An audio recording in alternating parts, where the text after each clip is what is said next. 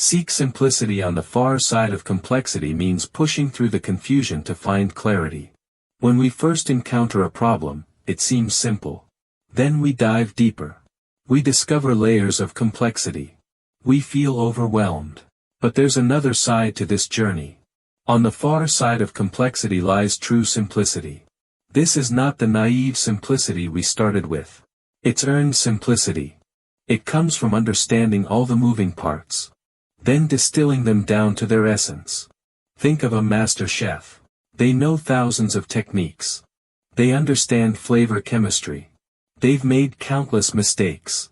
But when they cook, it looks effortless. Simple. This is simplicity on the far side of complexity. The same applies to any skill or problem. First, embrace the complexity. Don't run from it. Study it. Map it out. Let yourself be confused for a while.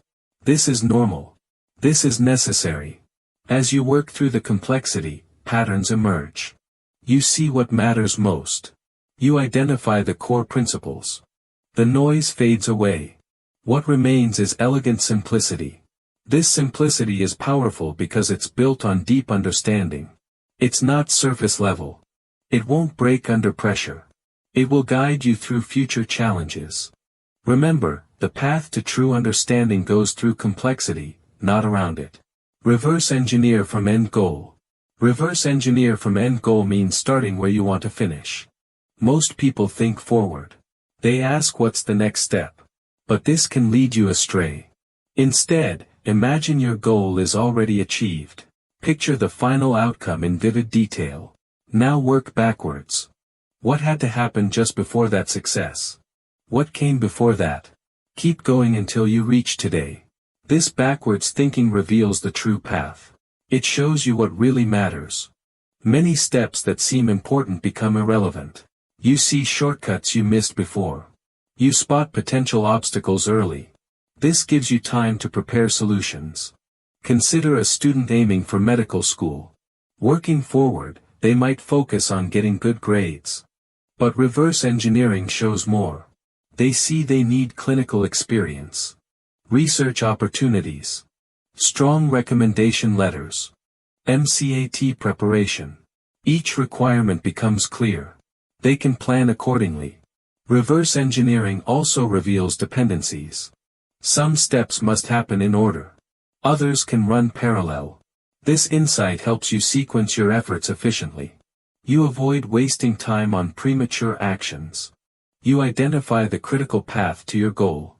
This method works for any ambition, career changes, creative projects, personal relationships. The key is specificity. Don't just imagine success. Define it precisely. What does it look like, feel like, sound like? The clearer your end point, the clearer your path becomes. Reframe problems as opportunities. Reframe problems as opportunities means changing your perspective on challenges. Problems feel heavy. They drain energy. They create stress. But every problem contains hidden potential. The question is how to unlock it. This mental shift transforms your entire approach. Instead of avoiding problems, you start seeking them out. Instead of feeling defeated, you feel curious. Consider job loss. It's devastating at first. But it could be the push you needed to find better work. Or start that business you dreamed about. The same crisis that breaks one person makes another stronger. The difference is how they frame it. Reframing isn't about toxic positivity. It's not pretending problems don't hurt. It's about finding the growth within the pain. Every obstacle teaches something. Every setback reveals weakness that can become strength. Every rejection points toward a better fit. The practice is simple but not easy. When facing a problem, pause. Ask yourself questions. What could this teach me? How might this redirect me toward something better? What skills will I develop solving this? Who might I meet along the way? What opportunities might open up? This mental habit builds resilience. It keeps you moving forward when others give up. It helps you spot possibilities that pessimists miss. Over time, you start seeing problems differently. They become puzzles to solve rather than burdens to carry. Use negative visualization. Use negative visualization means imagining loss to appreciate what you have. This ancient Stoic practice sounds depressing, but it's actually liberating. Most anxiety comes from fearing loss. What if I fail? What if they leave? What if it all goes wrong? Negative visualization faces these fears directly. You imagine the worst happening. Then you realize you'd survive. Start small. Imagine losing your phone for a day. How would you cope? You'd find ways to communicate. You'd be less distracted. You might even enjoy the break. This exercise reduces your attachment to the device. It shows you're more resilient than you thought. Apply this to bigger fears. Imagine losing your job. Scary at first. But as you think it through, you see options. Savings to fall back on. Skills to leverage. Networks to activate. New directions to explore. The fear loses its grip when you see you have resources. Negative visualization also breeds gratitude. When you imagine losing your health, you appreciate feeling strong. When you picture losing loved ones, you cherish time together. This isn't morbid thinking. It's realistic preparation. Life is fragile. Changes come without warning. By mentally rehearsing loss, you build emotional resilience. The practice also reveals what truly matters. Some things you thought essential become optional. Others you barely notice become precious. This clarity helps you focus on what deserves your energy and attention. Use the 5-minute start trick. Use the 5-minute start trick means committing to tiny beginnings. The biggest barrier to action is starting. Tasks feel overwhelming. The mountain looks too high to climb. But you don't need to climb the whole mountain today. You just need to take the first step. 5 minutes worth of steps. This trick works because it bypasses resistance. Your brain can handle 5 minutes of anything. Writing feels impossible. But 5 minutes of writing? That's manageable. Exercise seems daunting. But 5 minutes of movement? Easy. The commitment is so small that excuses disappear. Here's what usually happens. You start for 5 minutes. Momentum builds. The task becomes less scary. Often, you keep going beyond 5 minutes. But even if you stop, you've made progress. 5 minutes daily adds up quickly. Small actions compound into big results. The key is keeping the bar low. Don't extend the time too quickly. Don't turn 5 minutes into an hour. That defeats the purpose. The goal is consistency, not intensity. Better to write for 5 minutes every day than for 3 hours once a week.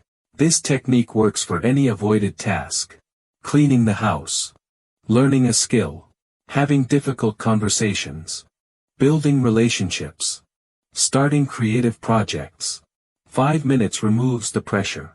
It makes everything feel possible. Visualize success in detail. Visualize success in detail means creating vivid mental movies of achievement. Generic visualization doesn't work well. Vague images lack power.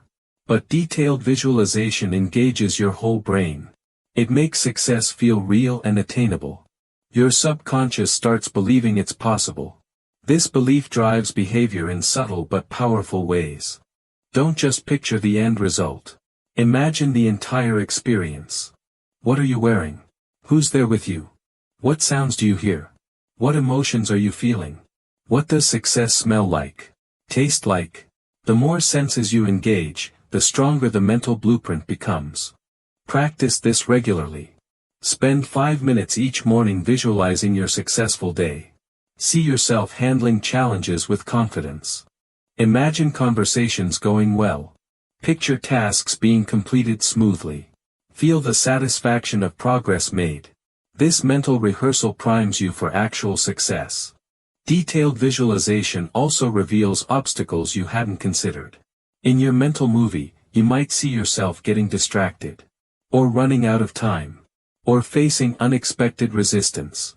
This foresight lets you plan solutions ahead of time. You become prepared rather than surprised. The technique works because your brain treats vivid imagination similarly to real experience. Mental practice creates neural pathways.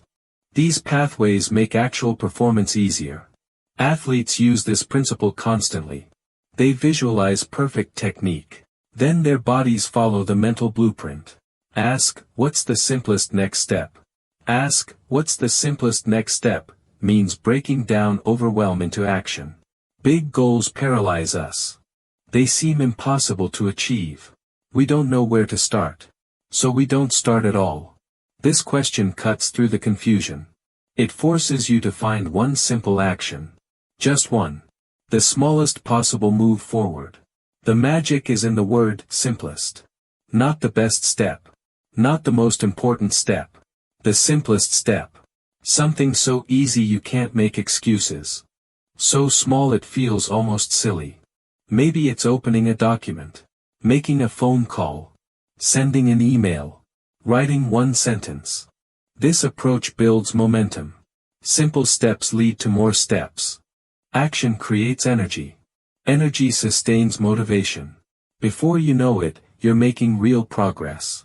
The impossible goal starts feeling achievable. One simple step at a time. The question also cuts through perfectionism. Perfectionists get stuck planning the perfect approach. They analyze every option. They never start because no option feels perfect enough. But asking for the simplest step sidesteps this trap. It's not about perfect. It's about possible. Use this question whenever you feel stuck. Facing a big project. What's the simplest next step? Wanting to improve your health. What's the simplest next step? Hoping to strengthen relationships. What's the simplest next step? The answer is always there. You just have to ask. Break tasks into micro steps. Break tasks into micro steps means making everything ridiculously small. Most people underestimate how small steps can be. They break a project into 5 parts.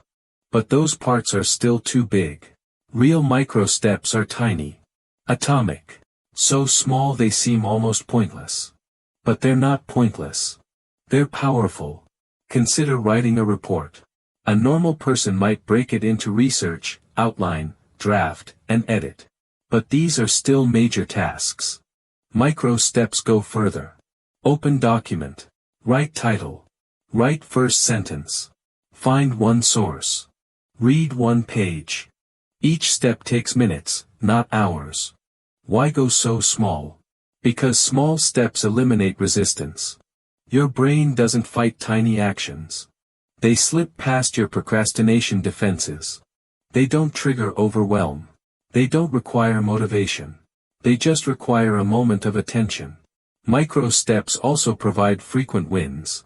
Each completed step gives you a hit of accomplishment. These small victories build confidence.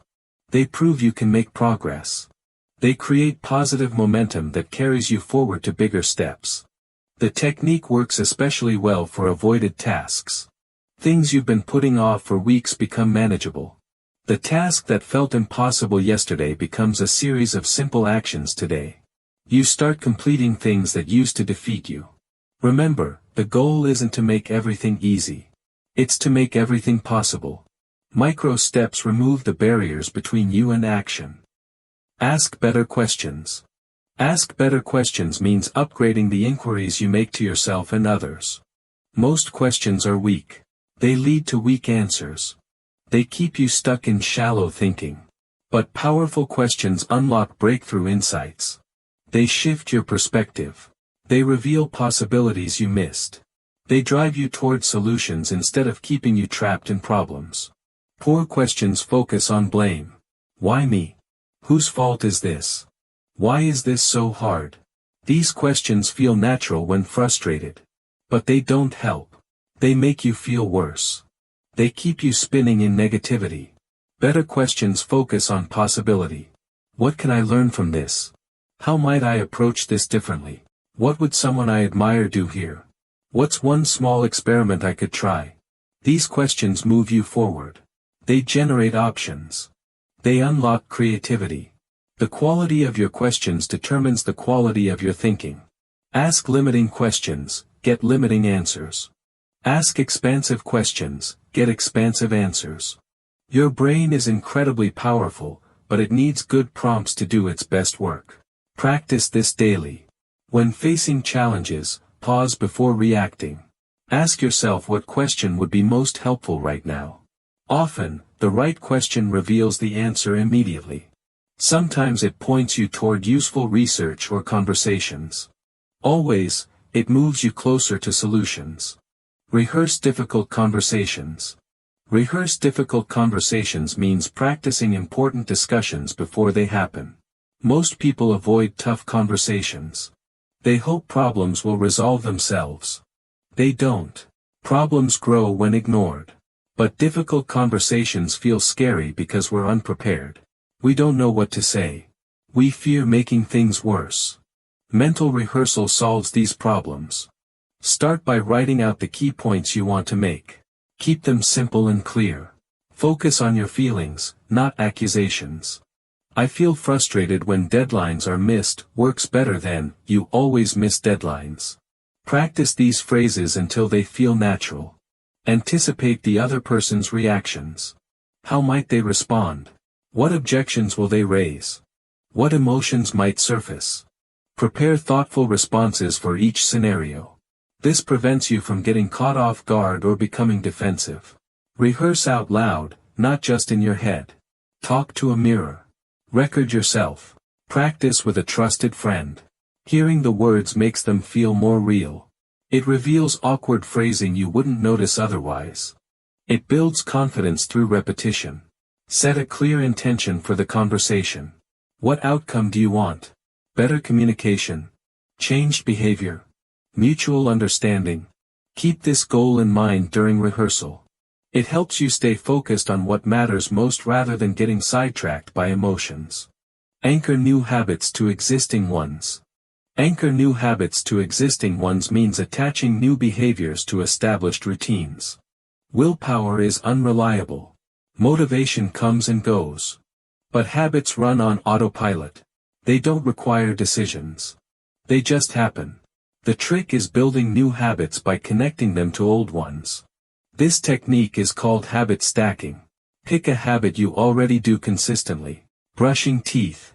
Making coffee. Checking email. These are your anchors. They're already programmed into your routine. Now attach a new habit immediately before or after the anchor. The sequence becomes automatic. For example, after I pour my morning coffee, I will write 3 things I'm grateful for. The coffee triggers the gratitude practice. You don't have to remember separately. The established habit reminds you. This removes the burden from your memory and willpower. Choose anchors that match the timing and energy of your new habit. Don't attach meditation to rushing out the door. Don't pair reading with late-night exhaustion. Match high-energy new habits with high-energy anchors. Match calm habits with calm anchors. Start with tiny new habits. 1 push-up after brushing teeth. 1 page of reading after dinner. 1 deep breath before checking phone. Small habits stick better than big ones. You can always expand later once the pattern is established. Be specific about the sequence. Before I sit down at my desk is better than, in the morning. Precision prevents confusion. It makes the habit chain stronger and more automatic. Focus on systems, not just goals. Focus on systems, not just goals means building processes that create continuous improvement. Goals tell you where you want to go. But systems get you there. A goal is running a marathon. A system is training consistently. A goal is writing a book. A system is writing every day. Goals provide direction. Systems provide progress. Goals have problems. They're binary. You either achieve them or you don't. This creates pressure and potential disappointment. Goals also have endpoints. Once reached, motivation often disappears. You achieve your target weight, then gain it back. You finish your project, then struggle to start the next one. Systems are different. They focus on the process, not the outcome. They create identity change. You don't just want to run a marathon. You become a runner. You don't just want to write a book. You become a writer. This identity shift sustains behavior long-term. Good systems have regular feedback loops. Daily or weekly check-ins. Measurements that matter. Adjustments based on what you learn. This keeps you on track without the pressure of distant goals. Progress becomes visible and motivating. Systems also handle setbacks better. Miss a goal and you feel like a failure. Miss a day in your system and you just get back to it tomorrow. Systems expect imperfection. They're designed for humans, not robots. They bend without breaking. Apply Parkinson's Law. Apply Parkinson's Law means using time constraints to increase efficiency. The law states that work expands to fill the time available for its completion. Give yourself a week for a task, it takes a week. Give yourself a day, it takes a day. Often, the quality remains similar. This reveals how much time we waste through unnecessary perfectionism and procrastination. Most people think more time means better results. Sometimes this is true. But often, more time just means more overthinking. More second-guessing. More delay. Tight deadlines force decisions. They eliminate options paralysis.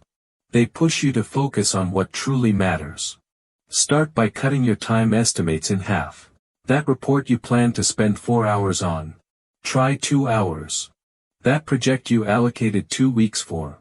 Try 1 week. You'll be surprised how often this works. You'll find shortcuts you didn't know existed. You'll stop obsessing over minor details. The law works because pressure clarifies priorities. When time is unlimited, everything feels important. When time is scarce, only the essential survives. You naturally focus on high-impact activities. You eliminate busy work. You make faster decisions. Use artificial deadlines even when real ones don't exist. Tell someone when you'll deliver. Schedule the presentation. Create accountability. External pressure often works better than internal pressure. It makes the deadline feel real and urgent. Reframe "I have to" into "I get to." Reframe "I have to" into "I get to" means shifting from obligation to opportunity. Language shapes perception. The words you use internally create your emotional experience.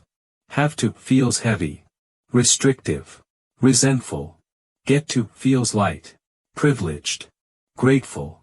Same activity, different energy. I have to go to work versus I get to go to work. The first implies burden. The second implies opportunity. You get to contribute. You get to earn.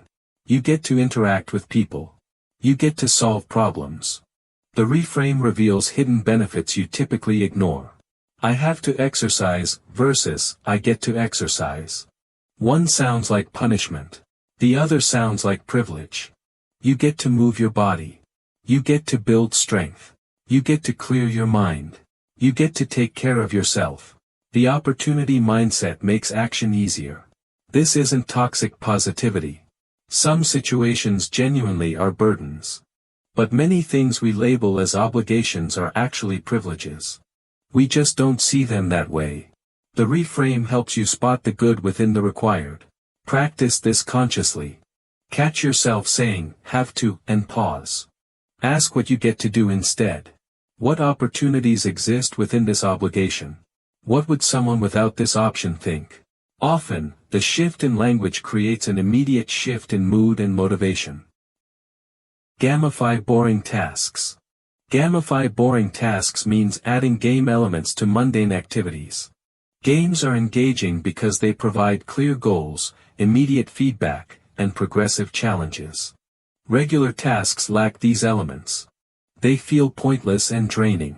But you can inject game mechanics to make them more motivating and fun. Create scoring systems. Give yourself points for completing tasks.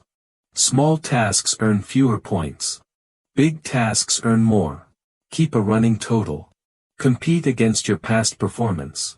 This turns productivity into a measurable game with clear winners and losers. Set up levels and achievements. Beginners might answer 10 emails to reach level 2. Intermediate players might clear their entire inbox for a bonus achievement. Advanced players might maintain inbox 0 for a week straight. Each level brings new challenges and recognition. Add time challenges. How fast can you clean your desk? Can you beat yesterday's time? Racing against the clock creates urgency and engagement. It turns slow tasks into speed challenges. Just be sure to maintain quality while increasing pace. Use reward strategically. Complete 5 difficult tasks and earn a coffee break. Finish the weekly report and enjoy a favorite snack. Make rewards proportional to effort. Small tasks get small rewards. Big tasks get bigger ones. This creates positive reinforcement cycles that sustain motivation. Right before feeling ready. Right before feeling ready means starting when preparation feels incomplete. Most people wait for perfect conditions. The right mood. The right moment. Complete clarity. But these conditions rarely align. Meanwhile, the blank page remains blank.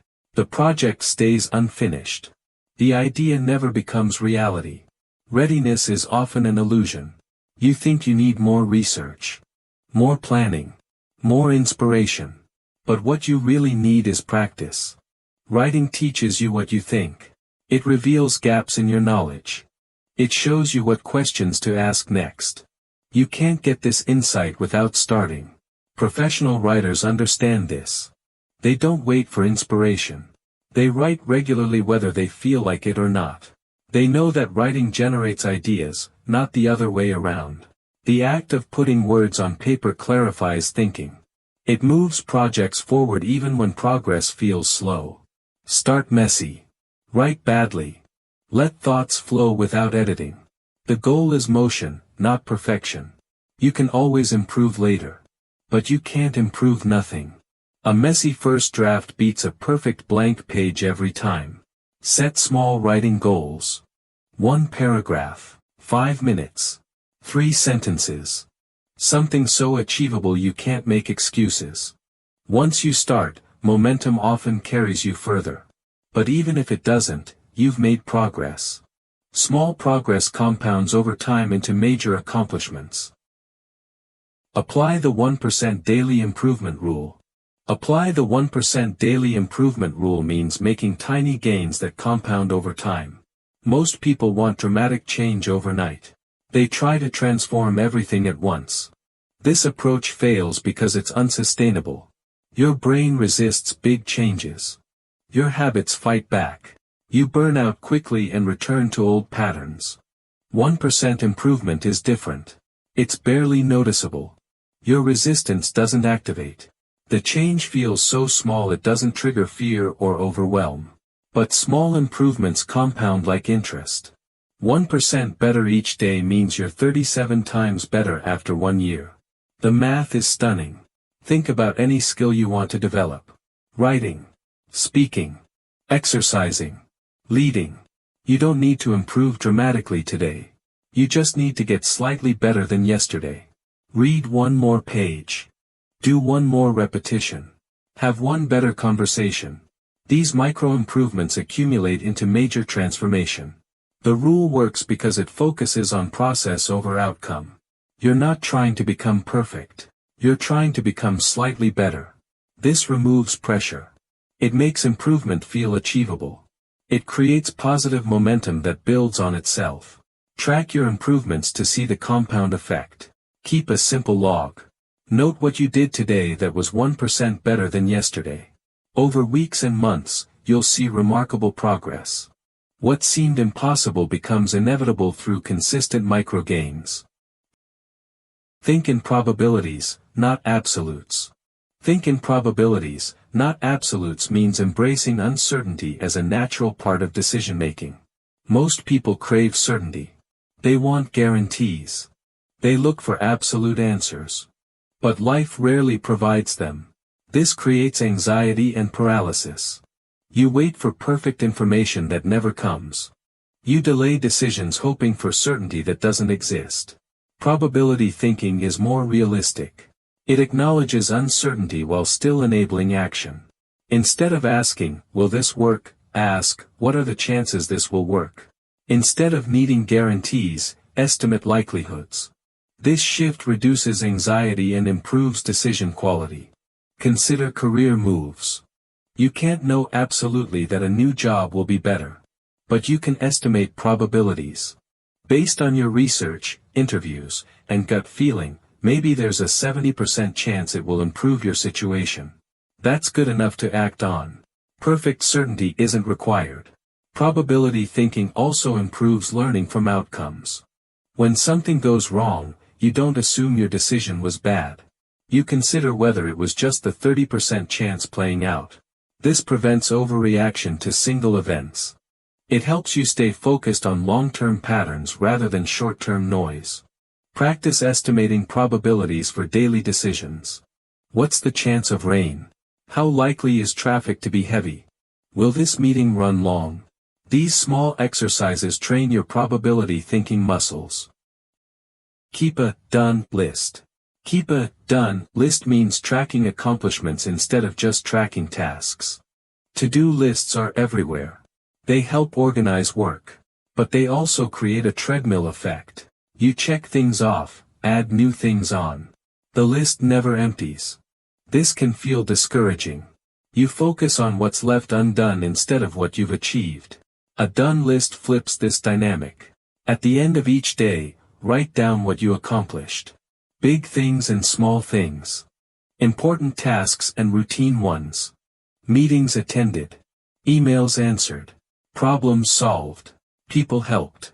This creates a record of progress that's easy to forget otherwise. Done lists boost motivation. They provide evidence of productivity when you feel like you're spinning your wheels. They remind you that you're making progress even when the to-do list stays long. They help you see patterns in your most productive activities. Review your done list weekly. Look for themes. What types of tasks do you complete most easily? Which ones consistently get delayed? This insight helps you plan better. You can schedule difficult tasks during your peak energy times. You can eliminate or delegate tasks that drain you unnecessarily. Done lists also help in performance reviews and interviews. Instead of struggling to remember your accomplishments, you have a detailed record. You can speak confidently about your contributions because you've been tracking them consistently. Practice active recall. Practice active recall means testing your memory instead of just reviewing material. Most people learn passively. They read notes, highlight textbooks, watch videos. This feels like learning because information goes into your brain. But it doesn't stick well. Passive review creates an illusion of knowledge. You recognize information when you see it but can't recall it when you need it. Active recall is different. It forces you to retrieve information from memory. Close the book and try to explain the concept. Cover the answer and solve the problem. Quiz yourself on key points. This retrieval practice strengthens memory pathways. It reveals gaps in understanding that passive review misses. The technique works because forgetting is part of learning. When you struggle to remember something, then successfully recall it, the memory becomes stronger. Easy review doesn't create this strengthening effect. Your brain needs the challenge of retrieval to build lasting knowledge. Use active recall for any learning goal. Studying for exams. Learning new skills. Remembering names. Mastering procedures. Instead of reading the same material repeatedly, test yourself frequently. Ask questions. Try to teach the concept to someone else. Explain it out loud to yourself. Make this practice regular. Spend less time reading and more time recalling. Quiz yourself daily on recent learning. Review older material through active testing rather than passive reading. This approach takes more effort initially but saves time long-term by creating stronger, more durable memories. Teach it to learn it. Teach it to learn it means using explanation as a tool for deeper understanding. When you teach something, you process it differently than when you just learn it. Teaching forces you to organize information clearly. You must identify the most important points. You need to explain complex ideas simply. This process reveals gaps in your knowledge and strengthens what you do understand. The act of teaching activates different parts of your brain. You're not just receiving information. You're actively reconstructing it. You're anticipating questions. You're thinking about how to make concepts clear to someone else. This mental work deepens your own comprehension. You don't need a formal classroom to use this technique. Explain concepts to friends. Write blog posts about what you're learning. Create presentations for colleagues. Record videos for yourself. Even explaining to an imaginary audience works. The key is articulating your understanding in words. Teaching also forces you to simplify. Complex jargon won't work when explaining to beginners. You must find clear, simple language. This simplification process often leads to breakthrough insights. You discover the core essence of ideas that seemed complicated before. Use this method for any subject you want to master. New software. Business strategies. Creative techniques. Scientific concepts. The more you practice explaining these topics, the better you understand them. Teaching becomes a powerful tool for your own learning and development. Focus on high-leverage activities. Focus on high-leverage activities means identifying actions that produce disproportionate results. Not all work is equal. Some tasks create massive impact with minimal effort. Others consume time and energy while producing little value. The key is learning to distinguish between them. Then ruthlessly prioritizing the high-leverage activities. High-leverage activities often involve systems, relationships, and skills. Building a good system saves time repeatedly. Nurturing key relationships opens multiple opportunities. Developing valuable skills compounds over years. These investments pay dividends long after the initial effort. Low-leverage activities feel productive but don't move the needle. Checking email constantly. Attending unnecessary meetings. Perfecting unimportant details. These tasks keep you busy without creating meaningful progress toward your goals. To identify high-leverage activities, ask powerful questions. What would happen if I stopped doing this completely? Which of my activities create the most value? What tasks, if done excellently, would make everything else easier? The answers point toward your highest leverage opportunities. Protect time for high-leverage work. Schedule it first. Defend it from interruptions. Say no to low-leverage requests that compete for this precious time. This might feel uncomfortable initially. You'll seem less busy. But you'll accomplish far more of what actually matters. Apply the 80-20 rule ruthlessly. Apply the 80-20 rule ruthlessly means identifying the vital few among the trivial many. The Pareto principle states that roughly 80% of results come from 20% of efforts. This pattern appears everywhere. 20% of customers generate 80% of revenue. 20% of activities produce 80% of happiness. 20% of problems cause 80% of stress. Most people spread effort evenly across all activities. This is inefficient. It treats important and unimportant tasks equally. Ruthless application means dramatically different treatment. You spend most time and energy on the vital 20%. You minimize or eliminate the trivial 80%. Start by identifying your 20% in different life areas. Which relationships bring the most joy? Which work tasks create the most value? Which possessions do you actually use? Which activities energize you most? These are your vital few. They deserve premium attention and resources. Next, examine your trivial 80%. What can you eliminate completely? What can you delegate? What can you do with minimal effort? Be honest about activities that feel important but don't actually matter. Social obligations that drain you. Projects that seem urgent but aren't valuable. Habits that consume time without creating benefit. This approach requires saying no frequently. You'll disappoint some people. You'll miss some opportunities. But you'll excel at what matters most. Your results will improve dramatically because you're focusing energy where it counts. Keep a decision journal. Keep a decision journal means recording your choices and the reasoning behind them. Most people make decisions then forget about them. They don't track outcomes. They don't learn from patterns. This wastes valuable feedback that could improve future decision-making. A decision journal captures this learning opportunity. Write down important decisions when you make them. Include the options you considered. Note the factors that influenced your choice. Record your prediction about the outcome. Capture your confidence level. This snapshot preserves your thinking at decision time before results bias your memory. Review entries regularly. Look for patterns in good and bad decisions. What factors consistently led to positive outcomes? Which reasoning patterns created problems? How accurate were your predictions? This analysis reveals your decision-making strengths and blind spots. The journal improves decisions in real time. Knowing you'll record your reasoning makes you think more carefully. It reduces impulsive choices. It encourages you to consider multiple options. It makes your decision process more deliberate and thorough. Focus on consequential decisions. Career moves. Major purchases. Important relationships. Investment choices. Health decisions. Don't journal every minor choice or you'll get overwhelmed. But capture the decisions that significantly impact your life. These are where better decision-making creates the most value. Visualize worst case to reduce anxiety. Visualize worst case to reduce anxiety means confronting fears to diminish their power. Anxiety thrives on uncertainty.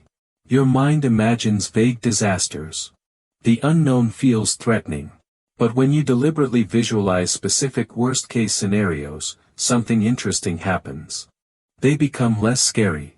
You realize you could handle them better than expected. Start with the situation causing anxiety. Maybe it's a job interview. A difficult conversation. A presentation. Instead of avoiding thoughts about what could go wrong, lean into them. What's the absolute worst that could happen? Really think it through. Be specific and realistic. Often, the worst case isn't as bad as your anxious mind suggests. You might embarrass yourself in the presentation. But you wouldn't die. Your career wouldn't end. People would forget quickly. You could recover and try again. This perspective reduces the threat level. Even genuinely bad outcomes become manageable when examined closely. Losing your job is scary. But you have savings. You could find another position. You might even discover better opportunities. You have more resilience and resources than anxiety acknowledges. This visualization also enables preparation. If you know what could go wrong, you can plan responses. Have backup plans. Practice recovery strategies.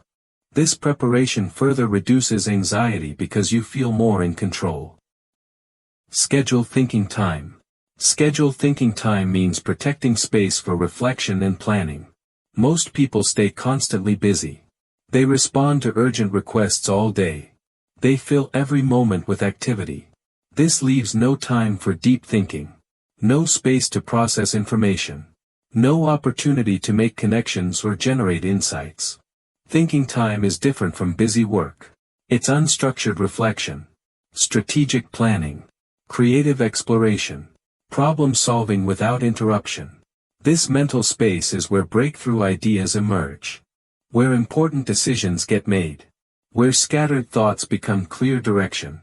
Block specific times for thinking. Put it on your calendar like any important meeting. Protect this time from interruptions. Turn off notifications. Find a quiet space. Let people know you're unavailable. Treat thinking time as seriously as you treat client meetings or important calls. Use this time flexibly. Sometimes plan upcoming projects. Sometimes reflect on recent experiences. Sometimes just let your mind wander. Different types of thinking serve different purposes. Planning creates clarity. Reflection creates learning. Wandering creates unexpected connections. Start small if thinking time feels uncomfortable. Even 15 minutes daily makes a difference. Gradually increase as you see the value. Many successful people credit regular thinking time as crucial to their achievements. They don't just work harder. They think better about their work. Use if-then planning. Use if-then planning means preparing responses to anticipated situations. Most plans assume everything will go smoothly. They don't account for obstacles, distractions, or changing circumstances. When problems arise, you're caught off guard. You make poor decisions under pressure. If-then planning prepares you for likely challenges before they occur. The format is simple. If X happens, then I will do Y. This creates implementation intentions. Pre-made decisions for common scenarios. You're not deciding what to do when stressed or rushed. You're executing a plan you made when thinking clearly. For example, if I feel like skipping my workout, then I will put on my exercise clothes anyway. This removes the decision-making burden when motivation is low. You don't debate whether to exercise. You follow the predetermined plan. If-then plans work because they're specific and actionable. Vague intentions like, "I'll eat healthier," don't survive real-world pressures. But, "If I'm hungry at 3 p.m., then I will eat the apple one packed," creates clear guidance. It reduces willpower requirements and improves follow-through. Create if-then plans for your most important goals. Anticipate obstacles you're likely to face. Design specific responses. Practice these responses mentally. When challenges arise, you'll be prepared. Your success rate will improve because you've planned for both ideal conditions and reality. Stack habits for growth. Stack habits for growth means building sequences of positive behaviors that reinforce each other. Individual habits are powerful. But habit stacks are exponentially more powerful. They create momentum that carries you through multiple beneficial activities. One good habit triggers the next, creating positive cascades throughout your day. Start with a foundational habit you already do consistently. This becomes your anchor. Then add related habits immediately before or after. The sequence becomes automatic. You don't make separate decisions for each habit. You execute the entire stack as one routine. For example, a morning stack might be, wake up, make bed, drink water, meditate, exercise, shower, review daily priorities. Each step flows naturally to the next. The stack becomes stronger than individual habits because skipping one feels like breaking a chain. Design stacks around specific themes or times. A learning stack for professional development. A health stack for physical well-being. An evening stack for better sleep. This organization makes stacks easier to remember and more likely to stick. Start small and add gradually. Begin with 2 or 3 related habits. Once that sequence feels automatic, add another habit. This prevents overwhelm while building powerful routines. Over time, you'll have extensive stacks that create compound benefits across multiple life areas. Use deadlines as creative constraints. Use deadlines as creative constraints means harnessing time pressure to boost innovation. Most people see deadlines as creativity killers. They believe unlimited time produces better ideas. But research shows the opposite. Constraints often enhance creativity. They force you to think differently. They push you beyond obvious solutions. Deadlines eliminate option paralysis. When time is unlimited, you can pursue any direction. This freedom becomes paralyzing. You second-guess every choice. You never commit fully to any path. Time constraints force decisions. They push you to act on good enough ideas rather than searching endlessly for perfect ones. Pressure also activates different thinking patterns. When relaxed, you often rely on familiar approaches. When pressured, you break normal patterns. You try unusual combinations. You take creative risks you wouldn't normally consider. Some of your best ideas emerge under pressure. Create artificial deadlines even when real ones don't exist. Tell people when you'll deliver. Schedule presentations. Set personal challenges. The external commitment makes the deadline feel real. It creates urgency that drives creativity. Use different types of constraints beyond time. Budget limits. Word counts. Material restrictions. Format requirements. Each constraint forces different creative solutions. They prevent you from defaulting to expensive, complex, or lengthy approaches. They push you toward elegant simplicity. Break patterns to spark ideas. Break patterns to spark ideas means deliberately disrupting routines to stimulate creative thinking. Your brain loves patterns. They're efficient. They save mental energy. But they also create mental ruts. You think the same thoughts. You notice the same things. You generate the same solutions. Breaking patterns jolts your brain into new perspectives. Start with physical patterns. Take different routes to work. Sit in different chairs. Use your non-dominant hand for simple tasks. These small changes activate different neural pathways. They make your brain more alert. They create new associations and connections. Try temporal pattern breaks. Work at different times of day. Change your morning routine.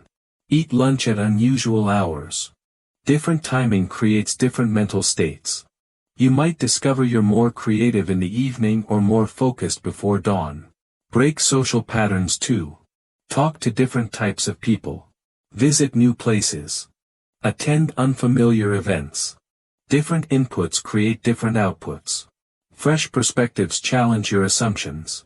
They introduce concepts you hadn't considered. Use random inputs deliberately. Open a book to a random page and incorporate that concept into your project.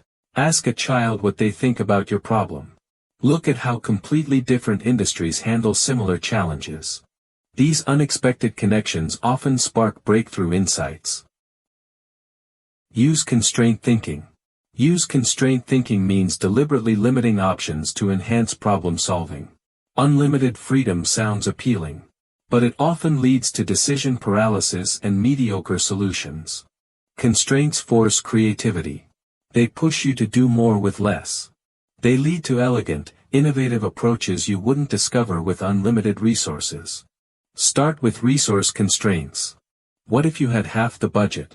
What if you had 1/3 the time? What if you could only use 3 words? These limitations force you to focus on essentials.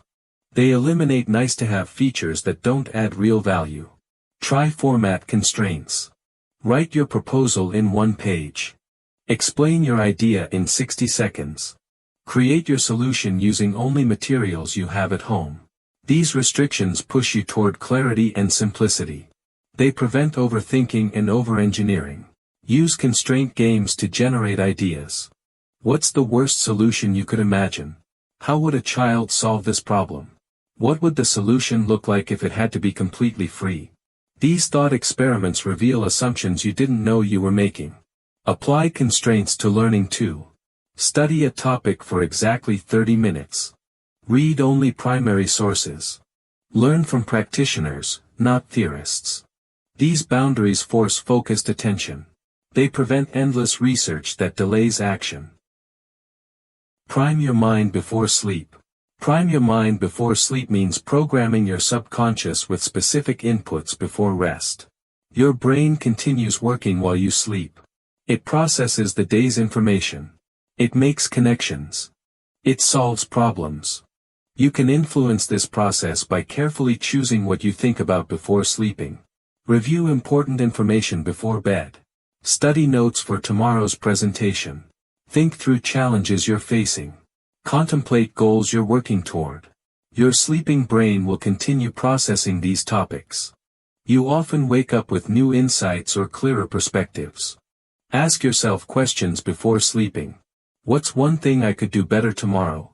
How might I approach this problem differently? What am I missing about this situation?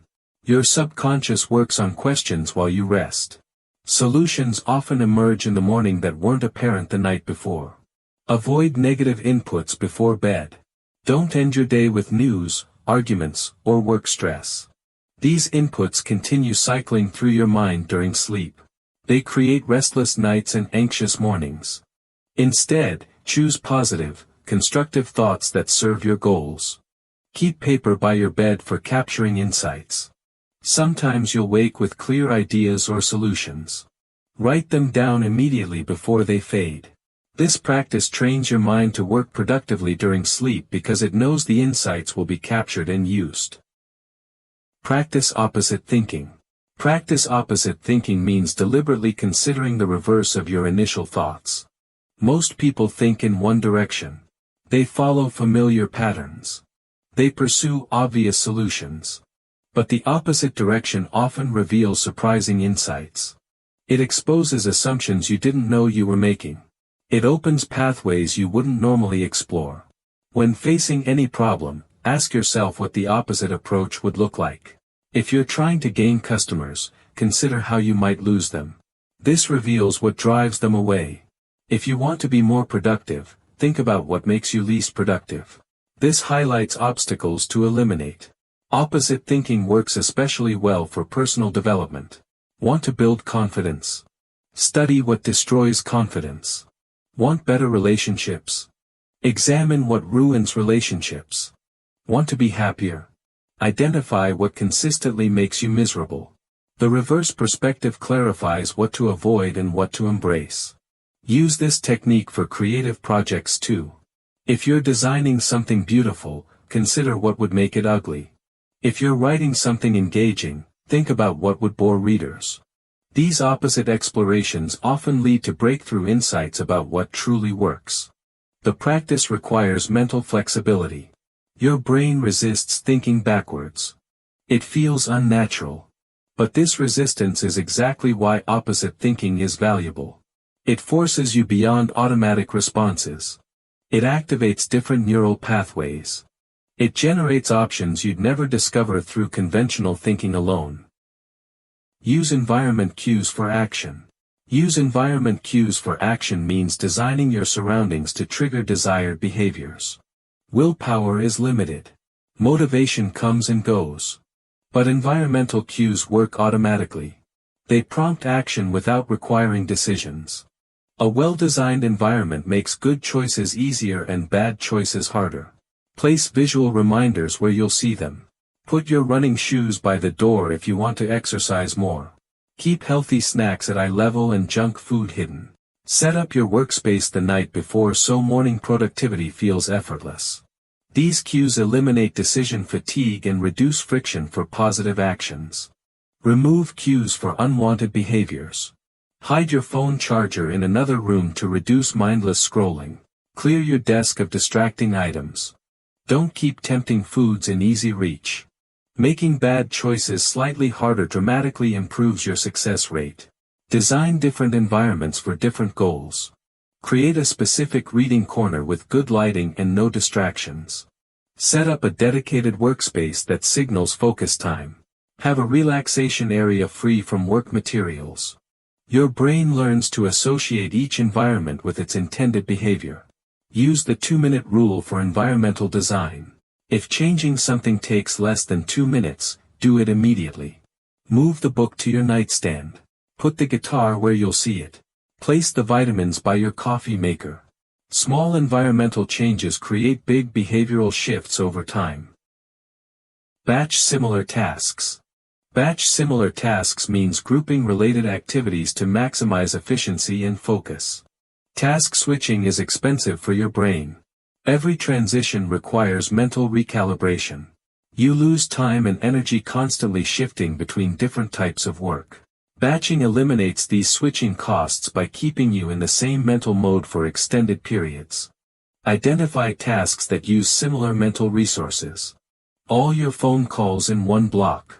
All your email responses in another. All your creative work during your peak energy hours. All your administrative tasks when energy is lower. This grouping prevents the mental whiplash of jumping between completely different activities. Create themed time blocks in your schedule. Monday mornings for planning. Tuesday afternoons for meetings. Wednesday mornings for deep work. Friday afternoons for catching up and organizing. These patterns train your brain to expect certain types of work at certain times. Batch similar tasks within single work sessions too. When writing, do all your research first, then all your outlining, then all your drafting. When organizing, collect everything first, then sort everything, then put everything away. This sequential approach is more efficient than mixing all activities together. The technique works for personal tasks as well. Batch all your errands into one trip. Do all your meal prep in one session. Handle all your household maintenance on the same day.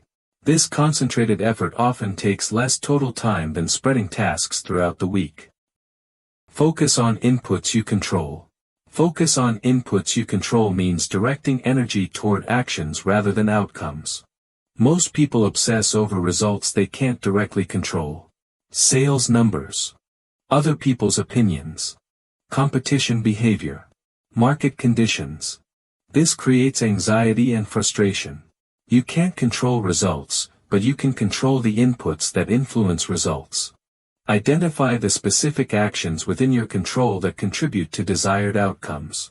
You can't control whether you get the job, but you can control how well you prepare for the interview. You can't control whether your presentation succeeds, but you can control your research, practice, and delivery. Make your controlled input specific and measurable. Instead of work harder, define make 10 sales calls daily. Instead of eat better, specify eat vegetables with every meal. Instead of improve relationships, commit to have one meaningful conversation weekly with someone important. Track your inputs, not just your outcomes. Keep score of calls made, pages written, workouts completed, books read.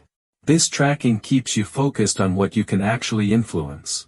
It provides daily wins even when larger results take time to materialize. When outcomes disappoint, resist the urge to change strategies immediately.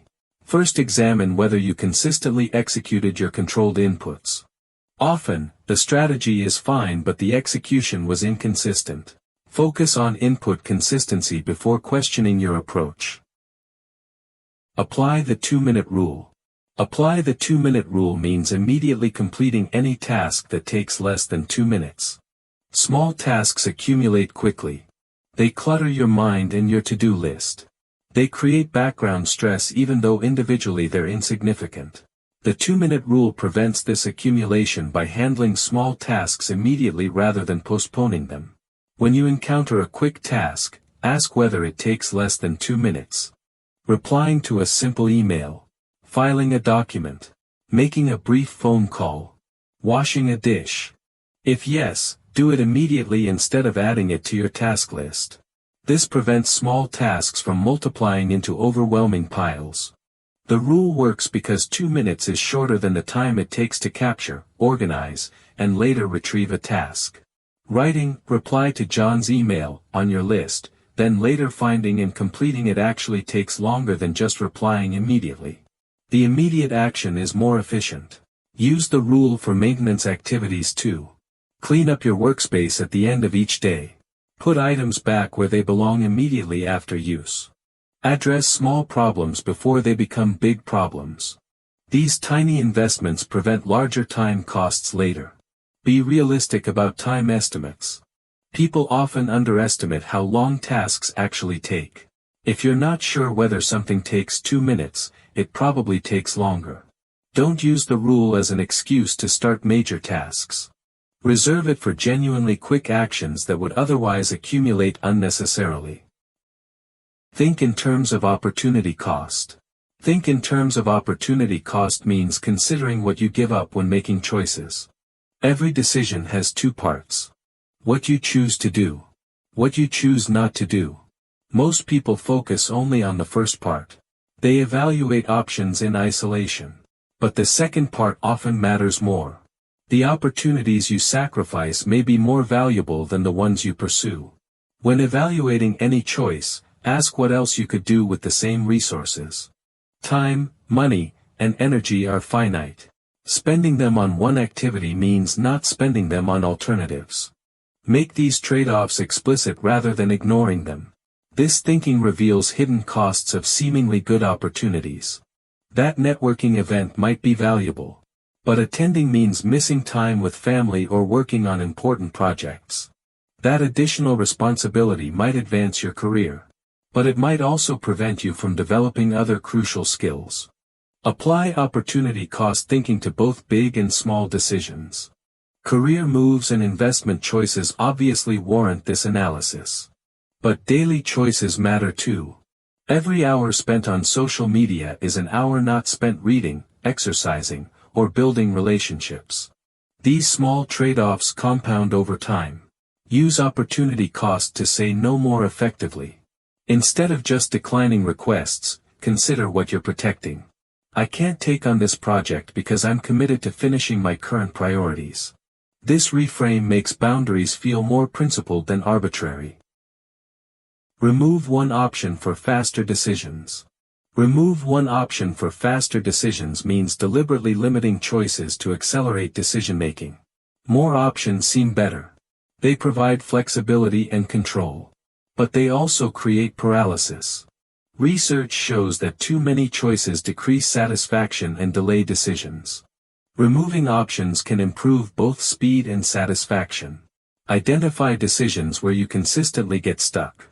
Restaurant menus with too many choices. Streaming services with endless content. Shopping sites with overwhelming options. For these situations, create artificial constraints. Pick 3 potential restaurants before looking at menus. Choose from your watch list instead of browsing everything available.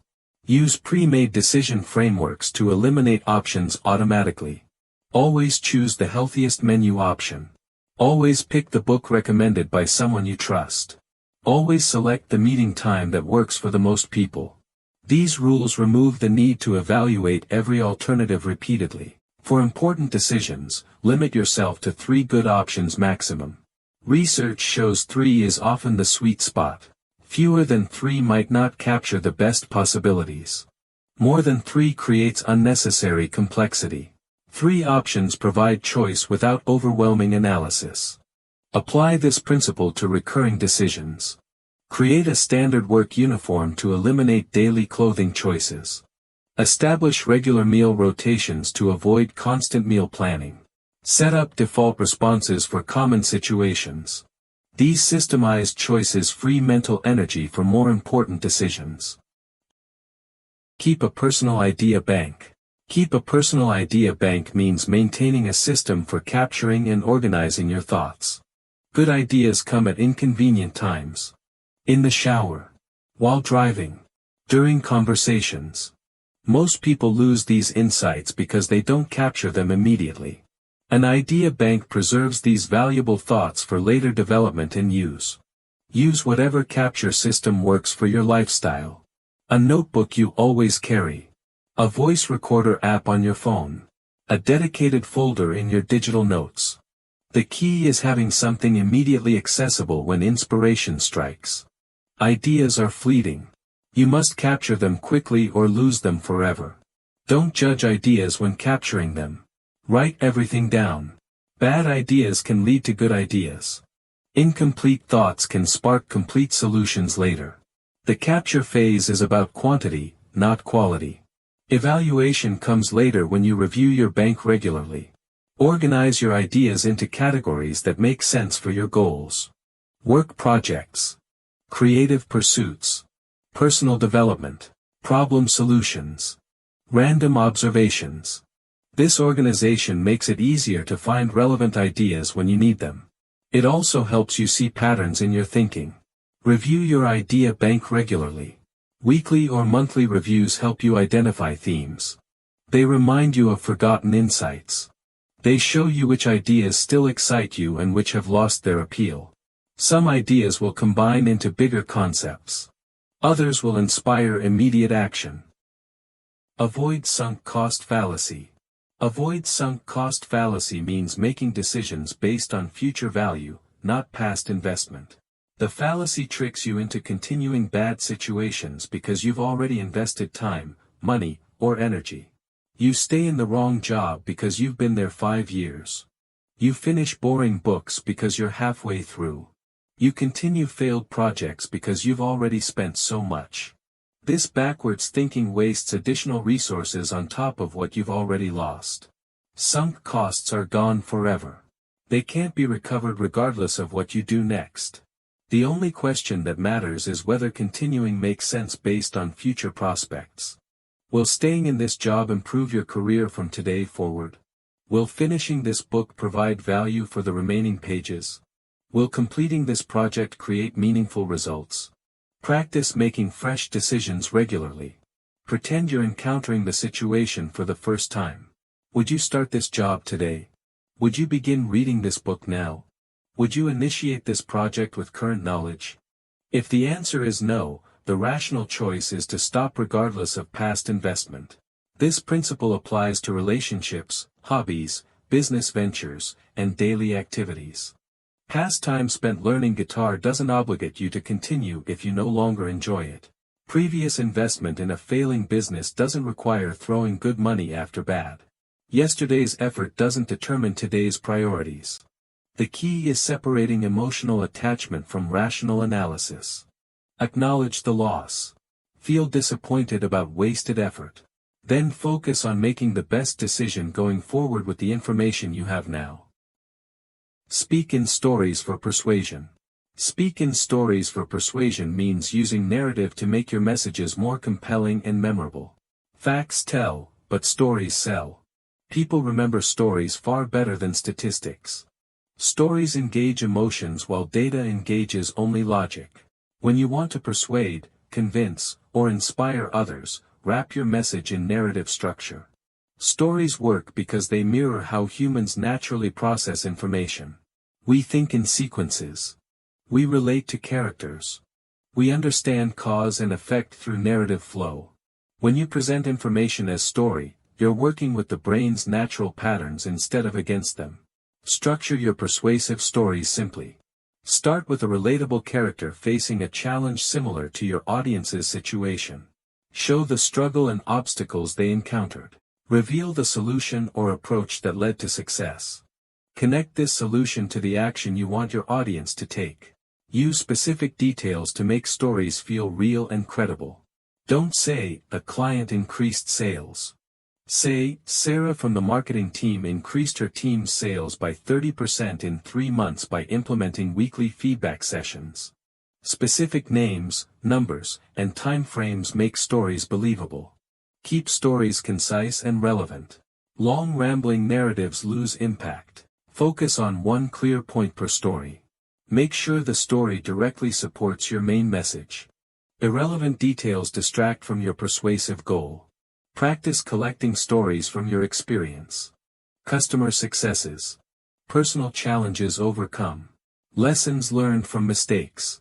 Build a repertoire of narratives you can adapt for different audiences and situations. Pause before reacting emotionally. Pause before reacting emotionally means creating space between stimulus and response when feelings run high. Emotional reactions feel urgent. They demand immediate action. But acting on intense emotions often creates problems you later regret. The pause gives you time to choose your response rather than being controlled by automatic reactions. Strong emotions hijack rational thinking. When you're angry, scared, or hurt, your brain's alarm system takes control. It prioritizes quick reaction over careful consideration. This served our ancestors well when facing physical threats. But it works poorly for modern challenges that require thoughtful responses. The pause doesn't need to be long. Even 10 seconds can restore some rationality. Take a deep breath. Count to 10. Step away from the situation briefly. Ask yourself what response would serve you best in the long run. This small delay often prevents decisions you'd regret later. Use the pause to identify what you're really feeling. Are you angry about the current situation or frustrated about something else entirely? Are you responding to facts or to stories you're telling yourself about those facts? Often, examination reveals that your emotional intensity doesn't match the actual situation. During the pause, consider multiple response options. What would happen if you responded with curiosity instead of defensiveness? What if you asked questions instead of making accusations? What if you waited until tomorrow to address the issue? These alternatives often work better than your first emotional impulse. Reframe failure as feedback. Reframe failure as feedback means treating unsuccessful outcomes as information rather than judgment. Failure feels personal. It seems to reflect your worth or abilities. This emotional weight makes failure painful and something to avoid. But when you reframe failure as feedback, it becomes valuable data about what works and what doesn't. Every failure contains information about your approach, timing, preparation, or strategy. The business that didn't succeed teaches you about market demand. The relationship that ended shows you about compatibility and communication. The project that failed reveals gaps in planning or execution. This information is valuable if you're willing to extract it. Ask different questions about failures. Instead of, "Why am I so bad at this?" ask, "What did this teach me?"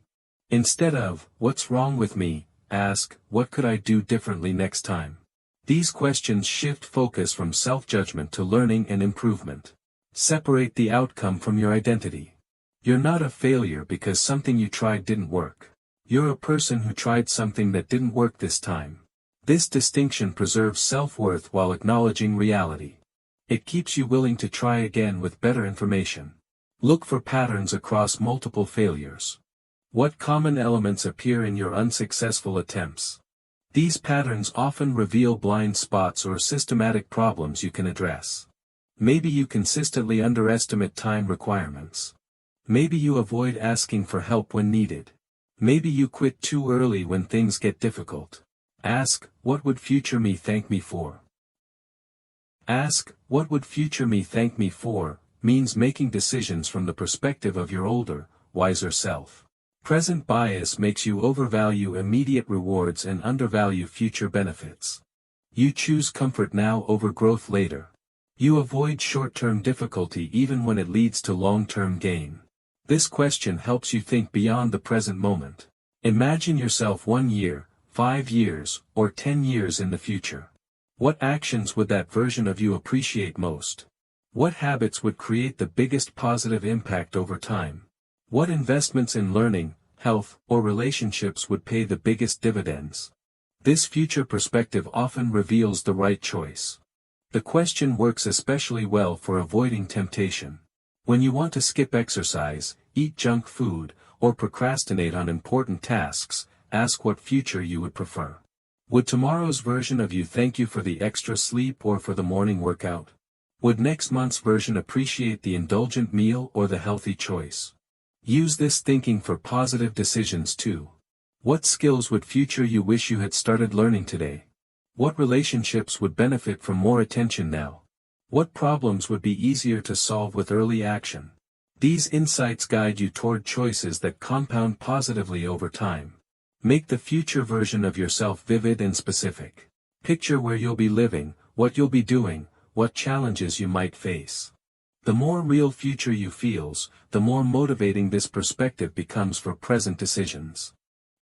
Learn in spaced intervals. Learn in spaced intervals means distributing study sessions over time instead of cramming everything into single sessions.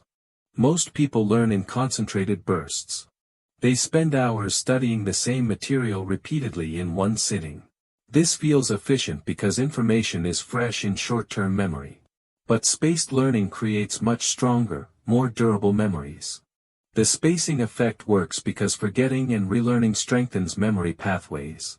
When you study something, then wait until you almost forget it, then study it again, the memory becomes more robust.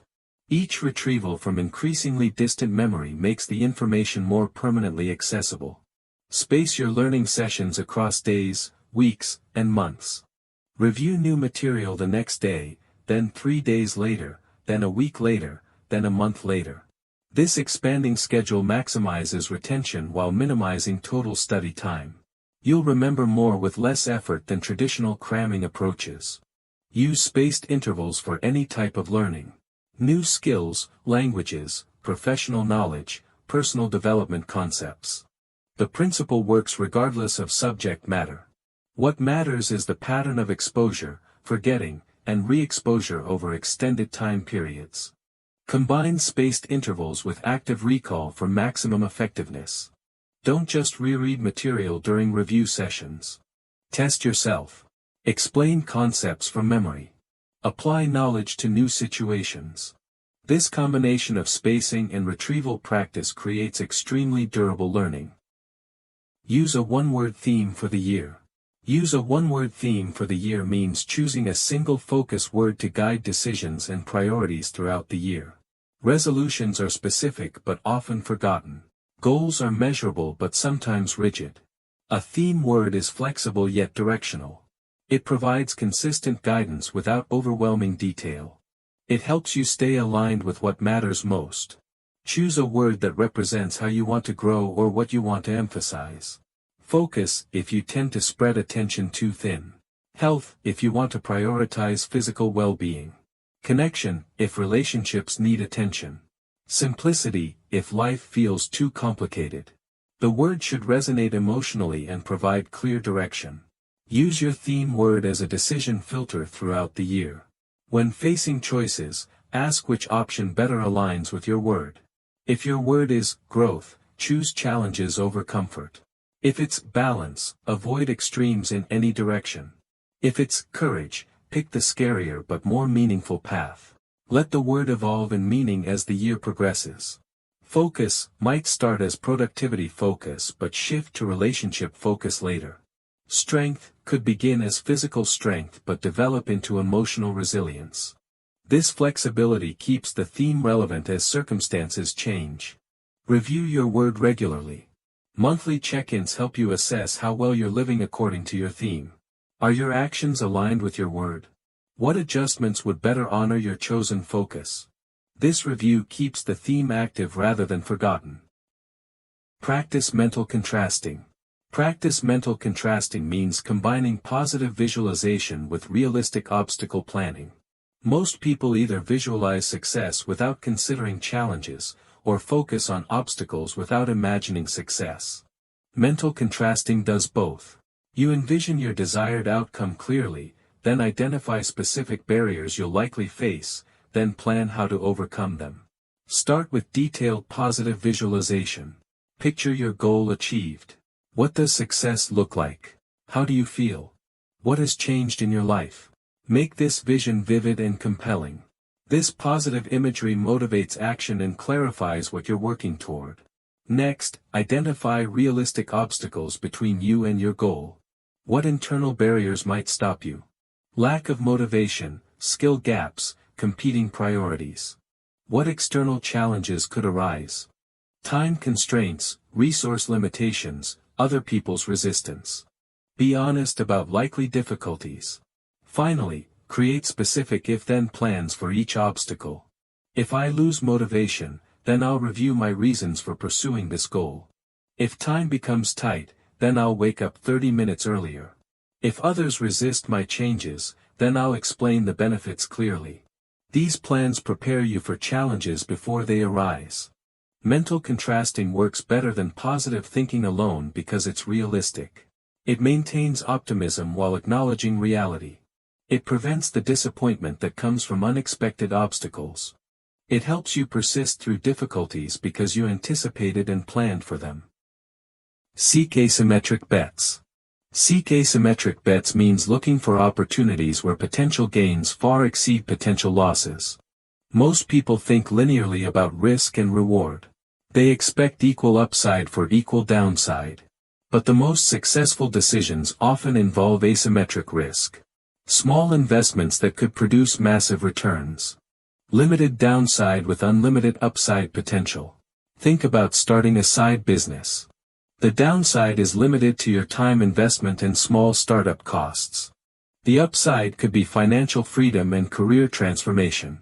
Learning a new skill has minimal downside beyond time spent. But it could open entirely new career paths or creative outlets. Look for bets where you can afford to lose the investment completely, but the potential gains are life-changing. Reading books has tiny costs but can transform your thinking. Meeting new people requires small time investments but could lead to partnerships, friendships, or opportunities. Taking calculated career risks might set you back months but could advance you years. Asymmetric bets often involve learning, relationships, and creative pursuits. These areas tend to have compounding returns that aren't immediately obvious. The person you help today might help you tremendously later. The skill you develop as a hobby might become professionally valuable. The project you start for fun might become a business. Avoid symmetric bets where losses and gains are roughly equal. Don't risk money you can't afford to lose for modest returns. Don't sacrifice important relationships for small conveniences. Focus on opportunities where the worst case is manageable and the best case is transformational. Build mental models for decisions. Build mental models for decisions means developing frameworks that simplify complex thinking. Mental models are simplified representations of how things work. They help you understand patterns, predict outcomes, and make better choices. Without good models, you approach each decision from scratch. With them, you can quickly assess situations and identify the most important factors. Start with basic models that apply broadly. The 80-20 rule helps you focus on what matters most. Opportunity cost reminds you that every choice involves trade-offs. Compound interest shows how small actions accumulate over time. Systems thinking helps you see connections between seemingly unrelated events. Collect models from different disciplines. Psychology teaches you about cognitive biases and human behavior. Economics provides frameworks for understanding incentives and markets. Biology offers insights about adaptation and evolution. Each field contributes useful ways of thinking about problems. Apply multiple models to important decisions. One model might suggest action while another suggests caution. This tension often reveals important nuances you'd miss with single model thinking. The intersection of different perspectives usually contains the most insight. Practice using models regularly until they become automatic. When facing any significant choice, quickly run through your key frameworks. What would the 80-20 rule suggest? What are the opportunity costs? What incentives are at play? What could compound over time? This systematic approach improves decision quality and speed. Apply the rule of 3 for focus. Apply the rule of 3 for focus means limiting priorities to 3 items for maximum effectiveness. The human brain handles 3 things well. 3 is enough to avoid oversimplification. 3 is few enough to maintain focus. More than 3 priorities usually means no real priorities. Everything feels equally important, so nothing gets adequate attention. Use the rule at different time scales.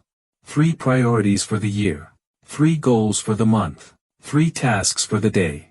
This creates nested focus that cascades from long-term vision to immediate action.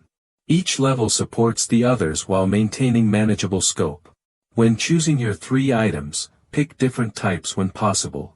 1 creative project, 1 relationship goal, 1 health priority. 1 urgent task, 1 important task, 1 learning task.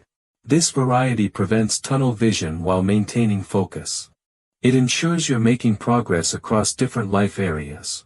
Resist the temptation to add more items when you're doing well. Success makes everything seem possible. You want to take on additional priorities. But diluting focus usually reduces effectiveness across all areas.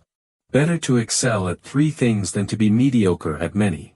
Review and adjust your 3 priorities regularly. Monthly for annual priorities. Weekly for monthly priorities. Daily for daily priorities. Things change. New opportunities arise. Old priorities become less relevant. Regular review keeps your 3 items aligned with current reality and goals. Ask what's missing. Ask what's missing means actively searching for gaps in your understanding, planning, or approach. Most people focus on what they know and what they're doing. They optimize existing elements. But often the missing pieces matter more than the present ones. The unasked questions. The unconsidered factors. The overlooked stakeholders. These gaps create blind spots that lead to poor decisions. Use this question when analyzing any situation. What information don't you have that would be useful? What perspectives haven't you considered? What assumptions are you making that might be wrong? What risks haven't you planned for? This proactive gap analysis prevents problems before they occur. Apply the question to your goals and plans. What resources will you need that you haven't secured? What skills will be required that you haven't developed? What obstacles might arise that you haven't considered? What support will you need that you haven't requested? Missing elements often determine success more than present elements. Ask what's missing from your routine mental diet. What types of information do you consistently avoid? What viewpoints never reach your attention? What expertise would help you but remains outside your network? Filling information gaps improves decision-making and broadens perspective. Use the question for creative projects too. What elements would make this better? What audience needs aren't being addressed? What use cases haven't been considered? What features would be valuable but aren't obvious? Missing elements often contain breakthrough opportunities. Seek disconfirming evidence. Seek disconfirming evidence means actively looking for information that contradicts your beliefs and assumptions. Confirmation bias makes you seek information that supports what you already think. This feels good but doesn't improve your understanding. Disconfirming evidence challenges your thinking. It reveals flaws in your logic. It prevents costly mistakes based on wrong assumptions. For any important belief or decision, ask what evidence would prove you wrong. What facts would change your mind? What data would suggest a different conclusion? Then actively search for this contrary information. Don't just hope to stumble across it. Deliberately seek it out. Read sources that disagree with your political views. Talk to people who made different career choices. Study companies that succeeded with approaches opposite to yours. Research investment strategies that contradict your philosophy. This exposure helps you understand your own thinking better. When evaluating ideas, look for base rates and historical failures. If you're considering starting a business, research how many similar businesses fail and why. If you're making an investment, study what percentage of similar investments lose money. This sobering data balances optimistic projections. Play devil's advocate with your own plans. What could go wrong? What are you overlooking? Where might you be overconfident? This self-criticism feels uncomfortable but improves decision quality. Better to find problems in the planning stage than in the execution stage. Use boredom to incubate creativity. Use boredom to incubate creativity means embracing unstimulated time to allow innovative thinking. Modern life eliminates boredom. Every spare moment gets filled with podcasts, social media, news, or entertainment. Your brain never gets truly quiet. But boredom serves an important function. It allows your mind to wander. It enables new connections between ideas. It creates space for creativity to emerge. Schedule regular boredom into your routine. Take walks without podcasts. Sit quietly without your phone. Stare out the window during breaks. Let your mind drift without directing it toward specific topics. This feels wasteful initially. But it often produces insights you wouldn't generate through focused effort. Boredom works because it activates your brain's default mode network. This system becomes active when you're not focused on specific tasks. It processes recent experiences. It makes new connections between disparate ideas. It generates creative solutions to problems you've been carrying subconsciously. Use boring activities strategically for creative work. Do mundane tasks like folding laundry or washing dishes when you're stuck on creative projects. Take long showers when you need new ideas. Go for aimless drives when you're facing difficult decisions. These activities occupy just enough attention to prevent overthinking while leaving space for insights. Resist the urge to immediately capture every idea that emerges during boredom. Some thoughts are worth recording. But others are just mental noise. Let ideas flow without judgment. The really good ones will return. The mediocre ones will fade naturally. Audit commitments for energy. Audit commitments for energy means regularly reviewing your obligations to ensure they still serve your goals and values. Over time, you accumulate commitments. Some were made with good intentions but no longer fit your priorities. Others seemed small initially but became energy drains. Many were never consciously chosen but accepted by default. These misaligned commitments waste your most precious resource, focused energy. List all your current commitments. Work responsibilities. Social obligations. Volunteer activities. Regular meetings. Subscriptions. Memberships. Hobbies. Everything that requires your ongoing time and attention.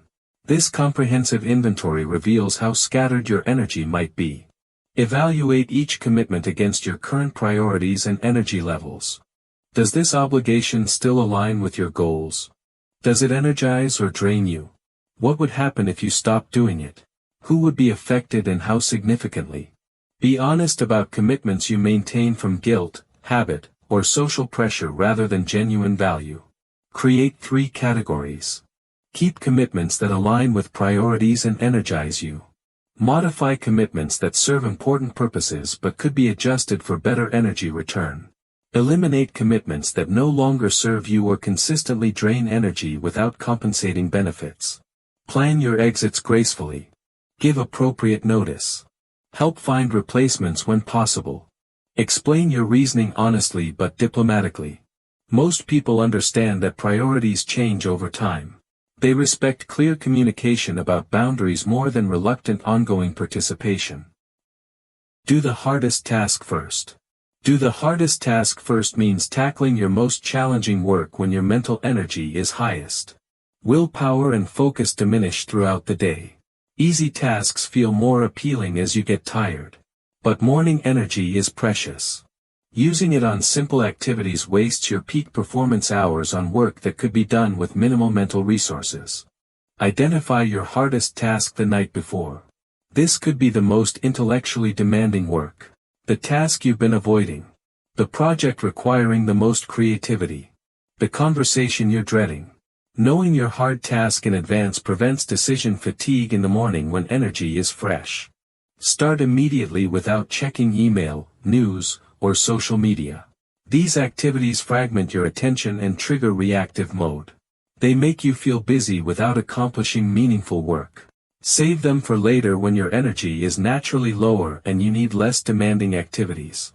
Break hard tasks into smaller pieces if they feel overwhelming. You don't need to complete everything at once. But starting when energy is high creates momentum that carries forward throughout the day. Even partial progress on difficult work feels more satisfying than completing many easy tasks. Use early completion of hard tasks to set a positive tone for the entire day. When you tackle challenges first, everything else feels manageable by comparison. You build confidence and momentum that improves performance on subsequent activities. The psychological boost alone makes this strategy worthwhile. Use pre-mortems before projects. Use pre-mortems before projects means imagining failure before it happens to prevent it from occurring. Most project planning focuses on success. Teams discuss what needs to go right. They allocate resources optimistically.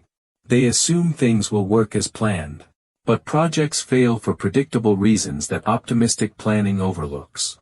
Pre-mortems reveal these failure modes before they become real problems. Gather your team and imagine the project has failed completely. Ask everyone to brainstorm specific reasons why it might have gone wrong. Technical problems. Communication breakdowns. Resource shortages. Scope creep. External changes. Team conflicts. Make the list comprehensive and specific. The more detailed your failure scenarios, the better your prevention strategies. For each potential failure mode, develop specific prevention strategies. If communication breakdown is a risk, establish regular check-ins and clear reporting structures. If scope creep threatens success, create change control processes. If resource shortages could derail progress, identify backup options or reduce scope proactively. Assign ownership for monitoring each risk throughout the project. Someone should watch for early warning signs of each failure mode. This early detection system allows you to address problems before they become crises. Prevention is always easier than recovery. Review your pre-mortem periodically as the project progresses. New risks may emerge.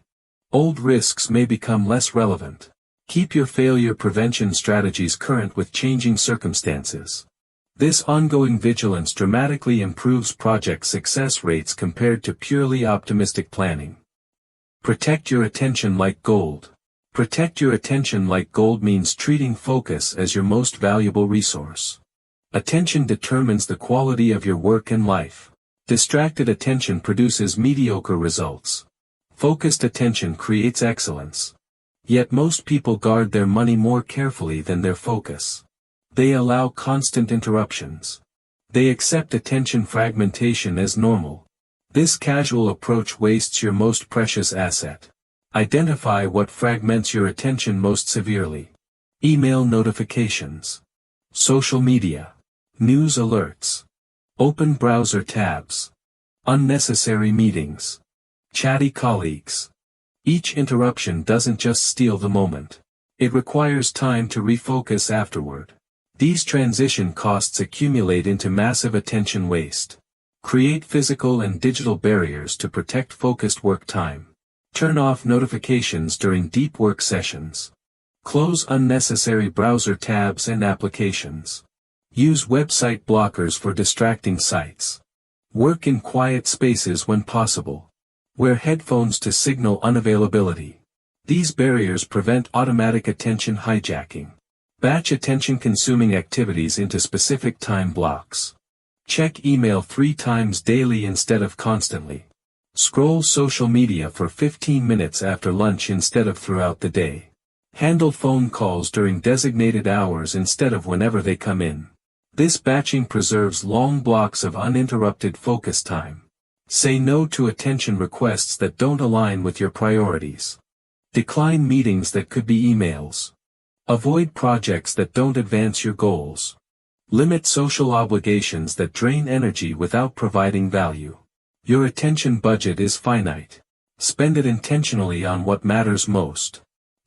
Use deliberate discomfort to grow. Use deliberate discomfort to grow means intentionally seeking challenging situations that expand your capabilities. Comfort feels good but doesn't create development. Growth requires stretching beyond current limits. This means embracing situations that feel awkward, scary, or difficult. The discomfort signals you're entering territory where learning and adaptation occur. Choose discomforts that align with your growth goals. Want to become a better speaker? Join Toastmasters or volunteer for presentations. Want to build physical strength? Exercise at intensities that challenge your current fitness level. Want to improve social skills? Initiate conversations with strangers. Each uncomfortable situation builds specific capabilities. Start small and increase gradually. Massive discomfort can overwhelm and discourage continued effort. Small discomforts build confidence and resilience progressively. Take cold showers before attempting ice baths. Give short presentations before keynoting conferences. Have difficult conversations with friends before confronting difficult bosses. Reframe discomfort as information rather than suffering. Physical discomfort during exercise signals muscles adapting and growing stronger. Social discomfort during networking indicates you're expanding your relationship circle. Professional discomfort during challenging projects means you're developing new skills. This mental reframe makes discomfort more tolerable and purposeful. Track your comfort zone expansion over time. Notice activities that used to feel impossible but now seem routine. Celebrate progress in your capacity to handle difficulty. This recognition reinforces the value of deliberate discomfort and motivates continued growth-oriented challenges. Think in decades, act in days. Think in decades, act in days means balancing long-term vision with immediate action. Most people either get lost in distant dreams without taking concrete steps, or focus so intensely on daily tasks that they lose sight of bigger purposes. Effective people do both. They maintain clear long-term direction while taking specific daily actions that compound toward that vision. Develop a clear picture of where you want to be in 10, 20, or 30 years. What kind of person do you want to become? What impact do you want to have?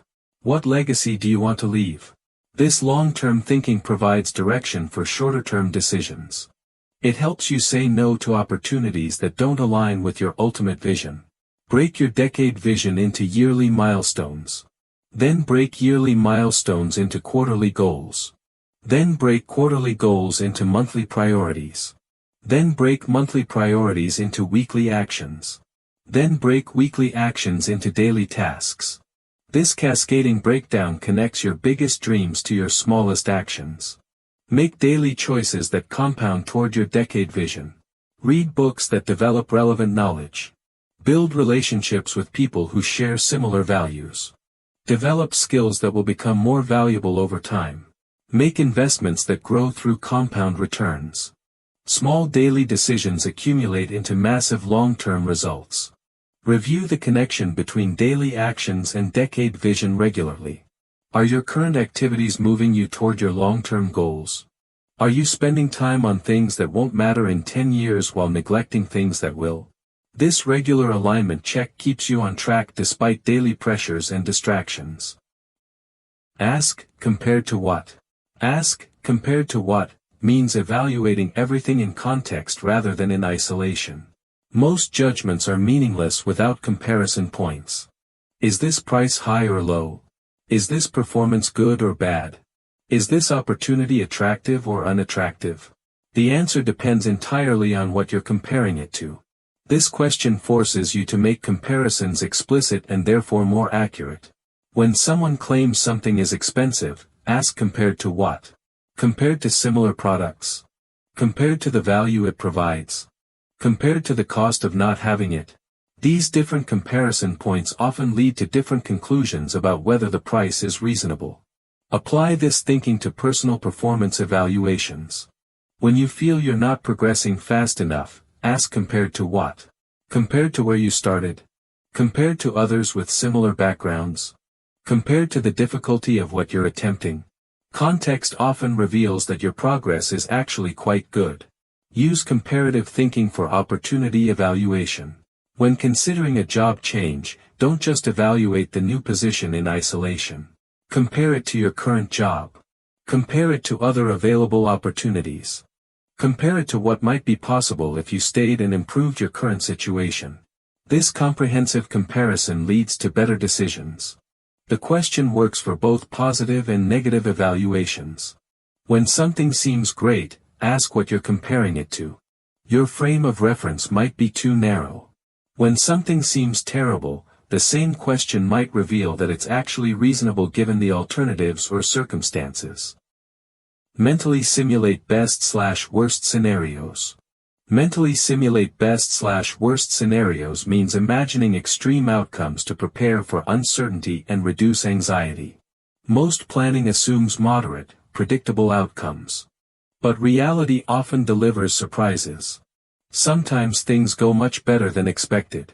Sometimes they go much worse. Mental simulation of extreme scenarios helps you prepare for a wider range of possibilities. Start with worst-case scenario planning. What's the absolute worst that could happen with this decision? Be specific and realistic. How would you handle that outcome? What resources would you need? What recovery strategies could you employ? This preparation reduces anxiety because you have plans for even dire circumstances. Next, imagine best-case scenarios. What's the most positive outcome possible? How would you capitalize on exceptional success? What resources would you need to handle rapid growth or unexpected opportunities? What problems might come with overwhelming success? Even positive outcomes can create challenges you should anticipate. Use scenario simulation for both major decisions and daily activities. Imagine the best and worst outcomes for job interviews, investment choices, relationship decisions, and creative projects. This range thinking prevents both naive optimism and paralyzing pessimism. You're prepared for multiple possibilities rather than betting everything on one outcome. Create contingency plans for the most likely scenarios within your best and worst cases. You probably won't experience the absolute extremes, but you might encounter variations. Having thought through the edges helps you adapt when reality falls somewhere in between your simulations. Celebrate micro wins.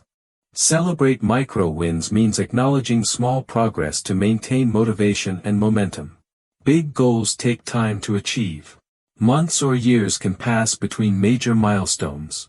Without celebrating smaller victories along the way, you lose motivation. You feel like you're not making progress. You give up before reaching your destination. Micro-win celebration provides the emotional fuel needed for long-term effort. Define what constitutes a micro-win for your goals. Completing daily writing sessions if you're working on a book. Having productive conversations if you're building relationships. Finishing learning modules if you're developing skills. Making these small achievements visible and meaningful sustains effort when larger rewards feel distant. Create simple celebration rituals for micro-wins. Check items off lists with satisfying marks. Share progress with supportive friends. Give yourself small rewards like favorite snacks or brief entertainment. Take photos to document progress. These celebrations don't need to be elaborate. They just need to acknowledge forward movement. Track micro-wins visually when possible. Use progress bars, calendars, or charts that show accumulating achievement. Visual progress is more motivating than mental tracking alone. Seeing the pattern of small wins builds confidence that larger goals are achievable through continued effort. Balance celebration with continued effort. Micro wins should motivate continued action, not justify stopping. Celebrate the progress, then immediately focus on the next small step. This rhythm of acknowledgement and continued movement maintains momentum toward larger goals while providing emotional satisfaction along the journey. Use time boxing for deep work. Use time boxing for deep work means allocating specific time blocks exclusively to focused, uninterrupted work on important tasks. Deep work requires sustained attention. But modern environments fragment focus constantly. Time boxing creates protected periods where you can think deeply, solve complex problems, and produce high-quality output. Without these boundaries, deep work gets crowded out by reactive, shallow activities. Schedule time boxes like important meetings. Put them on your calendar. Defend them from other requests. Communicate to others when you'll be unavailable. Treat deep work time as sacred rather than optional. If you wouldn't cancel a client meeting for random interruptions, don't cancel deep work time either. Choose time box lengths that match your attention span and energy levels. Start with shorter blocks if you're not used to sustained focus. 90 minutes is often optimal for many people. Some can go longer. Others need shorter periods. Experiment to find what works for your brain and schedule. Consistency matters more than duration. Eliminate all distractions during time boxes. Turn off notifications. Close unnecessary applications. Put your phone in another room. Use website blockers if needed. Tell people you're unavailable. The quality of deep work depends entirely on the quality of your attention. Even small distractions can derail complex thinking. Use the beginning of each time box to clarify your specific objective. What exactly will you accomplish during this session? Having a clear target prevents wandering and procrastination. It helps you use the protected time effectively rather than just sitting in front of your work without making progress. Practice gratitude before challenges.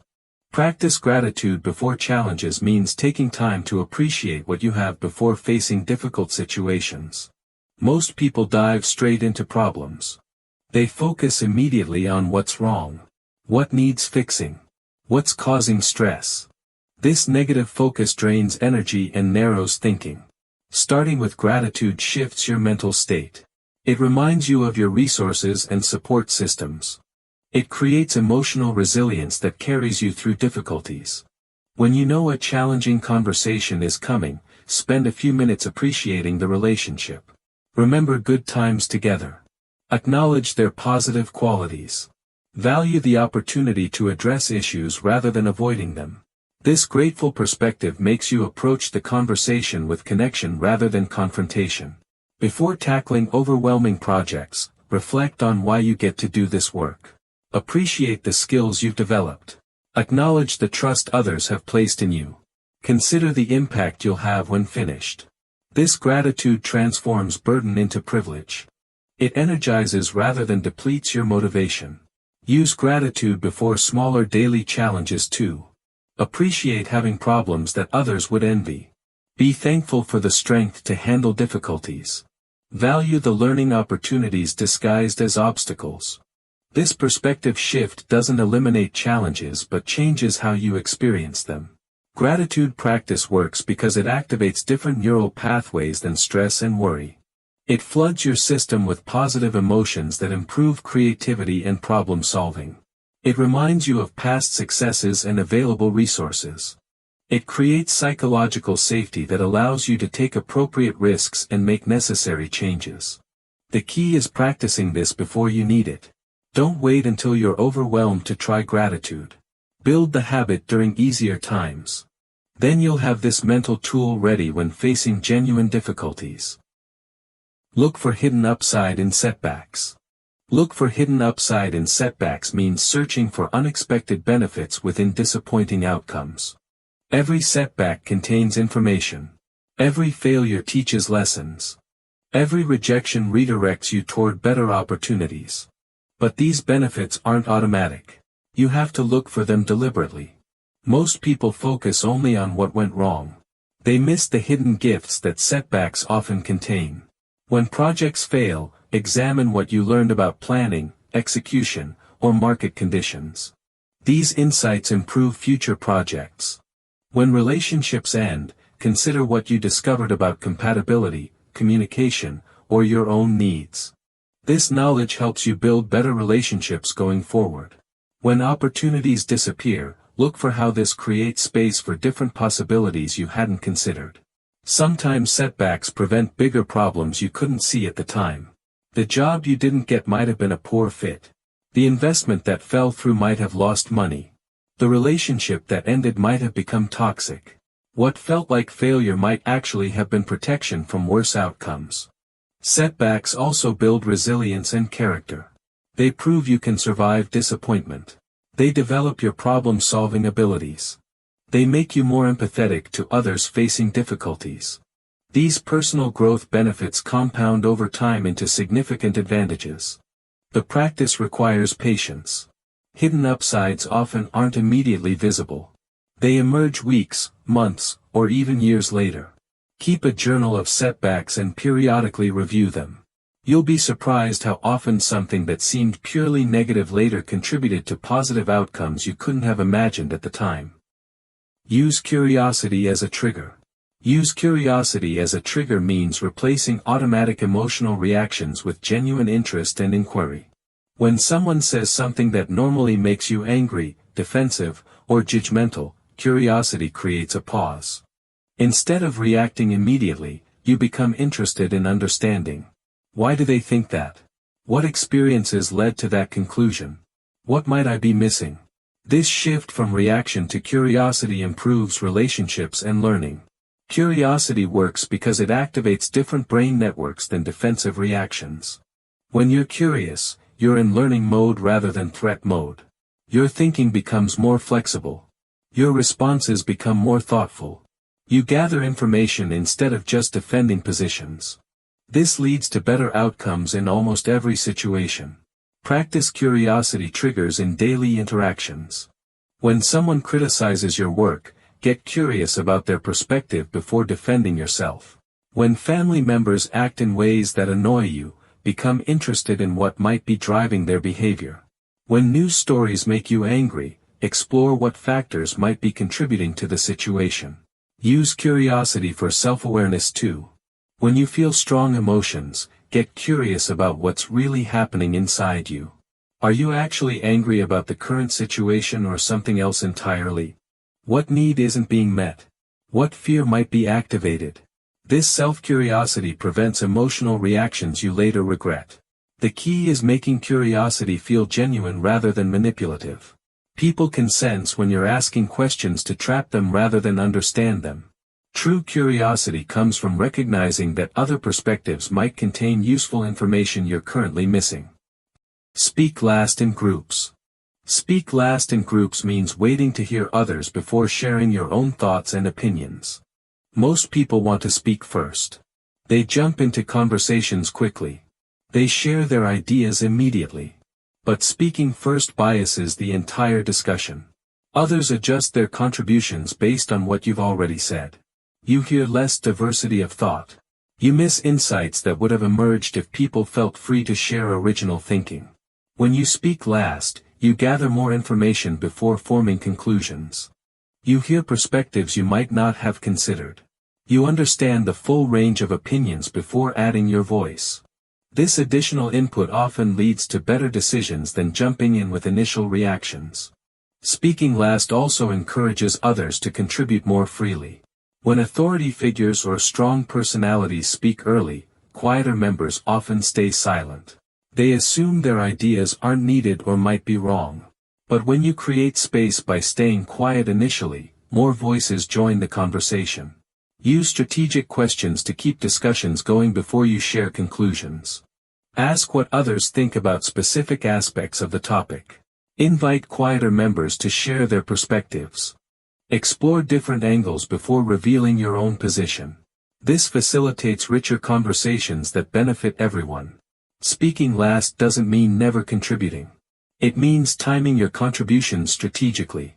After gathering input from others, your eventual comments can synthesize what you've heard, highlight overlooked considerations, or provide direction based on the fuller picture that emerged from listening first. The practice requires confidence and patience. It feels natural to jump in with quick responses. But the information you gain by waiting almost always improves the quality of your eventual contribution. Turn "why me" into "what now?" Turn "why me" into "what now?" means shifting from victim mentality to solution focus when facing difficulties. Why me questions keep you stuck in the past. They focus on blame and fairness. They drain energy without creating progress. What now questions move you forward. They focus on available options. They channel energy toward action rather than resentment. Why me thinking assumes that bad things shouldn't happen to good people. But this assumption creates suffering when reality doesn't match expectations. Difficult things happen to everyone regardless of how well they live their lives.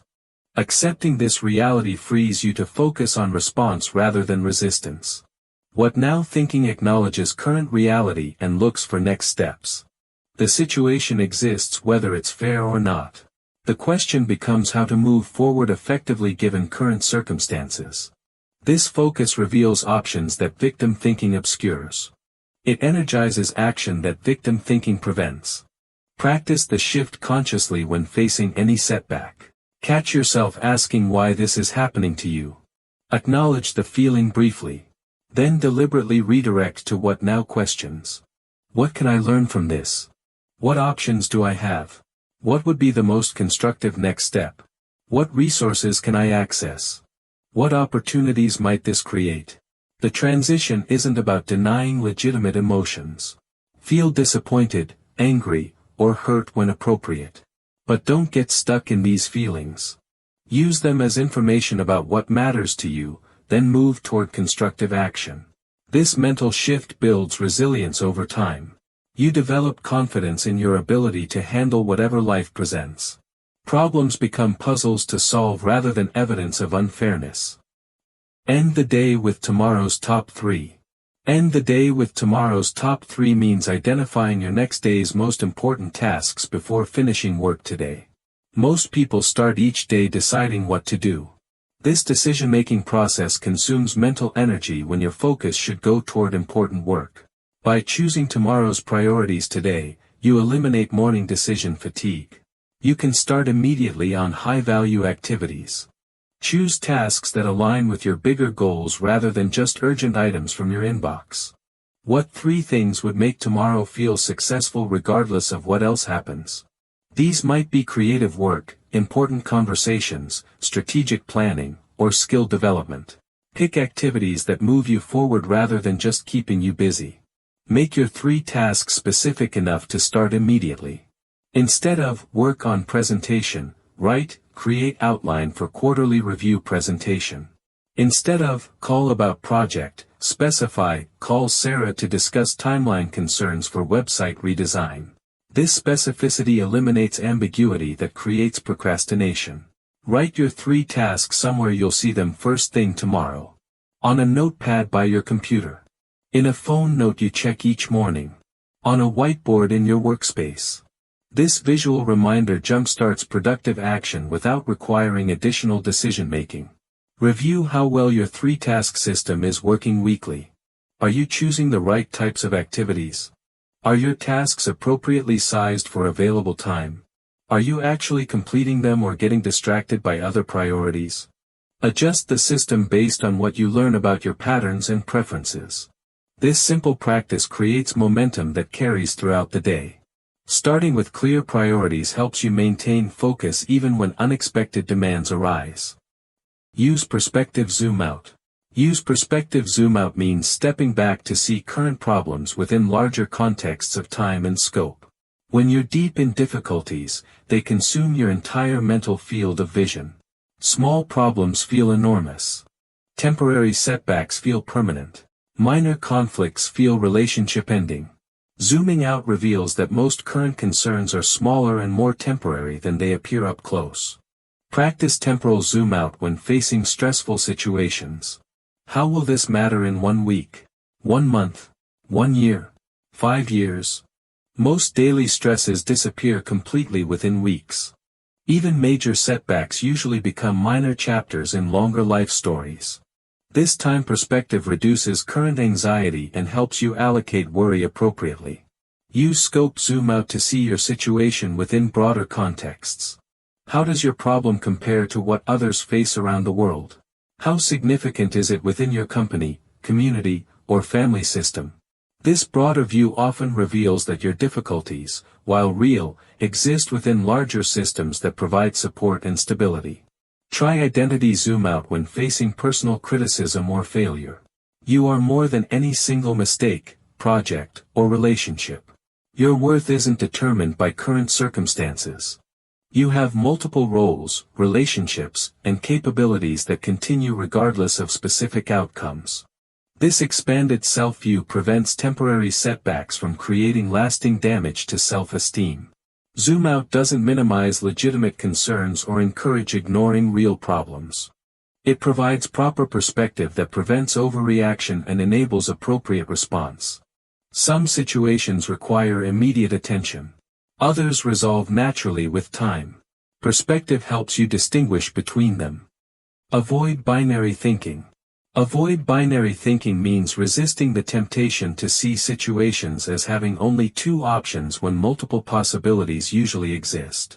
Binary thinking simplifies complex realities into either-or choices. Success or failure. Right or wrong. Good or bad. But most situations contain gradations, alternatives, and combinations that binary thinking misses. This oversimplification leads to poor decisions and unnecessary conflicts. Real life usually offers spectrum thinking rather than binary choices. Instead of success or failure, consider degrees of progress. Instead of right or wrong, look for elements that work and elements that need adjustment. Instead of loving or hating something, acknowledge mixed feelings that contain both positive and negative elements. Practice finding third options when facing apparent either-or decisions. If you're choosing between job security and creative fulfillment, explore careers that provide both. If you're torn between spending time with family and advancing your career, look for ways to integrate both values. If you're deciding between saving money and enjoying life, find approaches that do both simultaneously. Use both and thinking instead of either-or thinking when possible. You can be confident and humble. You can be ambitious and content. You can be focused and flexible. These combinations are often more realistic and effective than choosing between extremes. Binary thinking often emerges during conflicts or stress when your brain seeks simple solutions to complex problems. Recognize this tendency and deliberately look for additional options. Ask what you might be missing. Consider how seemingly opposite things might both contain truth. This nuanced thinking improves problem solving and reduces unnecessary polarization. Practice mental subtraction. Practice mental subtraction means imagining what your life would be like without certain positive elements to increase appreciation and perspective. Most people take good things for granted. They focus on what they lack rather than what they have. Mental subtraction reverses this pattern. You deliberately imagine losing important people, opportunities, or circumstances. This visualization makes you more grateful for current blessings while they still exist. Start with relationships that matter most to you. Imagine what your life would be like without your closest friend, partner, or family member. How would your daily routines change? What conversations would you miss? What support would disappear? This exercise isn't morbid thinking. It's appreciation training.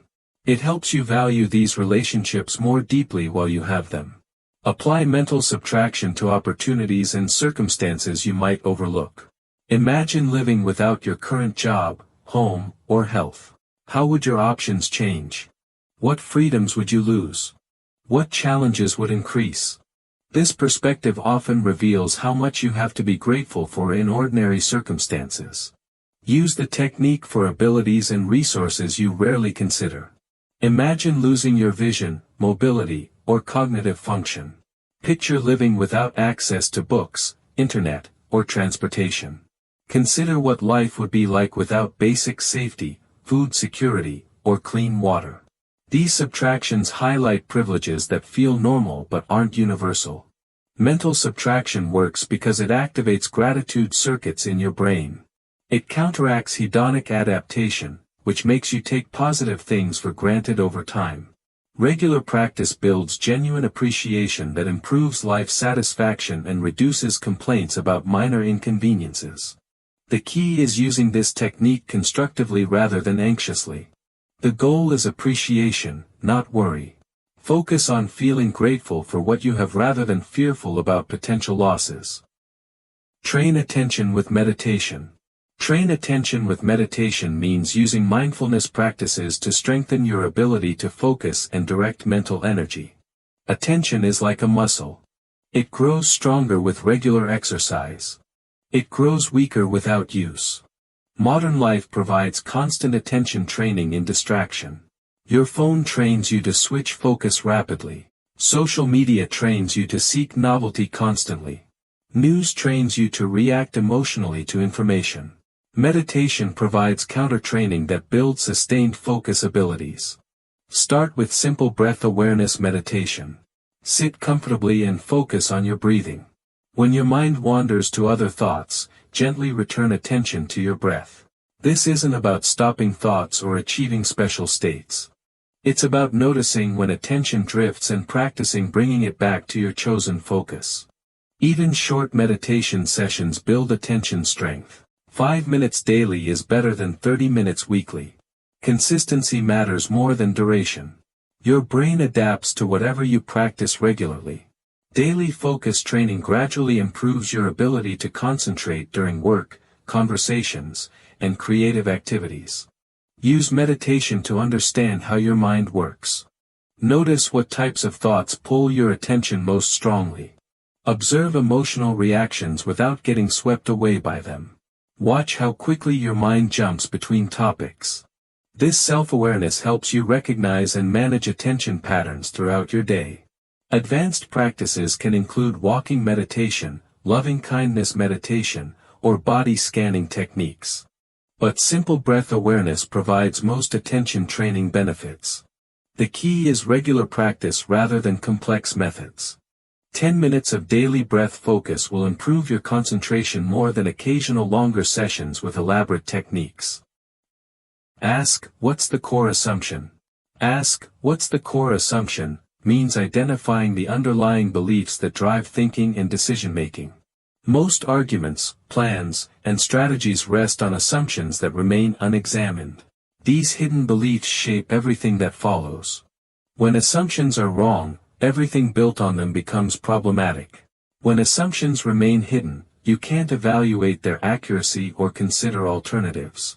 Every business plan assumes something about customer behavior, market conditions, or competitive responses.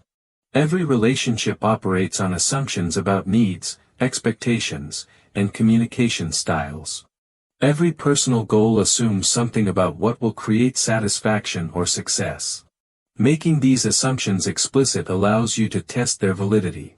Use this question when facing disagreements or conflicts. Often, people aren't really arguing about surface issues. They're operating from different core assumptions about how the world works, what people should value, or what outcomes are possible. Identifying these deeper differences helps you address root causes rather than symptoms. Apply the question to your own thinking and planning. What am I assuming about how this will unfold? What am I taking for granted about other people's reactions? What beliefs am I holding that might not be accurate? This self-examination reveals blind spots that could derail your efforts. Test important assumptions when possible. If your business plan assumes customers will pay premium prices for quality, validate this through market research. If your relationship assumes your partner shares certain values, have explicit conversations to confirm. If your career plan assumes certain skills will remain valuable, research industry trends. The most dangerous assumptions are ones that feel obviously true. These rarely get questioned, but they're often based on limited experience or outdated information. Assume positive intent in others. Assume positive intent in others means interpreting ambiguous actions and communications in the most charitable way possible. Most human behavior can be explained by multiple motivations. When someone acts in ways that seem problematic, you can assume they're being malicious, incompetent, or selfish. Or you can assume they have positive intentions but poor execution, incomplete information, or different priorities. This assumption choice dramatically affects your relationships and stress levels. Positive intent assumption doesn't mean being naive about genuine bad behavior. Some people do act maliciously or selfishly. But most negative outcomes result from misunderstandings, competing priorities, different communication styles, or good intentions poorly executed. Starting with charitable interpretations gives relationships the best chance to succeed. When someone seems unresponsive to your requests, assume they're busy or overwhelmed rather than ignoring you deliberately. When someone gives feedback that feels harsh, assume they want to help you improve rather than criticize you personally. When someone makes decisions that affect you negatively, assume they're optimizing for factors you might not be aware of. This practice reduces defensive reactions that damage relationships unnecessarily. When you assume positive intent, you respond with curiosity and problem-solving rather than anger and blame. You ask questions to understand rather than making accusations. This approach often reveals the real issues and leads to better solutions. Positive intent assumption also changes how others respond to you. People can sense when you approach them with goodwill versus suspicion. They're more likely to explain their thinking honestly when they don't feel attacked. They're more willing to adjust their behavior when they feel understood rather than judged. Switch roles to understand perspectives. Switch roles to understand perspectives means mentally putting yourself in other people's positions to better comprehend their viewpoints and motivations. Most conflicts and misunderstandings arise from inability to see situations through other people's eyes. You naturally understand your own perspective clearly. Your needs, constraints, and priorities feel obvious and reasonable. But other people have different needs, constraints, and priorities that feel equally valid to them. Practice role switching during disagreements or negotiations. Imagine you're the other person facing their specific circumstances. What pressures are they under? What goals are they trying to achieve? What information do they have that you might lack? What would you do in their exact situation? This perspective shift often reveals why their position makes sense from their viewpoint. Use role switching to improve communication and relationships. Before having difficult conversations, spend time thinking from the other person's perspective. How might they interpret your message? What concerns might they have? What would make them feel heard and respected? This preparation helps you frame discussions more effectively. Apply the technique to understanding customers, colleagues, or family members. A customer's complaints might reflect genuine problems they're experiencing. A colleague's resistance might stem from competing deadlines you're not aware of. A family member's behavior might make perfect sense given their personality, history, or current stresses. Role switching builds empathy and reduces judgment. It doesn't mean agreeing with everyone or accepting unreasonable behavior. It means understanding why people act as they do before deciding how to respond. This understanding often reveals solutions that work for everyone involved. The practice requires setting aside your own perspective temporarily, which can feel uncomfortable but leads to much better relationship outcomes. Treat rest as a productivity tool. Treat rest as a productivity tool means viewing recovery time as an essential component of peak performance rather than laziness or waste. Most high achievers feel guilty about resting. They see downtime as lost productivity. They push through fatigue believing that more hours always equal better results. But this approach actually reduces effectiveness. Well-rested minds work faster, think more creatively, and make fewer mistakes than exhausted ones. Your brain processes information and forms memories during rest periods. Sleep consolidates learning from the day. Brief breaks during work help you return with fresh perspective on problems. Longer recovery periods prevent burnout that could derail weeks or months of effort. Rest isn't the absence of productivity. It's productivity preparation. Schedule rest intentionally rather than hoping it happens accidentally. Block time for adequate sleep.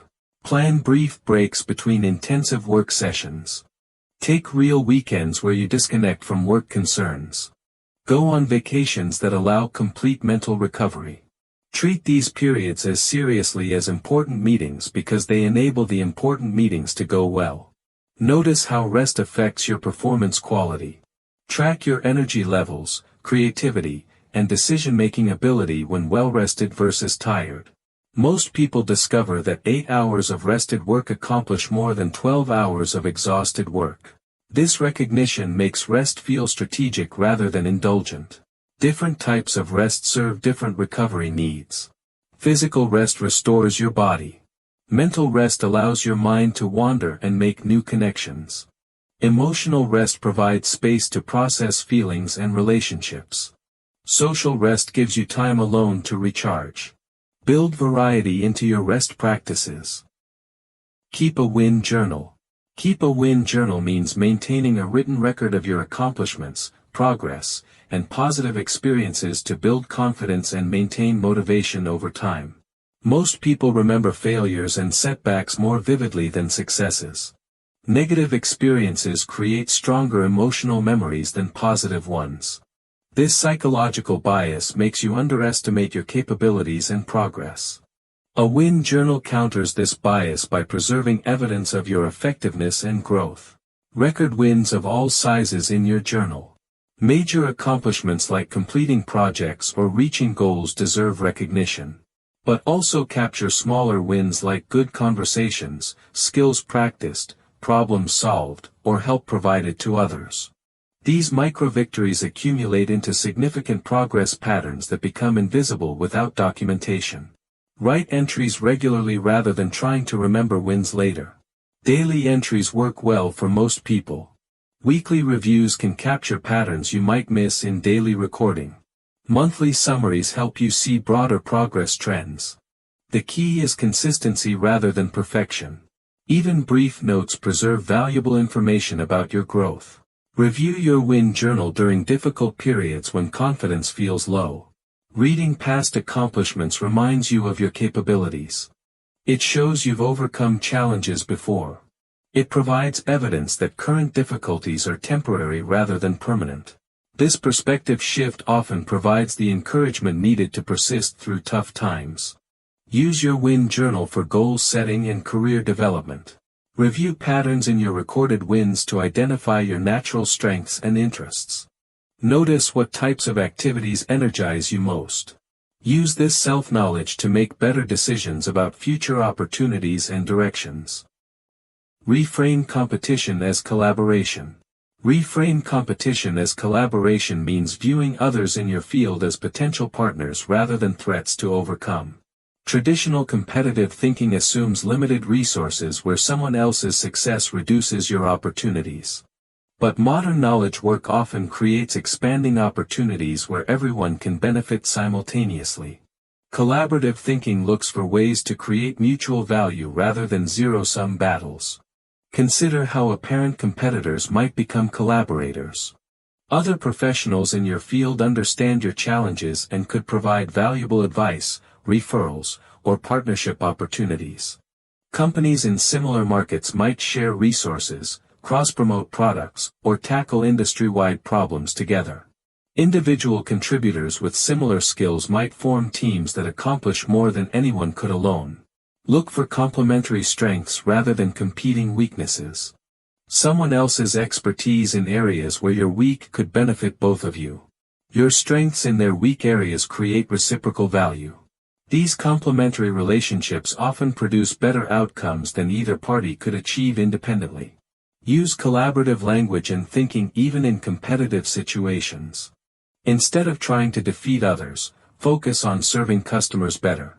Instead of protecting information defensively, share knowledge that benefits the broader field.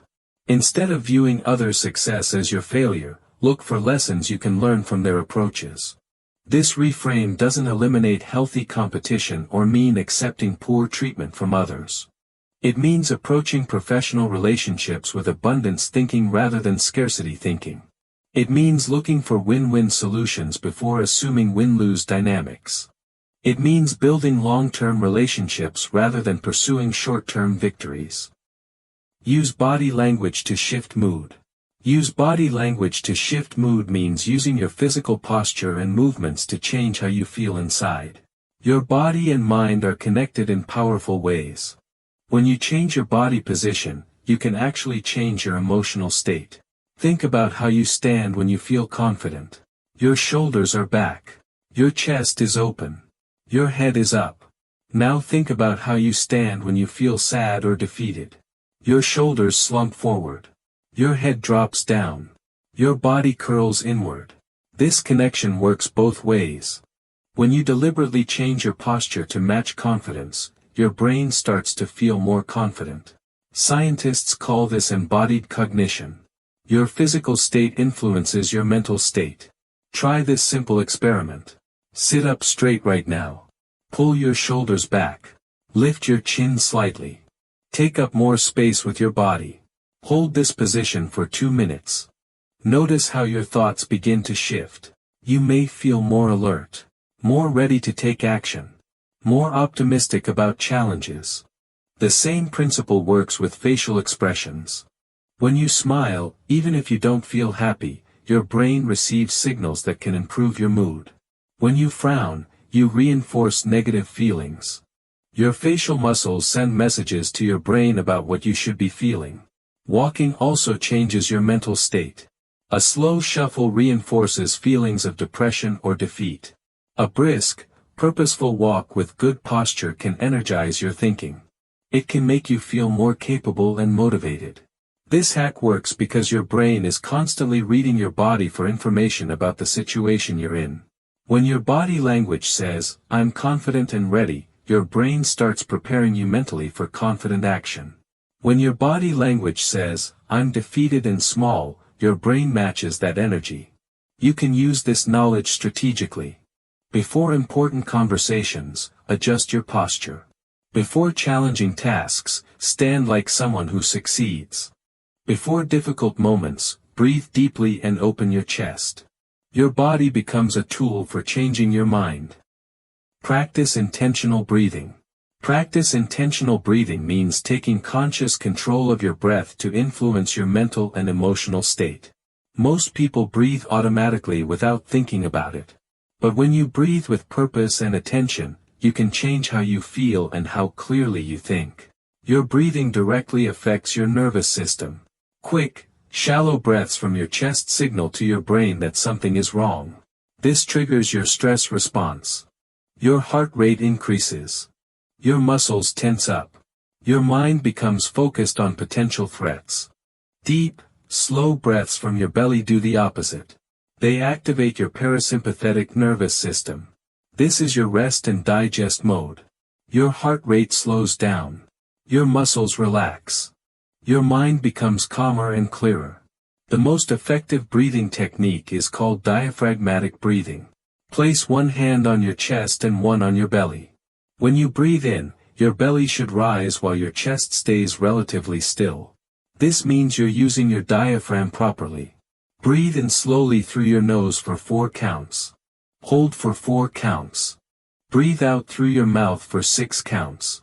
This simple pattern has immediate effects. After just a few breaths, you'll notice your thoughts becoming less scattered. Your anxiety starts to decrease. Your ability to focus improves. This happens because intentional breathing gives your brain a different message about your current situation. You can use different breathing patterns for different goals. If you need energy, try quick, rhythmic breaths. If you need to calm down, use long, slow exhales. If you need focus, try box breathing where all 4 phases are equal length. The beauty of this hack is that you always have your breath with you. In stressful meetings, you can breathe slowly without anyone noticing. Before important presentations, you can use breathing to center yourself. During difficult conversations, intentional breathing keeps you grounded and thoughtful instead of reactive. Regular practice makes this tool even more powerful. When you practice intentional breathing daily, you train your nervous system to be more resilient. You become better at managing stress. You develop greater emotional control. Your baseline state becomes calmer and more focused. Think like a scientist. Think like a scientist means approaching your problems and decisions with curiosity instead of emotion. Scientists don't get attached to being right. They get excited about discovering what's actually true. They test ideas. They look for evidence. They change their minds when new information appears. Most people think like lawyers instead of scientists. Lawyers start with a conclusion and then look for evidence to support it. They ignore information that contradicts their position. They argue to win rather than to learn. This approach creates blind spots and keeps you stuck in wrong ideas. Scientists start with questions instead of answers. They say, "I wonder if this is true," instead of, "I know this is true." They design experiments to test their theories. When the results contradict their expectations, they get curious about why. They see failure as valuable data rather than personal defeat. You can apply scientific thinking to your daily life. Instead of assuming you know why something happened, ask yourself what other explanations might be possible. Instead of defending your first reaction, pause and consider what evidence supports or contradicts it. When you have a problem, become a scientist studying it. Observe the situation carefully. What patterns do you notice? What factors seem to influence the outcome? What assumptions are you making that might be wrong? Form hypotheses about solutions. Test them in small ways. Collect data about what works and what doesn't. This approach helps you make better decisions because you're working with reality instead of your biases. It reduces emotional stress because you're not defending your ego. You're just gathering information. It increases your learning speed because you welcome being wrong as a path to better understanding. Scientific thinking also improves your relationships. Instead of assuming you know why someone acted a certain way, you become curious about their perspective. Instead of arguing to prove your point, you explore ideas together. You ask better questions. You listen more carefully to answers. The key is treating your beliefs and assumptions as hypotheses to be tested rather than truths to be defended. Stay curious about outcomes that surprise you. Look for disconfirming evidence.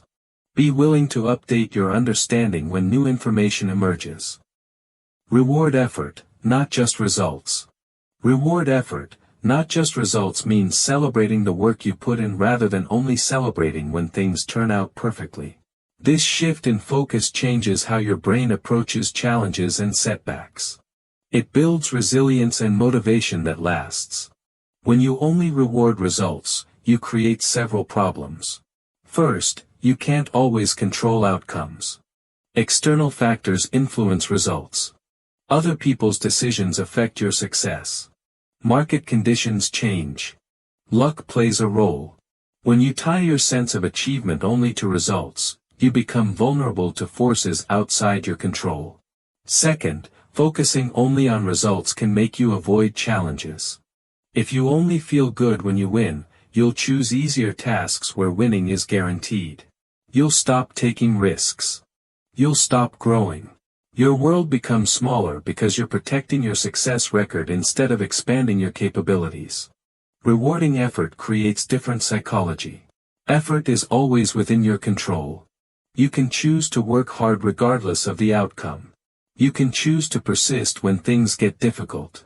You can choose to learn from mistakes. When you celebrate these choices, you reinforce behaviors that lead to long-term success. This doesn't mean results don't matter. Results provide important feedback about whether your efforts are directed effectively. But effort is what you can control directly. Results are what happen when effort meets opportunity and circumstance. In practice, this means acknowledging when you prepare thoroughly for a presentation, even if the audience doesn't respond as hoped.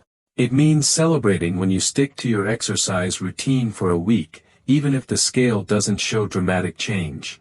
It means recognizing when you handle a difficult conversation with patience and skill, even if the other person doesn't immediately change their mind.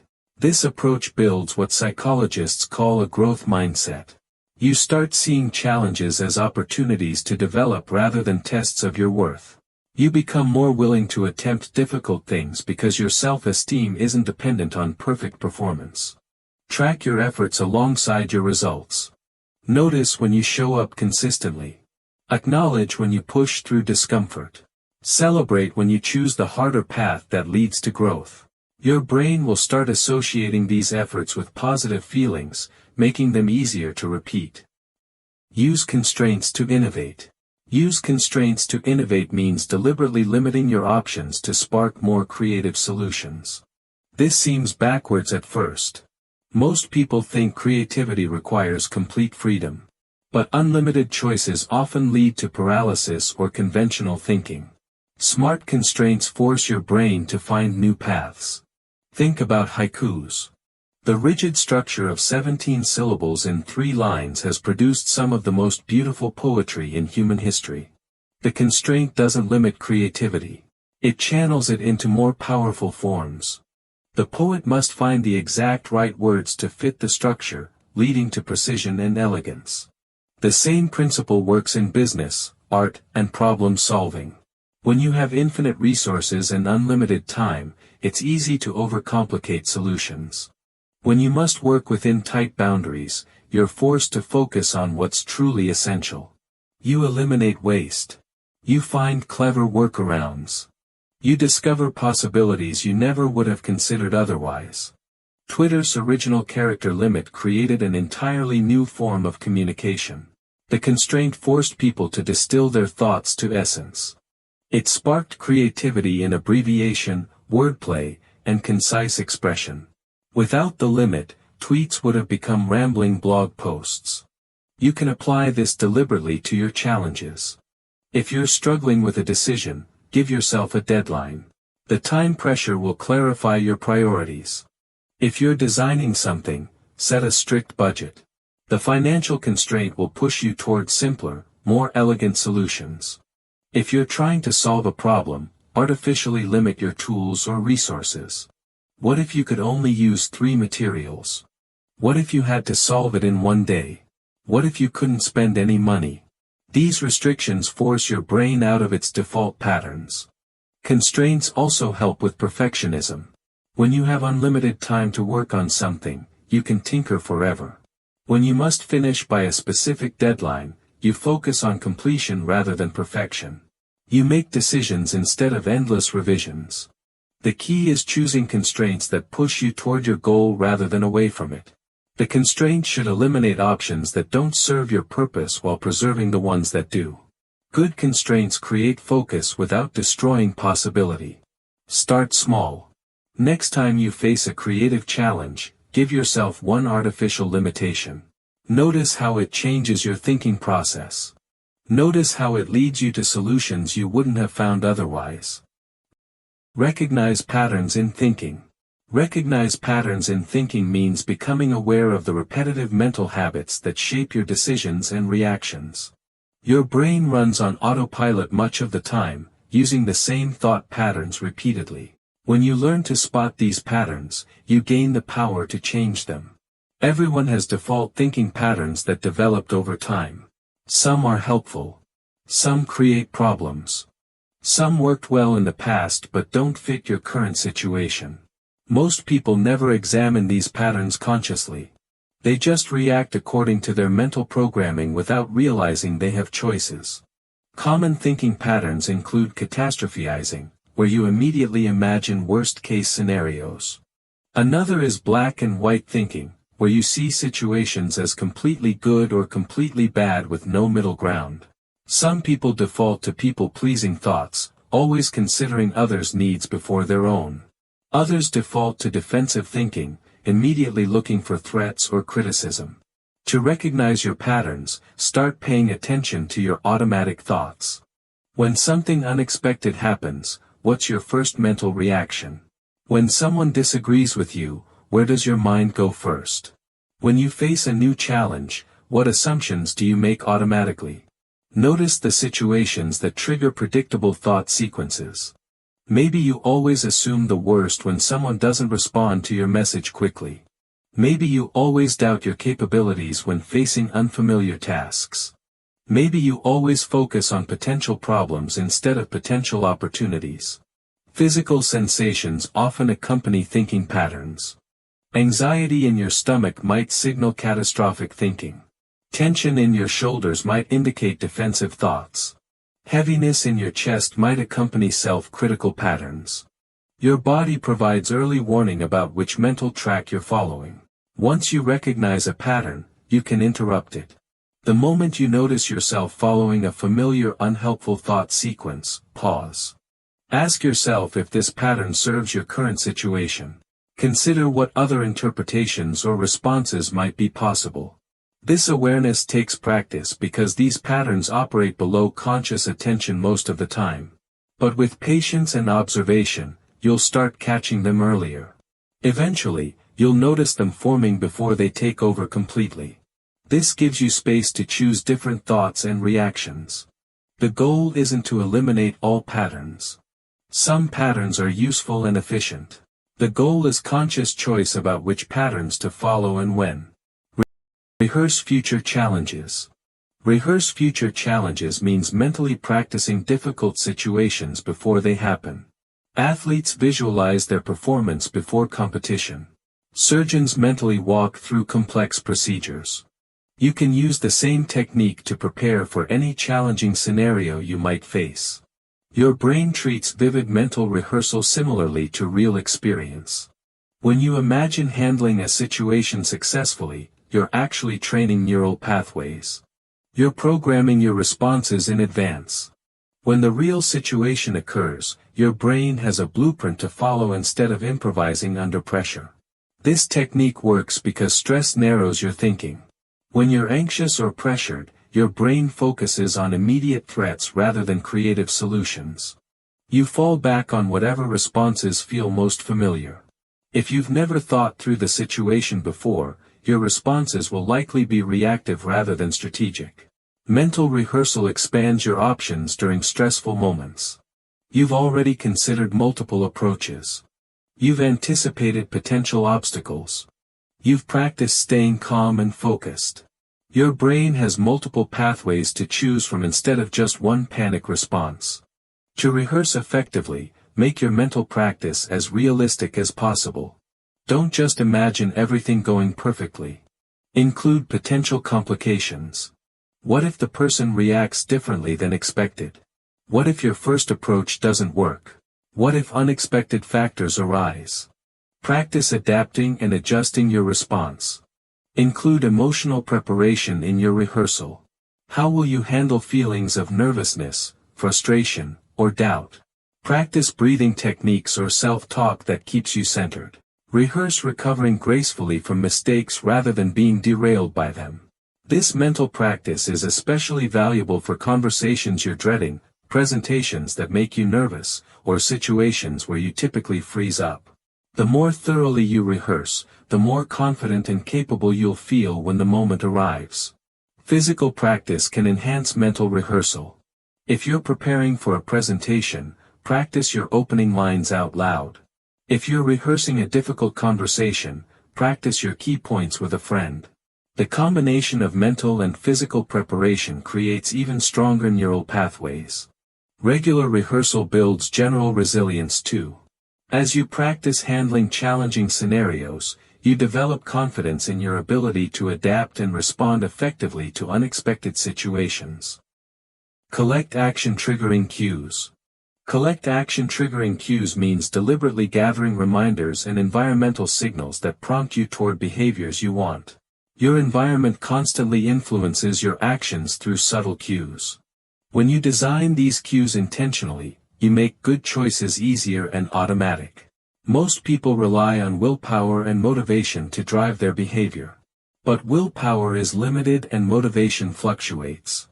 Environmental cues work regardless of how you feel. They bypass your conscious decision-making and trigger responses you've programmed in advance. Think about how fast food restaurants use cues to trigger purchases. The smell of French fries activates hunger. Red and yellow colors create urgency. Pictures of food make your mouth water. These businesses understand that environment shapes behavior more powerfully than conscious intention. You can design positive cues for yourself with the same precision. If you want to drink more water, place a full water bottle where you'll see it first thing each morning. The visual cue triggers the action without requiring you to remember or decide. If you want to exercise regularly, lay out your workout clothes the night before. Getting dressed becomes the cue that starts your exercise routine. Digital cues work too. Set phone reminders that pop up at optimal times. Create calendar blocks for important activities. Use apps that send encouraging messages when you need motivation. Design your digital environment to support your goals rather than distract from them. The key is making cues obvious and immediate. Hidden reminders don't work. Complicated systems fall apart. The best cues are simple, visible, and directly connected to the action you want to take. Chain your desired actions to existing habits whenever possible. If you already drink coffee every morning, use that as a cue to review your daily priorities. If you always check your phone before bed, use that moment to set out tomorrow's clothes. Existing habits become reliable triggers for new behaviors. Remove cues that trigger unwanted behaviors. If seeing your phone makes you scroll mindlessly, keep it in another room while working. If having snack foods visible makes you eat them impulsively, store them in opaque containers. Design friction for bad habits and ease for good ones. Start by collecting cues for one specific behavior you want to improve. Notice what environmental factors make that behavior more or less likely. Then deliberately design your space to include more positive triggers. Keep an anti-goals list. Keep an anti-goals list means writing down specific outcomes you definitely want to avoid in your life. Most people focus only on what they want to achieve. But knowing what you don't want can be equally powerful for making better decisions. An anti-goals list acts as a warning system that keeps you away from paths that lead to regret. Traditional goal setting asks you to envision your ideal future. Anti-goals ask you to envision your nightmare future. What kind of person do you never want to become? What situations do you never want to find yourself in? What relationships do you never want to damage? What opportunities do you never want to waste? This approach works because your brain is naturally wired to avoid pain more strongly than it seeks pleasure. When you clearly define what you want to avoid, you become more sensitive to early warning signs. You notice when you're drifting toward outcomes you don't want. You course correct before small problems become big disasters. Creating an anti-goals list requires honest self-reflection. Think about people you know who seem unhappy or unfulfilled. What choices led them there? What patterns do you see in their behavior or thinking? What would you need to do consistently to end up in similar situations? Write these patterns down as things to avoid. Your anti-goals might include becoming isolated from people you care about. Working in a job that drains your energy without purpose. Neglecting your health until you can't enjoy other successes. Becoming so focused on achievement that you forget to appreciate what you already have. Letting fear prevent you from taking meaningful risks. The key is making your anti-goals specific and actionable. Instead of, don't be unhappy, write, don't spend more than 2 hours daily on social media, or, don't go more than a month without meaningful conversation with close friends. Specific anti-goals give you clear boundaries to maintain. Review your anti-goals list regularly, especially when making important decisions. Ask yourself whether a potential choice moves you toward or away from your anti-goals. This creates a filtering system for opportunities and relationships. You become better at saying no to things that seem attractive in the moment but conflict with your deeper values. Anti-goals also help you appreciate your current situation. When you regularly consider what you're successfully avoiding, you notice positive aspects of your life that might otherwise go unrecognized. Limit input before creative work. Limit input before creative work means deliberately reducing the amount of information you consume before engaging in creative tasks. Most people think creativity requires maximum input and inspiration. But too much input actually clutters your mental space and makes original thinking harder. Your brain needs emptiness to fill with new ideas. When you consume lots of content before creating, several things happen that hurt creativity. First, other people's ideas occupy your mental bandwidth. Their approaches and solutions crowd out your own unique perspectives. You start thinking in their frameworks instead of developing your own. Second, consuming content shifts your brain into reception mode rather than generation mode. Reading, watching, and listening are passive activities. Creating requires active, generative thinking. These different mental modes don't switch easily. If you spend the morning consuming content, your afternoon creativity will feel forced and derivative. Third, information overload creates decision paralysis. When you've seen too many examples and approaches, you become overwhelmed by options. You second-guess your instincts.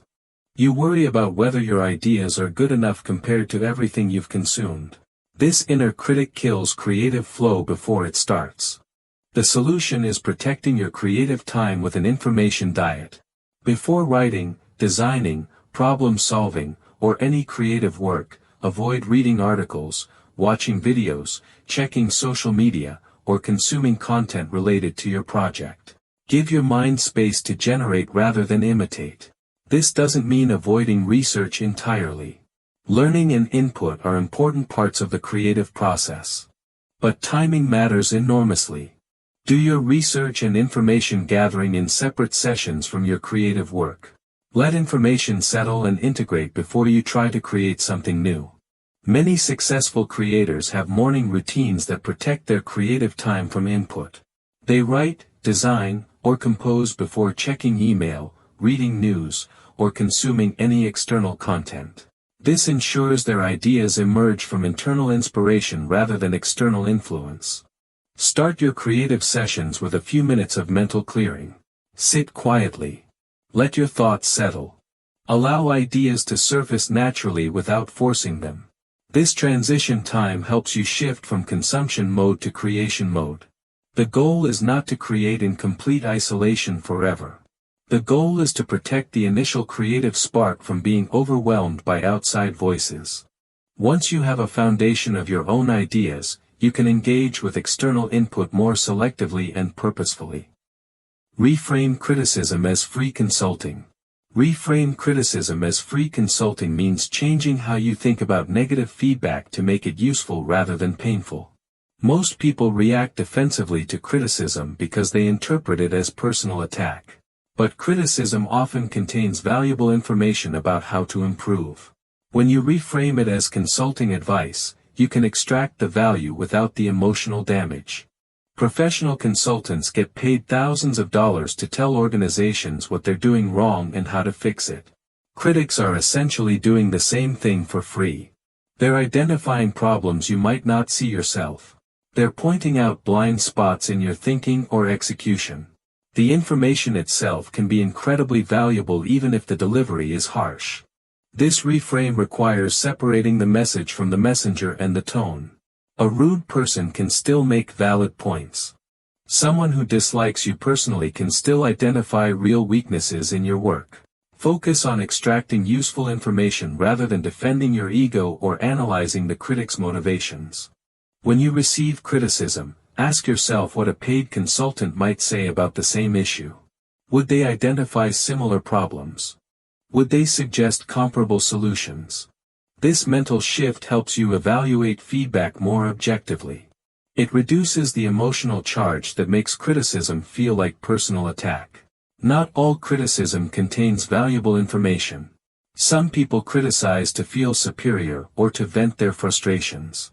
But even unhelpful criticism can teach you something about how others perceive your work. Understanding these perceptions can help you communicate more effectively or anticipate objections. The key is developing what psychologists call intellectual humility. This means recognizing that you don't have complete information about your own performance or blind spots. Other people see things you miss. Their perspective, even when delivered poorly, might reveal important truths about your impact or effectiveness. Practice responding to criticism with curiosity rather than defensiveness. Ask clarifying questions. Thank the person for their perspective. Look for specific, actionable insights you can apply. This approach not only helps you improve but also surprises critics who expect defensive reactions. Keep track of recurring themes in criticism you receive. If multiple people mention similar issues, that's strong evidence of real problems worth addressing. Patterns in feedback are especially valuable because they point to systematic rather than random concerns. Remember that accepting criticism as consulting doesn't mean accepting every suggestion or agreeing with every assessment. You still need to evaluate the feedback critically and decide what to implement. Use chunking to remember more. Use chunking to remember more means breaking large amounts of information into smaller, organized groups that your brain can process more easily. Your working memory can only hold a limited number of items at once, typically between 5 and 9 pieces of information. But chunking allows you to pack more meaning into each piece, dramatically expanding what you can remember and work with mentally. Think about how you remember phone numbers. Instead of trying to memorize 10 random digits, you group them into chunks like area code, first 3 digits, and last 4 digits. This turns 10 separate items into 3 meaningful groups. Your brain handles 3 chunks much more easily than 10 individual numbers. The same principle works for any complex information. Instead of trying to remember a long list of random facts, organize them into categories or patterns. Instead of memorizing individual steps in a process, group related steps together into phases. Instead of learning isolated concepts, connect them into larger frameworks that show relationships. Chunking works because it takes advantage of how your brain naturally organizes information. Your mind looks for patterns, connections, and meaningful groupings automatically. When you chunk information deliberately, you're working with your brain's preferences rather than against them. Effective chunking requires finding meaningful connections between pieces of information. Random groupings don't help much. But when you group information based on function, theme, sequence, or logical relationship, each chunk becomes easier to remember because it has internal coherence. Visual chunking can be especially powerful. Instead of trying to remember a long written list, create a mental image that groups related items together. Use spatial relationships to reinforce logical relationships. Imagine walking through a familiar location and placing chunks of information in different rooms or areas. You can also use hierarchical chunking, where you create chunks within chunks. Start with broad categories, then break each category into subcategories, then break subcategories into specific items. This creates a nested structure that makes large amounts of information manageable. Chunking helps with learning new skills too. Instead of trying to master everything at once, break complex abilities into component skills. Practice related components together until they become automatic chunks. Then combine chunks into larger, more sophisticated performances. The key is experimentation. Different types of information chunk better in different ways. Some information groups well by topic. Some groups well by sequence. Some groups well by similarity. Pay attention to what chunking strategies work best for different types of material you need to remember.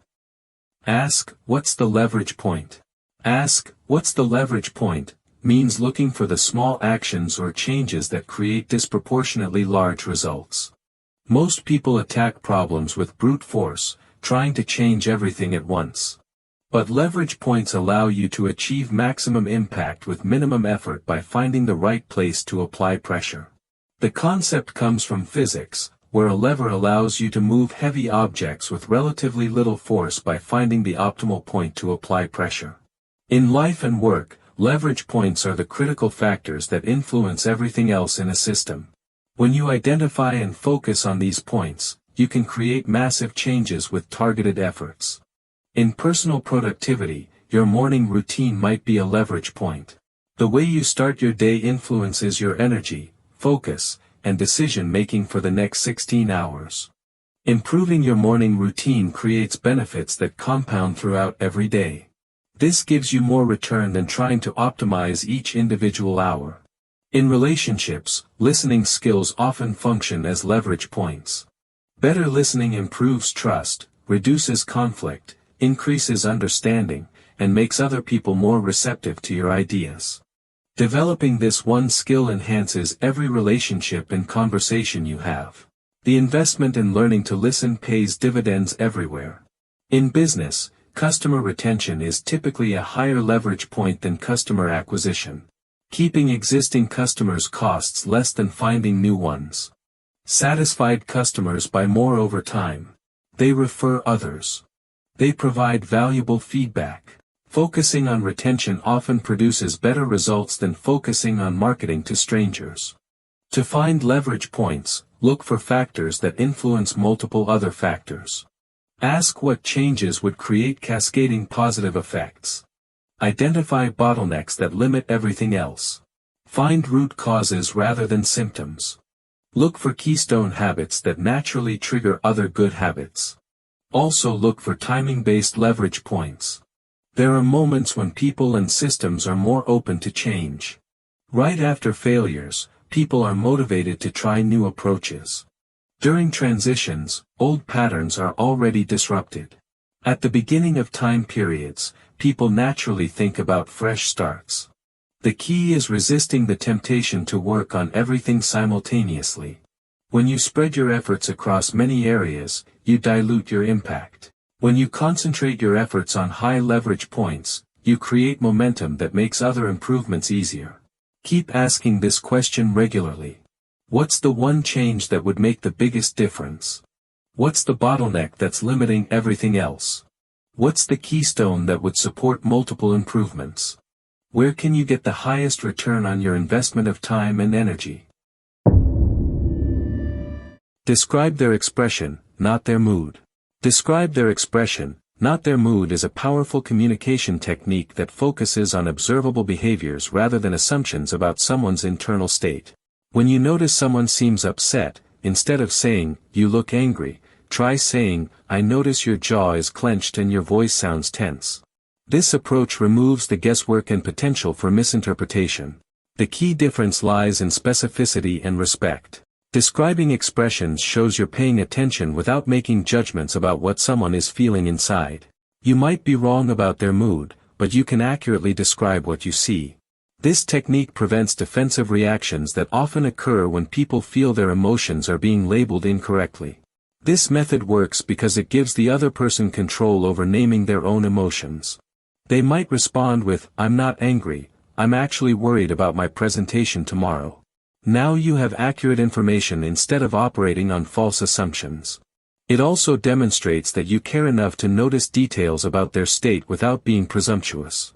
Using this approach builds trust because people feel seen and understood without feeling judged or analyzed. It opens the door for genuine conversation about what's really happening. The person feels safe to share because you've shown respect for their autonomy over their own emotional experience.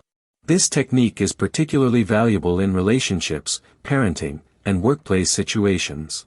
It reduces conflict and increases understanding. Instead of triggering defensiveness, you create space for honest communication. People appreciate when others notice them without making them feel exposed or vulnerable. Say nothing, just nod. Say nothing, just nod means recognizing the incredible power of silent acknowledgement in human communication. Sometimes the most profound response you can give someone is simply nodding your head to show you're listening and understanding. This technique works because it creates space for the other person to fully express themselves without interruption or judgment. Nodding communicates several important messages simultaneously. It says, "I hear you, I'm present with you," and "please continue." This simple gesture can be more powerful than any words because it puts the focus entirely on the speaker. They feel valued and respected when given this kind of undivided attention.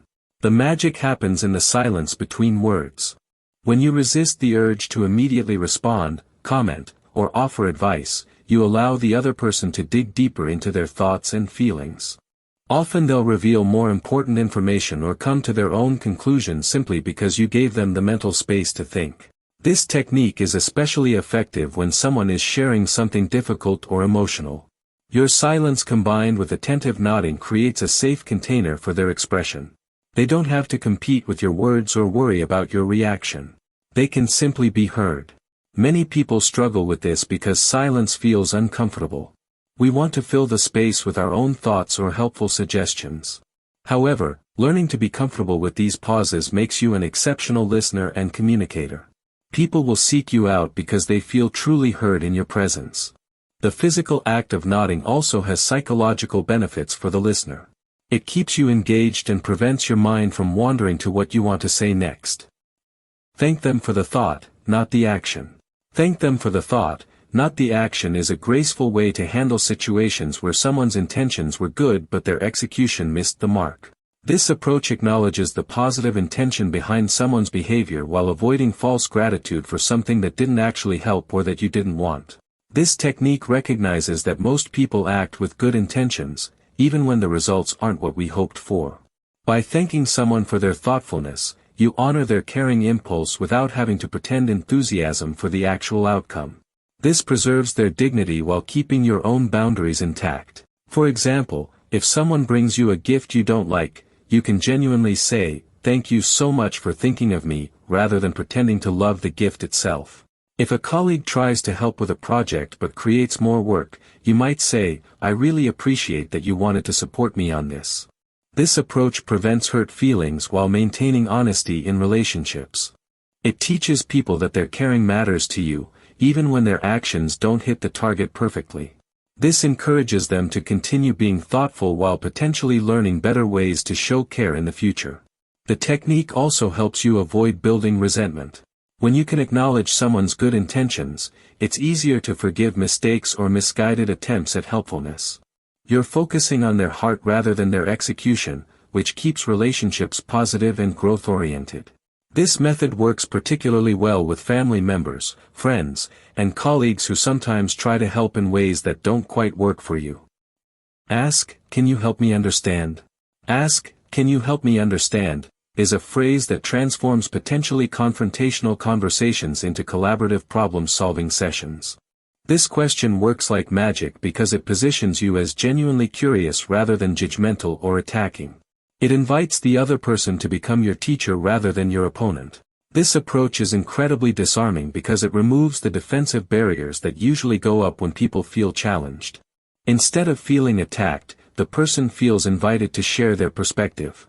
They become invested in helping you see their point of view, which creates cooperation instead of conflict. The question works because it acknowledges that there might be information or perspective you're missing. It shows humility and genuine interest in understanding rather than being right.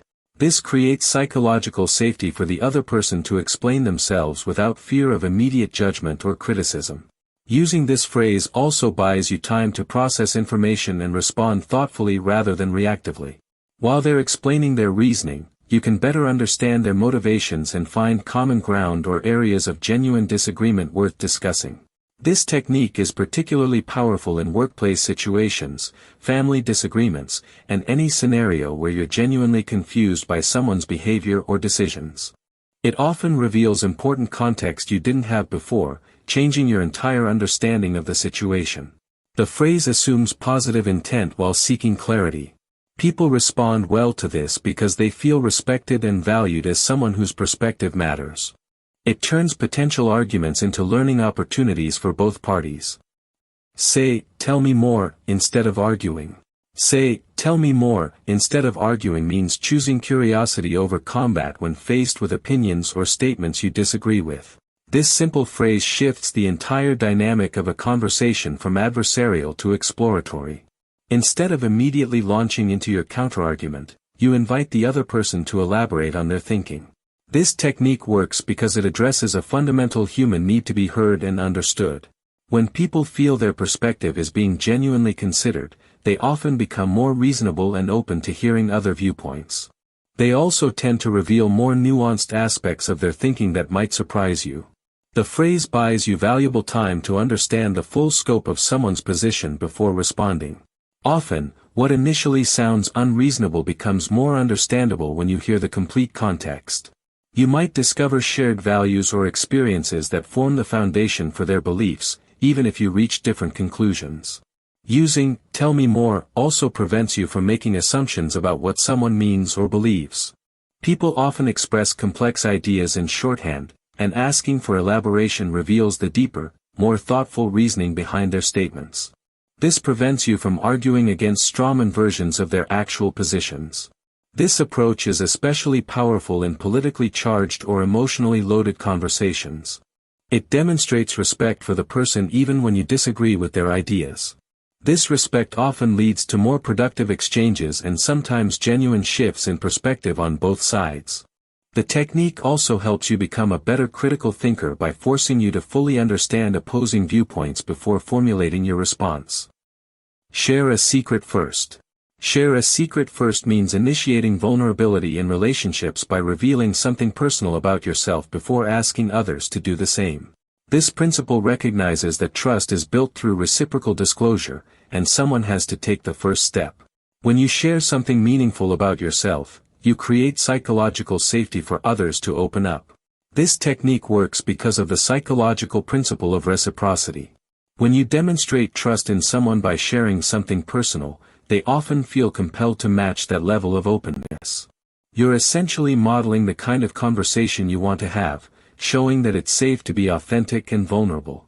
The key is choosing appropriate secrets that match the relationship level and context. In professional settings, this might mean sharing a professional challenge or learning experience. In personal relationships, it could be a fear, hope, or meaningful experience that shaped you. The secret should be genuine but not overwhelming for the situation. Sharing first also demonstrates emotional courage and leadership.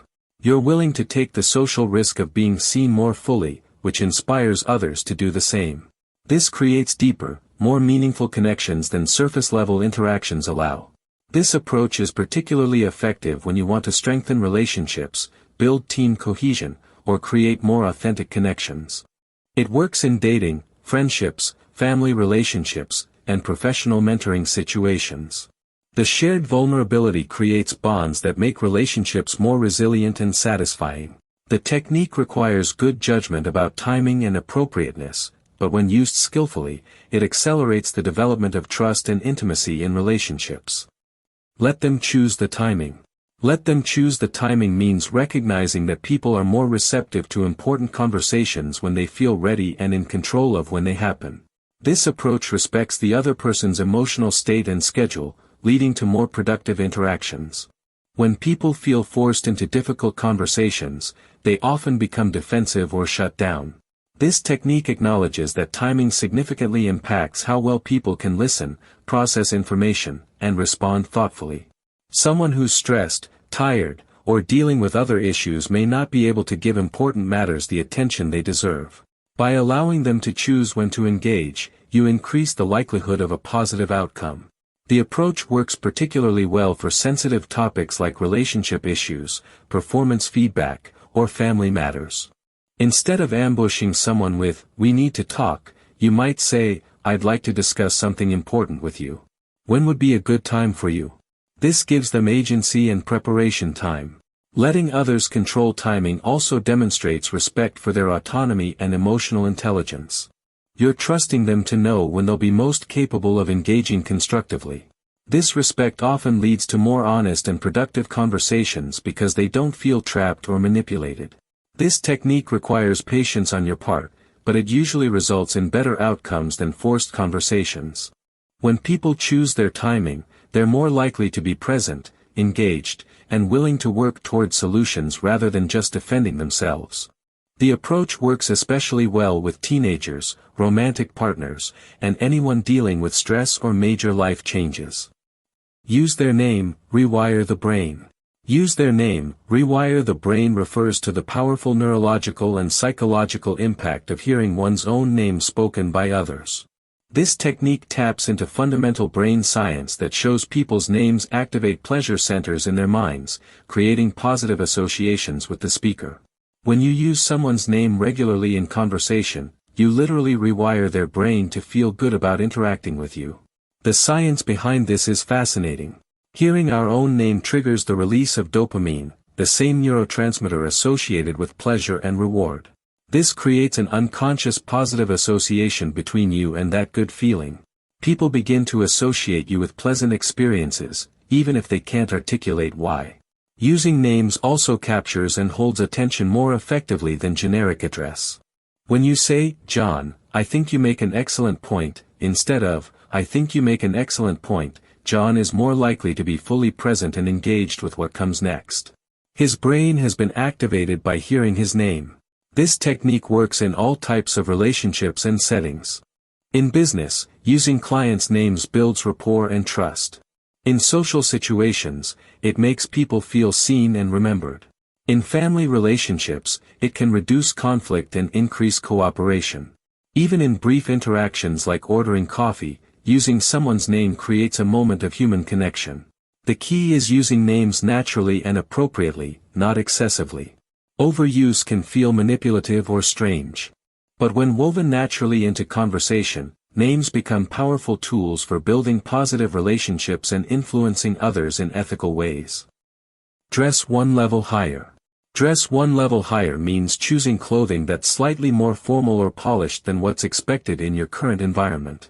This principle recognizes that appearance significantly impacts how others perceive your competence, authority, and professionalism. When you dress just one notch above the norm, you signal respect for the situation while positioning yourself as someone who takes things seriously. This technique works because humans make rapid judgments about others based on visual cues. Within seconds of meeting someone, people form opinions about their intelligence, reliability, and status. By dressing slightly better than expected, you influence these snap judgments in your favor. You're perceived as more prepared, more serious, and more capable than your peers. The key word is one level, because overdressing can backfire. If everyone else wears jeans and you show up in a three-piece suit, you might seem out of touch or arrogant. But if others wear jeans and you wear nice pants with a collared shirt, you strike the perfect balance of respect and approachability. This strategy is particularly effective in professional settings, networking events, and important meetings. It helps you stand out in positive ways without seeming pretentious. People notice the extra effort and often interpret it as a sign that you value the opportunity and respect the other participants. The psychological effect works on you too. When you dress well, you tend to carry yourself with more confidence and behave more professionally. This creates a positive feedback loop where looking good leads to feeling good, which leads to performing better, which reinforces the positive impression others have formed. This approach requires understanding the culture and context of each situation while consistently choosing to elevate your presentation just slightly above the baseline. Lower your voice, raise their respect.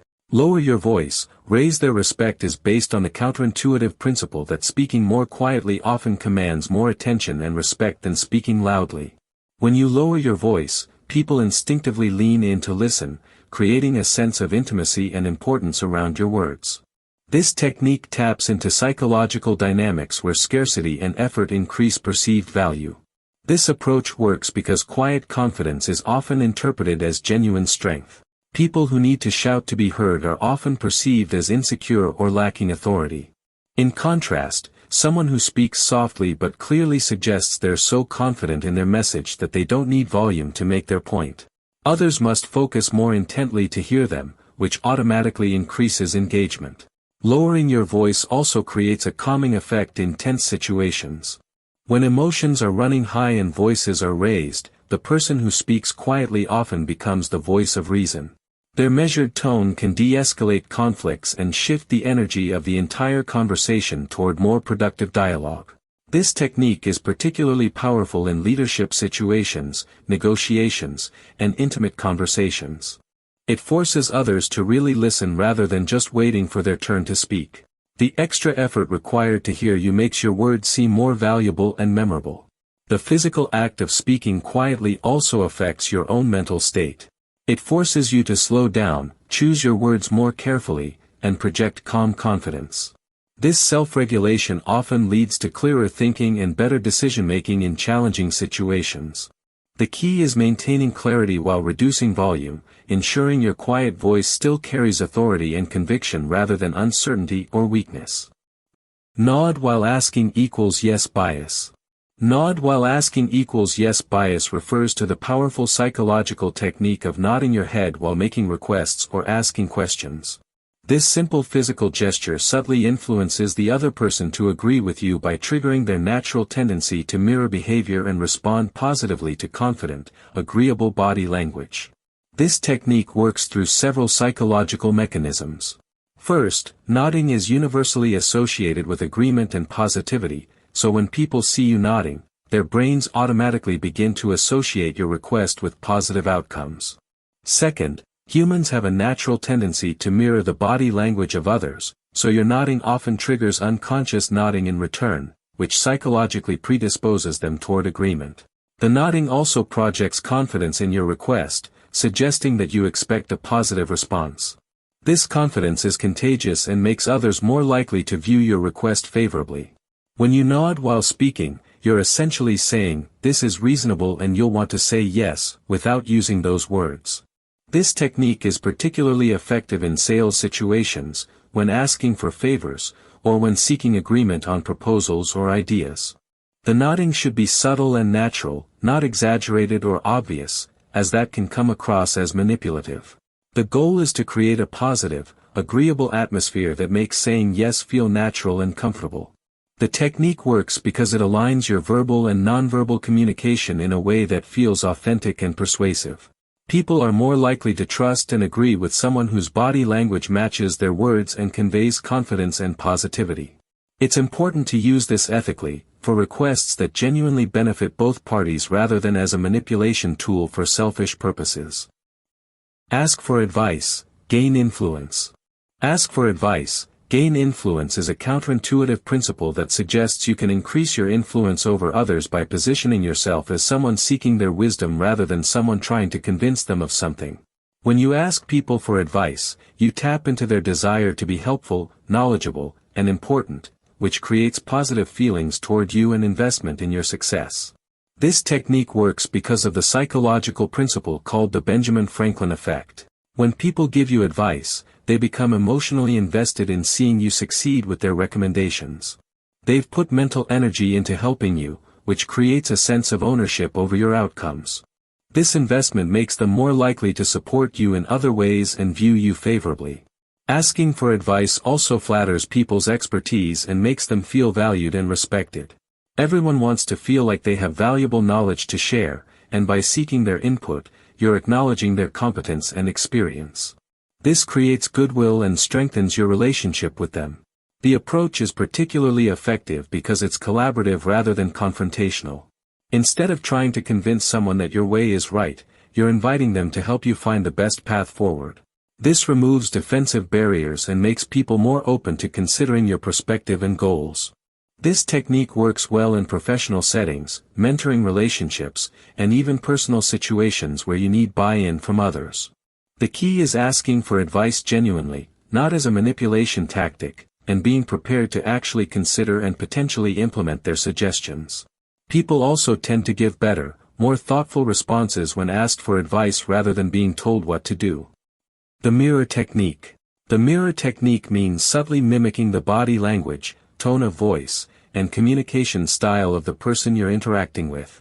This psychological approach taps into humans' natural tendency to like people who are similar to them, creating rapport and trust through unconscious behavioral matching. When done skillfully, mirroring makes others feel more comfortable and connected to you. This technique works because of mirror neurons in our brains that fire both when we perform an action and when we observe others performing the same action. When someone mirrors our behavior, it creates a sense of harmony and understanding that we experience as likability and trust. People unconsciously interpret this similarity as evidence that you get them or are on the same wavelength. The key is subtlety and authenticity.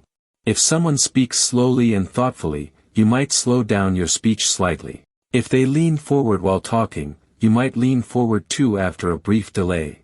If they use certain phrases or communication styles, you can incorporate similar language naturally into your responses. The mirroring should never be obvious or feel like mimicry. This approach is particularly effective in sales, negotiations, interviews, and relationship building. It helps create psychological safety and connection that makes people more open to your ideas and more likely to work with you. The technique also works in reverse, where you can influence others' energy by modeling the behavior you want to see from them. The mirror technique requires careful observation and emotional intelligence to implement effectively. You need to read the other person's communication style and energy level, then adjust your own behavior to create harmony without losing your authenticity or crossing into manipulation territory. Yes ladder. Yes ladder is a persuasion technique that involves starting conversations with small questions or statements that are easy to agree with, then gradually building toward your larger request or more controversial point. This approach works by creating momentum of agreement that makes people more likely to say yes to bigger requests after they've already said yes to smaller ones. This technique leverages the psychological principle of consistency. Once people have agreed to something, they feel internal pressure to remain consistent with that position. Each yes makes the next yes more likely because people want their behavior and responses to align with their previous commitments. This creates a psychological pathway that leads naturally toward your ultimate goal. The ladder works best when each rung represents a logical progression toward your main point. You might start with universally acceptable statements like, "We all want our children to be safe," before moving toward more specific proposals about school policies. Each agreement builds psychological momentum and investment in the conversation's direction. This approach is particularly effective in sales, fundraising, political discussions, and any situation where you need to move someone from skepticism to agreement. The key is ensuring each step feels reasonable and connects logically to the next. If the jumps between rungs are too large, people will notice the manipulation and resist. The yes ladder also works because it gives people time to mentally adjust to new ideas gradually rather than being confronted with a big request all at once. This incremental approach reduces resistance and allows people to convince themselves rather than feeling pressured by you. Ethical use requires ensuring that your ultimate request genuinely benefits the other person and that you're not manipulating them into something harmful or unwanted. Say because. Say because means always providing a reason when making requests or statements, even if the reason seems obvious or simple. This technique dramatically increases compliance and acceptance because humans have a deep psychological need to understand the why behind actions and requests. When you provide reasoning, people feel more comfortable agreeing because they understand the logic. This principle was famously demonstrated in psychology experiments where people were much more likely to let someone cut in line when given any reason, even arbitrary ones like, "because I need to make copies." The word "because" itself seems to trigger automatic compliance by satisfying our need for causation and explanation.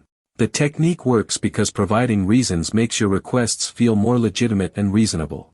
People are naturally skeptical of demands that seem arbitrary or self-serving. When you explain your reasoning, you transform a command into a collaborative understanding. The other person can evaluate your logic and choose to agree rather than feeling manipulated or controlled. Using "because" also demonstrates respect for the other person's intelligence and autonomy. You're treating them as someone capable of understanding and evaluating your reasoning rather than someone who should simply comply without question. This respect often leads to more willing cooperation and better long-term relationships. This approach is particularly effective in workplace situations, parenting, and any context where you need others to follow instructions or change their behavior. The reasons don't always have to be profound or complex. Even simple explanations like, "because it will save us time" or "because it's safer this way," significantly increase cooperation. The key is making the reasoning genuine and relevant to the situation rather than creating fake or manipulative justifications.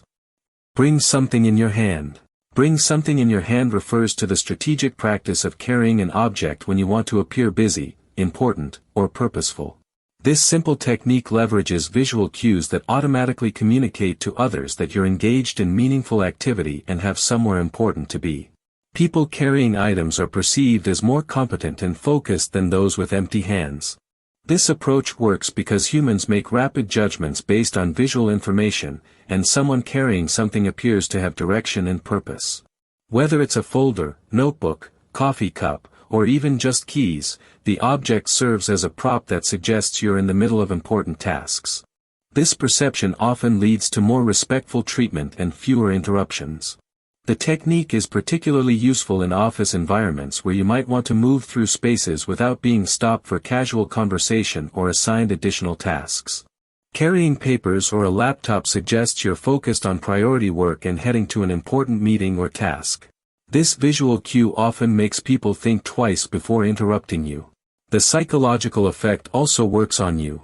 When you carry something purposeful, you tend to walk with more intention and confidence. This change in your own behavior reinforces the perception others have of you as someone who's busy and focused. The prop becomes a tool for both external perception management and internal confidence building. This technique works in various settings beyond the workplace. Carrying a water bottle while walking suggests you're exercising intentionally rather than just wandering. Holding a book in public spaces communicates intelligence and purposefulness. The key is choosing objects that match the image you want to project in each specific context. Confidence loop. Confidence loop means understanding that confidence creates a self-reinforcing cycle where confident behavior leads to positive outcomes, which builds more confidence, which leads to even better results. This principle recognizes that confidence isn't just a feeling but a skill that can be developed through deliberate practice and awareness of how it compounds over time. The loop works because confident behavior influences how others respond to you. When you speak clearly, make eye contact, and carry yourself with purpose, people treat you with more respect and give you more opportunities. These positive responses validate your confident approach and encourage you to maintain or increase that confident behavior in future situations. This technique is powerful because it addresses both internal and external factors. Externally, confident behavior signals competence and reliability to others, making them more likely to trust you with important tasks or include you in significant conversations. Internally, acting confidently actually changes your brain chemistry, increasing testosterone and decreasing cortisol, which makes you feel more genuinely confident. The key insight is that you don't need to wait until you feel confident to act confidently. You can start the loop at any point by choosing confident behaviors even when you don't feel confident inside. Standing straighter, speaking clearly, making decisions promptly, and maintaining eye contact all trigger the positive responses that build real confidence over time.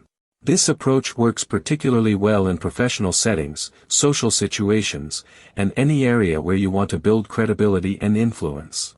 The challenge is being patient with the process and continuing confident behaviors even when you don't immediately see results. The compound effect takes time but becomes incredibly powerful as the loop strengthens. The power of pause. The power of pause means strategically using silence and delayed responses to increase your influence, appear more thoughtful, and create space for better decision-making. This technique recognizes that in our fast-paced world, the person who can be comfortable with silence often controls the conversation and commands more respect than those who rush to fill every quiet moment. This approach works because pauses create psychological pressure that most people want to relieve by talking. When you pause after asking a question, the other person feels compelled to provide a more complete answer.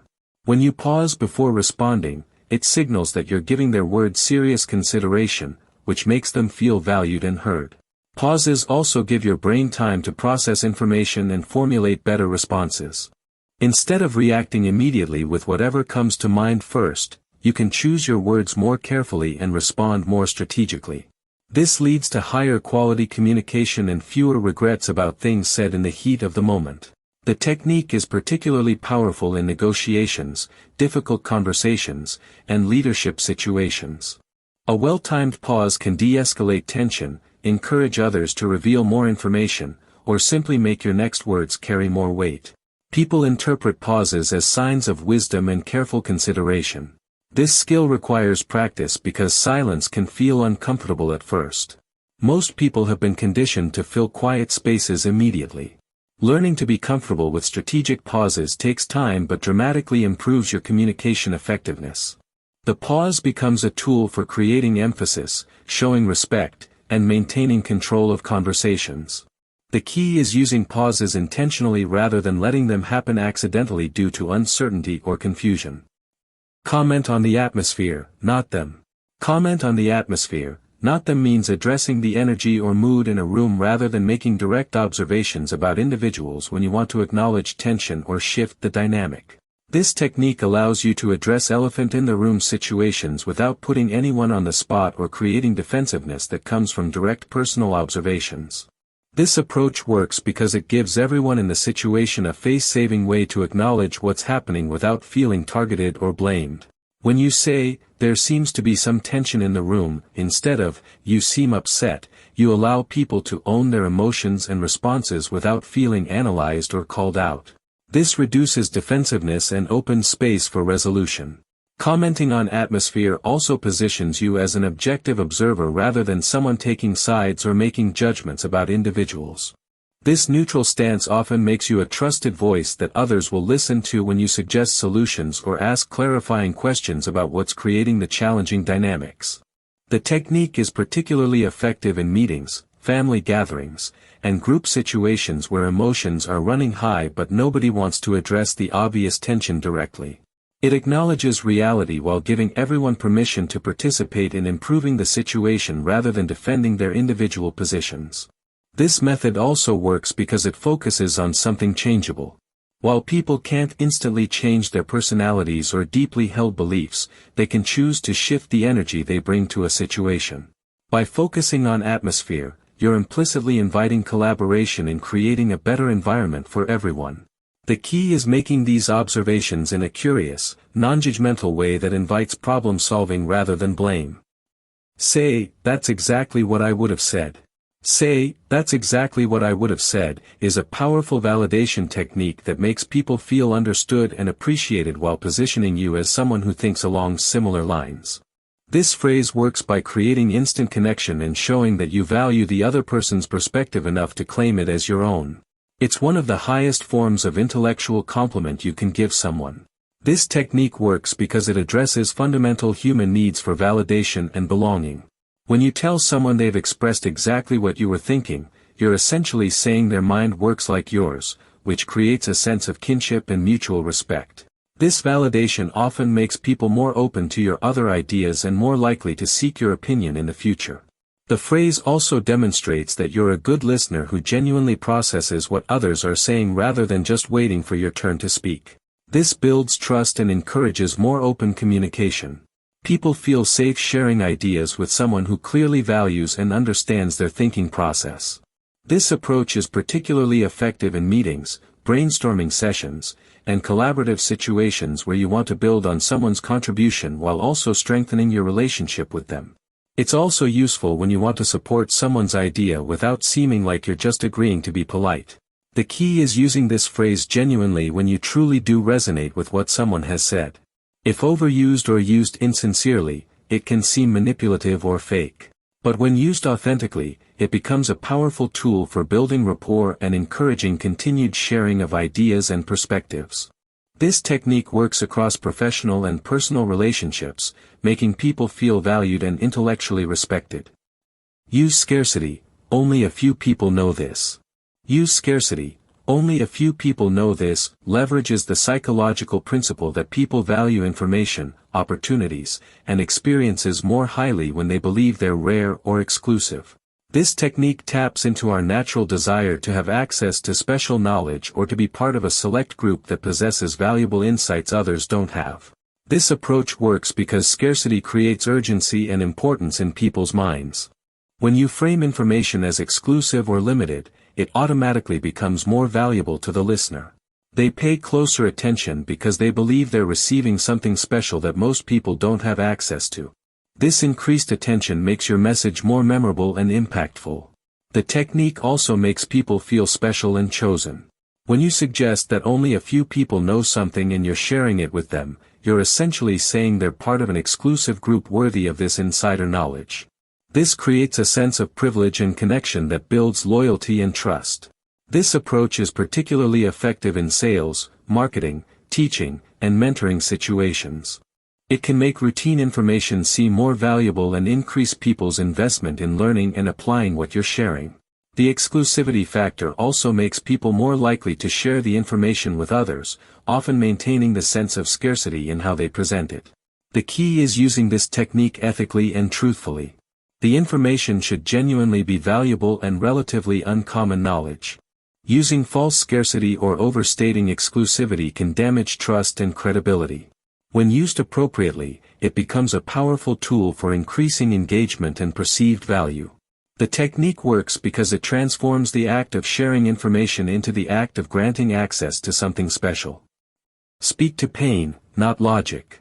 Speak to pain, not logic means recognizing that people are motivated more by emotional discomfort and the desire to solve problems than by logical arguments alone.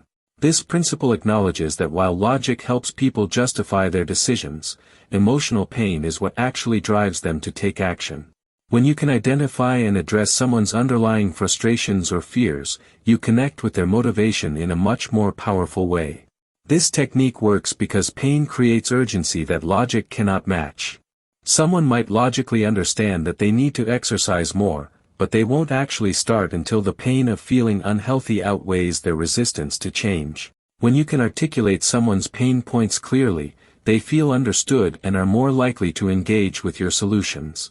Speaking to pain also demonstrates empathy and understanding that builds trust and connection. When you can identify and acknowledge what's really bothering someone, they know you're paying attention to their actual experience rather than just pushing your own agenda. This creates psychological safety and openness to your ideas. This approach is particularly effective in sales, coaching, therapy, and leadership situations. Instead of leading with features and benefits, you lead with problems and frustrations. Instead of explaining why something is logically the right choice, you help people recognize how their current situation is causing them discomfort or preventing them from getting what they want. The key is identifying genuine pain points rather than creating artificial problems. People can sense when someone is manufacturing urgency versus when they truly understand real struggles. The technique works best when you can help people clarify problems they already feel but might not have articulated clearly. Confess first, then ask, disarming honesty. Confess first, then ask means leading with vulnerability and honesty about your own mistakes, limitations, or motivations before making requests or trying to influence others. This technique disarms natural defensiveness by showing that you're willing to be vulnerable and authentic rather than trying to appear perfect or manipulative. When people see your humanity first, they're more likely to respond positively to what comes next. This approach works because it violates people's expectations in the best possible way. Most people expect others to present their best face when asking for something. When you instead lead with honest confession about your own flaws or mistakes, it creates surprise and appreciation for your authenticity. This unexpected honesty builds trust and makes people more receptive to your requests.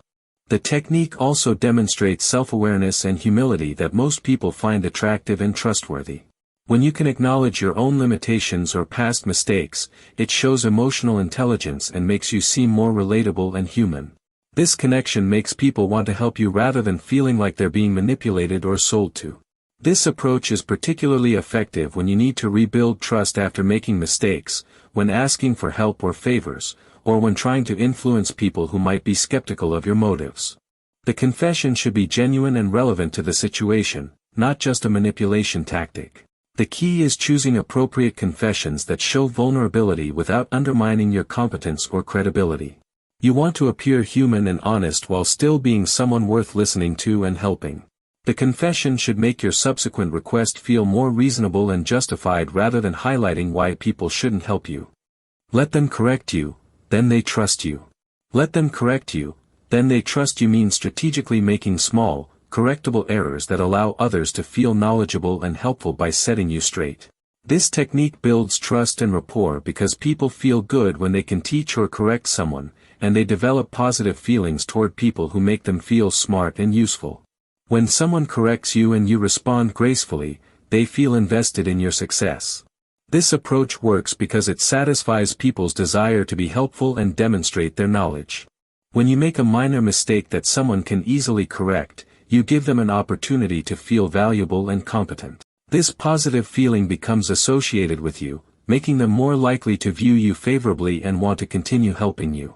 The technique also shows humility and teachability that most people find attractive. When you can accept correction gracefully and thank people for their input, you demonstrate that you're someone worth investing time and energy in. People prefer to work with and support those who can learn and grow rather than those who act like they already know everything. This approach is particularly effective in learning situations, networking events, and when building relationships with experts or mentors. The errors should be small and easily correctable, not major mistakes that undermine your credibility. You want to appear eager to learn rather than incompetent. The key is choosing mistakes carefully and responding to corrections with genuine appreciation rather than defensiveness. The goal is to create opportunities for positive interaction and investment, not to appear foolish or unprepared. When done skillfully, this technique turns potential teachers into advocates and supporters. Ask, what would you do? Ask, what would you do, is a powerful technique that transforms conversations from advice-giving sessions into collaborative problem-solving experiences. This question invites others to put themselves in your position and think through solutions, which creates deeper engagement and investment in your situation than simply telling them your problems would achieve. This approach works because it activates people's natural desire to solve puzzles and demonstrate their wisdom. When you ask what they would do, you're essentially asking them to become the hero of your story, which is psychologically appealing and engaging. They feel valued for their judgment and experience, which creates positive feelings toward you and stronger motivation to help. The question also generates more thoughtful and practical advice than general requests for help. When people have to imagine themselves in your exact situation, they consider details and constraints they might otherwise overlook. This leads to more realistic and actionable suggestions that are actually useful rather than generic platitudes. This technique is particularly effective because it creates emotional investment in your success. Once someone has mentally worked through your challenge and suggested a solution, they become psychologically invested in seeing that solution work. They've put mental energy into your problem, which makes them more likely to follow up and continue supporting you. The approach works well in professional mentoring, personal relationships, and any situation where you need genuine insight rather than just sympathy.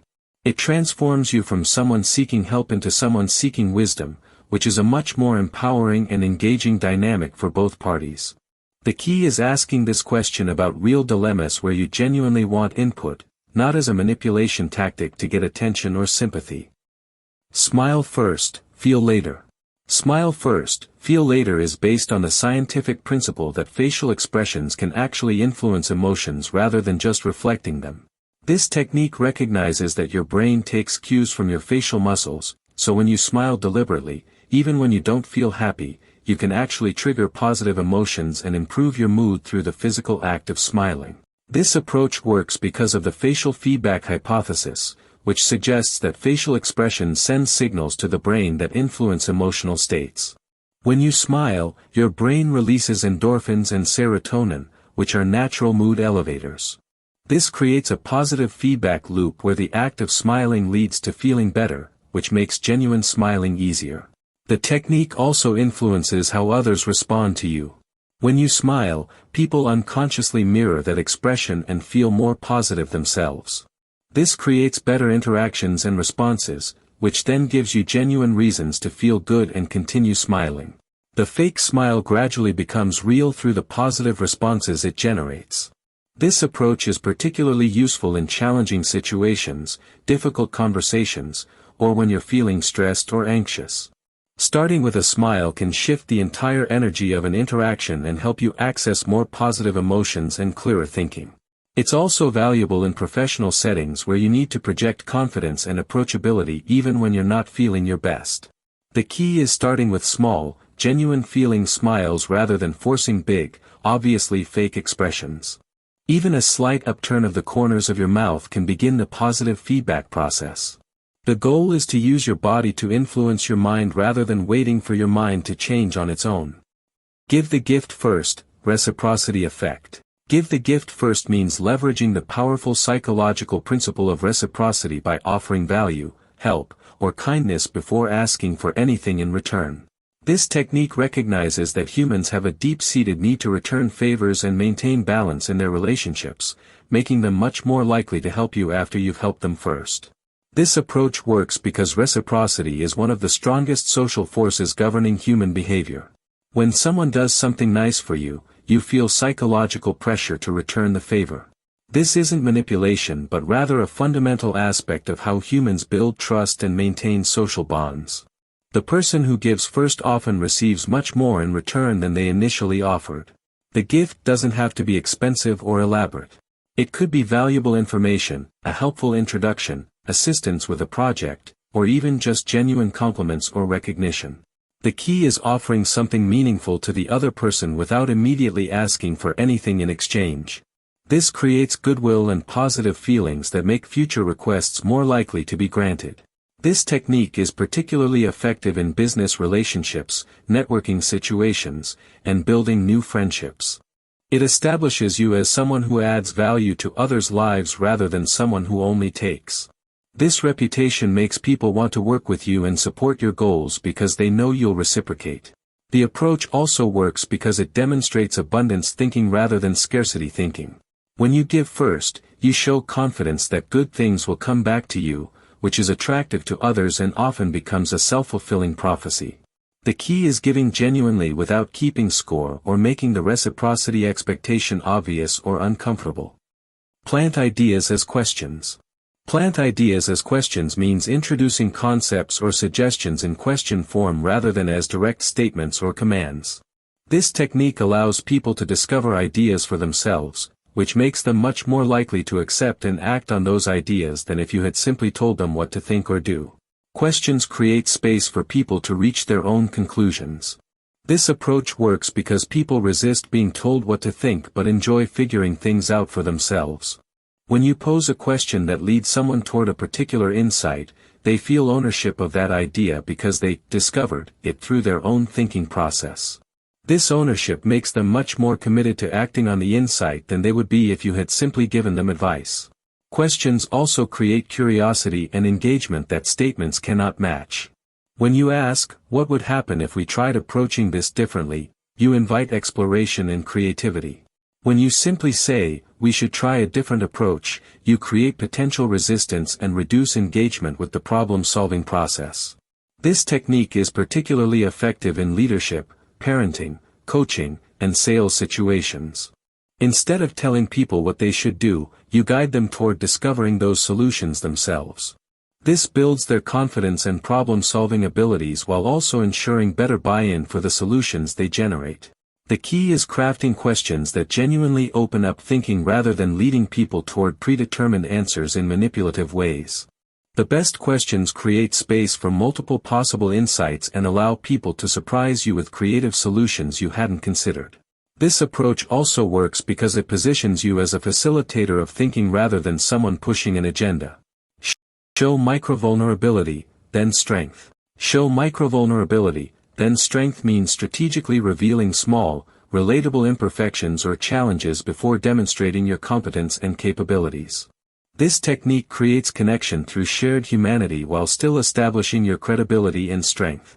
The vulnerability makes you approachable and trustworthy, while the subsequent display of strength makes you someone worth following or working with. This approach works because pure strength without vulnerability can seem intimidating or inauthentic, while pure vulnerability without strength can seem weak or unreliable.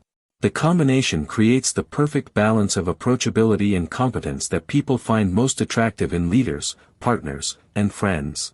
The microvulnerability should be small and relatable rather than overwhelming or inappropriate for the situation. It might be admitting you're nervous about a presentation before delivering it brilliantly, or acknowledging that you struggled with a skill before demonstrating your current mastery of it. The key is showing that you're human without undermining confidence in your abilities. This technique is particularly effective in leadership situations, first impressions, and building trust in professional or personal relationships. It helps people see you as someone who has grown and overcome challenges rather than someone who has never faced difficulties. This makes your strength seem more real and achievable. The approach also works because it creates psychological safety for others to be vulnerable with you. When you show that imperfection is acceptable, others feel more comfortable sharing their own challenges and uncertainties. This creates deeper, more authentic relationships built on mutual understanding rather than perfect facades. The timing and context are crucial for this technique to work effectively without backfiring. Don't interrupt, they'll think you're brilliant. Don't interrupt, They'll think you're brilliant. Recognizes that exceptional listening skills are so rare that people who master them are perceived as unusually intelligent and insightful. This technique acknowledges that in our interrupt-driven culture, someone who can truly listen without jumping in with their own thoughts creates such a positive experience that others attribute genius-level qualities to them. This approach works because most people are so accustomed to being interrupted or having others wait impatiently for their turn to speak that encountering genuine listening feels remarkable. When you resist the urge to interrupt, even when you have something brilliant to add, the speaker feels truly heard and valued. This positive feeling becomes associated with you as a person. Not interrupting also allows you to gather much more information and understand the complete picture before responding. While others are formulating their responses and missing important details, you're absorbing everything being said. This comprehensive understanding allows you to make more thoughtful and relevant contributions when you do speak. The technique is particularly powerful because it demonstrates confidence and emotional intelligence. Someone who doesn't need to immediately prove their worth by jumping into conversations appears secure and thoughtful. This perceived confidence makes others more likely to value your eventual contributions and seek your input in future discussions. This approach also creates space for others to fully develop their thoughts and often leads them to deeper insights they wouldn't have reached if interrupted. When you allow people to complete their thinking process, they often arrive at more nuanced and valuable conclusions, making the entire conversation more productive. The key is genuinely focusing on understanding rather than just waiting for your turn to speak. Leave before it peaks, peak-end rule. Leave before it peaks means strategically ending interactions, events, or experiences while they're still going well rather than waiting until energy naturally declines. This technique leverages the psychological principle that people remember experiences based primarily on their peak moment and how they ended, rather than the overall duration or average quality of the entire experience. This approach works because our brains are wired to give disproportionate weight to endings when forming memories and judgments about experiences. If you leave while people are still engaged and enjoying themselves, they remember the interaction as entirely positive. If you stay until natural fatigue or declining interest sets in, that lower energy ending colors their memory of the entire encounter. The technique is particularly effective in social situations, meetings, presentations, and even romantic relationships. Ending on a high note leaves people wanting more rather than feeling drained or oversaturated. This creates anticipation for future interactions and builds your reputation as someone who knows how to create positive experiences. This approach also demonstrates social awareness and emotional intelligence that people find attractive. Someone who can read the room and know when to gracefully exit appears sophisticated and considerate. This skill makes others more likely to invite you to future events and seek out your company. The key is developing the ability to recognize peak moments and having the discipline to act on that recognition rather than trying to extend good experiences beyond their natural peak. This requires overcoming the natural tendency to hold on to positive moments and instead trust that leaving people wanting more creates stronger long-term impressions. This technique works in professional and personal contexts where you want to build lasting positive associations. The 5-to-1 ratio rule. The 5-to-1 ratio rule means maintaining 5 positive interactions or comments for every negative or critical one in order to build and maintain healthy, strong relationships. This principle recognizes that negative experiences have much more psychological impact than positive ones, so it takes multiple positive interactions to balance out each negative one and keep relationships thriving. This approach works because of negativity bias, a fundamental aspect of human psychology where negative events and feedback affect us much more strongly than positive ones. Research shows that it takes approximately 5 positive experiences to counteract the impact of one negative experience. Without maintaining this ratio, relationships gradually deteriorate even when the criticism is constructive and necessary. The technique is particularly crucial in management, parenting, marriage, and any ongoing relationship where you need to give feedback or correction. If you only focus on problems and mistakes without regularly acknowledging what's working well, people become demoralized and defensive. The positive interactions create a foundation of goodwill that makes criticism more acceptable and effective. This approach also works because it changes your own perspective and behavior. When you actively look for things to appreciate and acknowledge, You become more aware of what people are doing right rather than just focusing on problems. This shift in attention improves your relationships and makes you more pleasant to be around. The positive interactions should be genuine and specific rather than generic praise.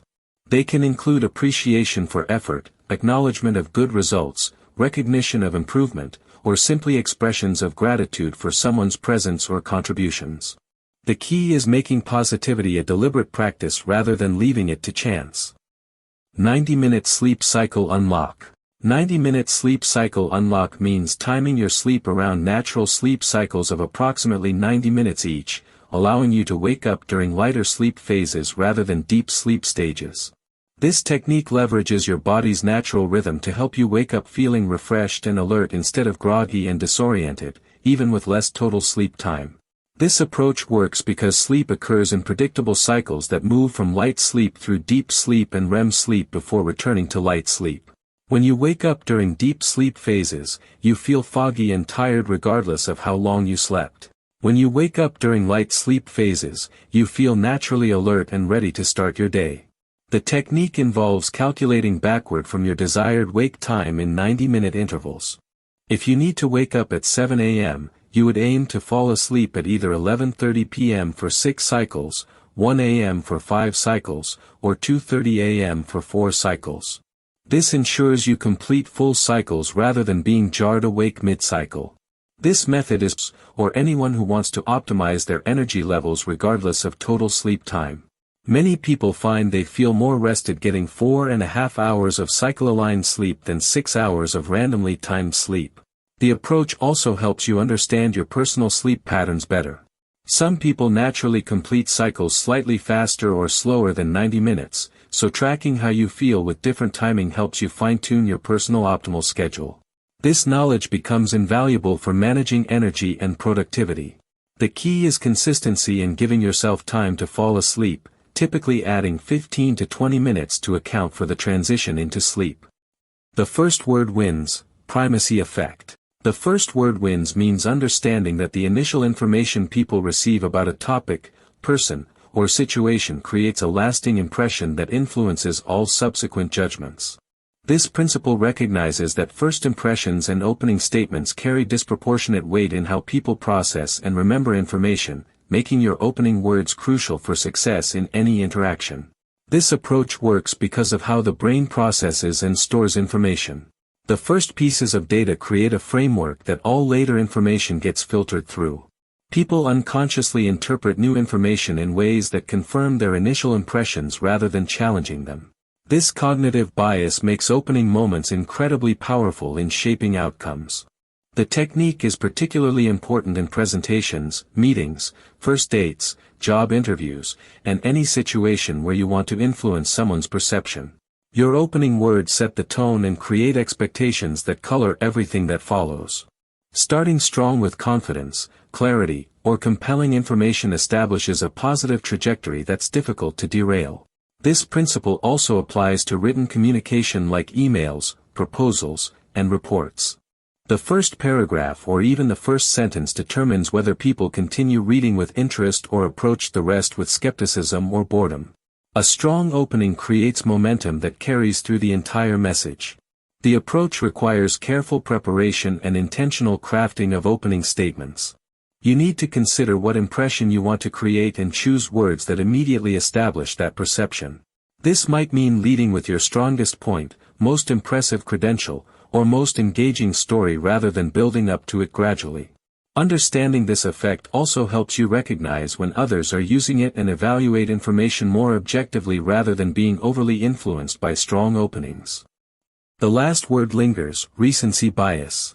The last word lingers means recognizing that people remember and are most influenced by the final information they receive in any interaction or presentation. This principle acknowledges that while first impressions matter enormously, the last impression often determines how people feel when they walk away and what they remember most clearly later. This approach works because of how memory consolidation functions in the brain. The most recent information is still active in working memory when people form their final judgments about an experience. This recency effect means that ending strong can overcome earlier weaknesses, while ending poorly can undermine everything that came before. The technique is crucial for presentations, negotiations, difficult conversations, and any situation where you want people to leave with specific feelings or information. Your closing words should reinforce your main message and create the emotional state you want people to carry forward. This might mean ending with your strongest argument, most compelling story, or clearest call to action. This principle also applies to resolving conflicts or repairing relationships. Even if most of a conversation was challenging, ending with appreciation, hope, or commitment to improvement can transform how the entire interaction is remembered and what momentum it creates going forward. The approach requires strategic planning of your conclusion rather than letting conversations trail off naturally. You need to craft endings that feel natural but deliberately reinforce your desired outcome. This might mean summarizing key points, painting a vision of positive outcomes, or simply expressing genuine appreciation for the other person's time and attention. Understanding this effect helps you both use it strategically and recognize when you might be overly influenced by strong endings that mask earlier problems or weaknesses. Use the spotlight effect to own a room. Use the spotlight effect to own a room means leveraging people's natural tendency to notice and remember whoever commands attention in a group setting. This technique recognizes that when you confidently position yourself as the focal point of attention, others unconsciously attribute leadership qualities and importance to you, even if you haven't formally been designated as the leader. This approach works because humans are naturally drawn to confident, visible behavior and tend to assume that whoever is getting the most attention deserves that attention. When you speak clearly, move with purpose, and position yourself prominently in group settings, people's brains automatically categorize you as someone significant who should be listened to and respected. The technique involves strategic positioning, confident body language, and well-timed contributions. This might mean sitting or standing where you can see and be seen by everyone, speaking with clear projection so everyone can hear you easily, or being the first to respond to important questions or challenges that arise. This approach is particularly effective in meetings, networking events, social gatherings, and any group situation where informal leadership emerges naturally. By claiming appropriate attention rather than blending into the background, you position yourself as someone others look to for guidance and direction. The key is using this technique authentically rather than showboating or attention-seeking. The goal is to contribute value and demonstrate leadership qualities that naturally draw positive attention. When done skillfully, people feel grateful for your leadership rather than annoyed by your prominence. This technique also works because it creates a positive feedback loop where increased attention leads to more opportunities to demonstrate competence, which leads to even more respect and attention from the group. Let them finish the sentence, completion bias. Let them finish the sentence means strategically starting statements and then pausing to allow others to complete your thought, which creates psychological investment and agreement because people become co-creators of the idea rather than passive recipients. This technique leverages the human need for closure and completion to make your points more persuasive and memorable. This approach works because of completion bias, a cognitive tendency where people feel compelled to finish incomplete patterns or statements. When you begin a sentence and pause expectantly, the other person's brain automatically works to complete the thought. Once they've mentally or verbally finished your sentence, they feel ownership of that idea and are much more likely to agree with and remember it. The technique is particularly powerful because it transforms you from someone telling others what to think into someone guiding them to conclusions they reach themselves. When people complete your sentences with the thoughts you intended, they feel smart and engaged rather than lectured to or manipulated. This creates positive associations with both you and the ideas being discussed. This approach works well in sales, teaching, coaching, and persuasive conversations. Instead of stating your conclusion directly, you can say something like, "So the real benefit of this approach is that it," and then pause meaningfully, allowing them to fill in the advantages they find most compelling. Their completion becomes more powerful than anything you could have said. The technique also creates active engagement rather than passive listening. When people know they might need to complete your thoughts, they pay closer attention and become more invested in the conversation. This increased engagement leads to better understanding and retention of your message. The key is choosing natural pause points where the completion feels obvious rather than forced or confusing. Use anchoring, mention a big number first. Use anchoring, Mention a big number first means leveraging the cognitive bias where people's judgments are heavily influenced by the first numerical information they encounter in a situation. This technique recognizes that whatever number you mention first becomes a reference point that affects all subsequent numerical evaluations, making it a powerful tool for negotiations, sales, and setting expectations. This approach works because of anchoring bias, one of the most consistent and predictable cognitive biases in human decision-making. Once a number is introduced, people's brains use it as a starting point for comparison, even when that number is completely unrelated to what they're evaluating. Higher anchors lead to higher final numbers, while lower anchors lead to lower final numbers. The technique is particularly effective in salary negotiations, pricing discussions, setting project timelines, or any situation where numerical values are being established. If you're negotiating salary and mention a high but reasonable number first, even if it gets negotiated down, the final result will likely be higher than if you had started with a modest request. This approach also works for setting expectations about effort, time, or resources needed for projects. If you mention that similar projects often take 6 months when you expect yours to take 3, the 3-month timeline seems remarkably efficient rather than standard. This creates appreciation for your effectiveness and realistic timeline management. The key is choosing anchor numbers that are high enough to positively influence the negotiation but not so extreme that they seem unreasonable or damage your credibility. The anchor should feel ambitious but achievable, pushing the boundaries of what seems possible while remaining within the realm of serious consideration. Understanding this bias also helps you recognize when others are using anchoring against you and adjust your thinking accordingly. Sit on the edge of your seat equals engagement signal. Sit on the edge of your seat equals engagement signal means using forward-leaning, attentive posture to communicate intense interest and engagement, which triggers positive responses in others and makes them feel more important and compelling. This technique leverages the fact that people mirror emotions and energy levels, so your physical demonstration of engagement often increases their actual engagement and investment in the conversation. This approach works because body language communicates much more powerfully than words alone. When someone sees you literally sitting on the edge of your seat, leaning forward with focused attention, they interpret this as evidence that what they're saying is fascinating and valuable. This perception makes them feel good about themselves and positive about you as someone who appreciates their thoughts. The technique also triggers reciprocal engagement. When people see that you're fully present and interested, they often increase their own energy and investment in the conversation. Your physical engagement becomes contagious, creating a more dynamic and productive interaction for everyone involved. This approach is particularly effective in meetings, interviews, learning situations, and relationship building. It works especially well when you want to encourage someone to share more information, elaborate on their ideas, or feel valued and heard. The physical demonstration of interest often elicits more detailed and passionate responses than verbal encouragement alone. The forward posture also affects your own mental state. When you sit attentively, you actually become more focused and engaged, which creates a positive feedback loop where your genuine interest increases along with your physical demonstration of that interest.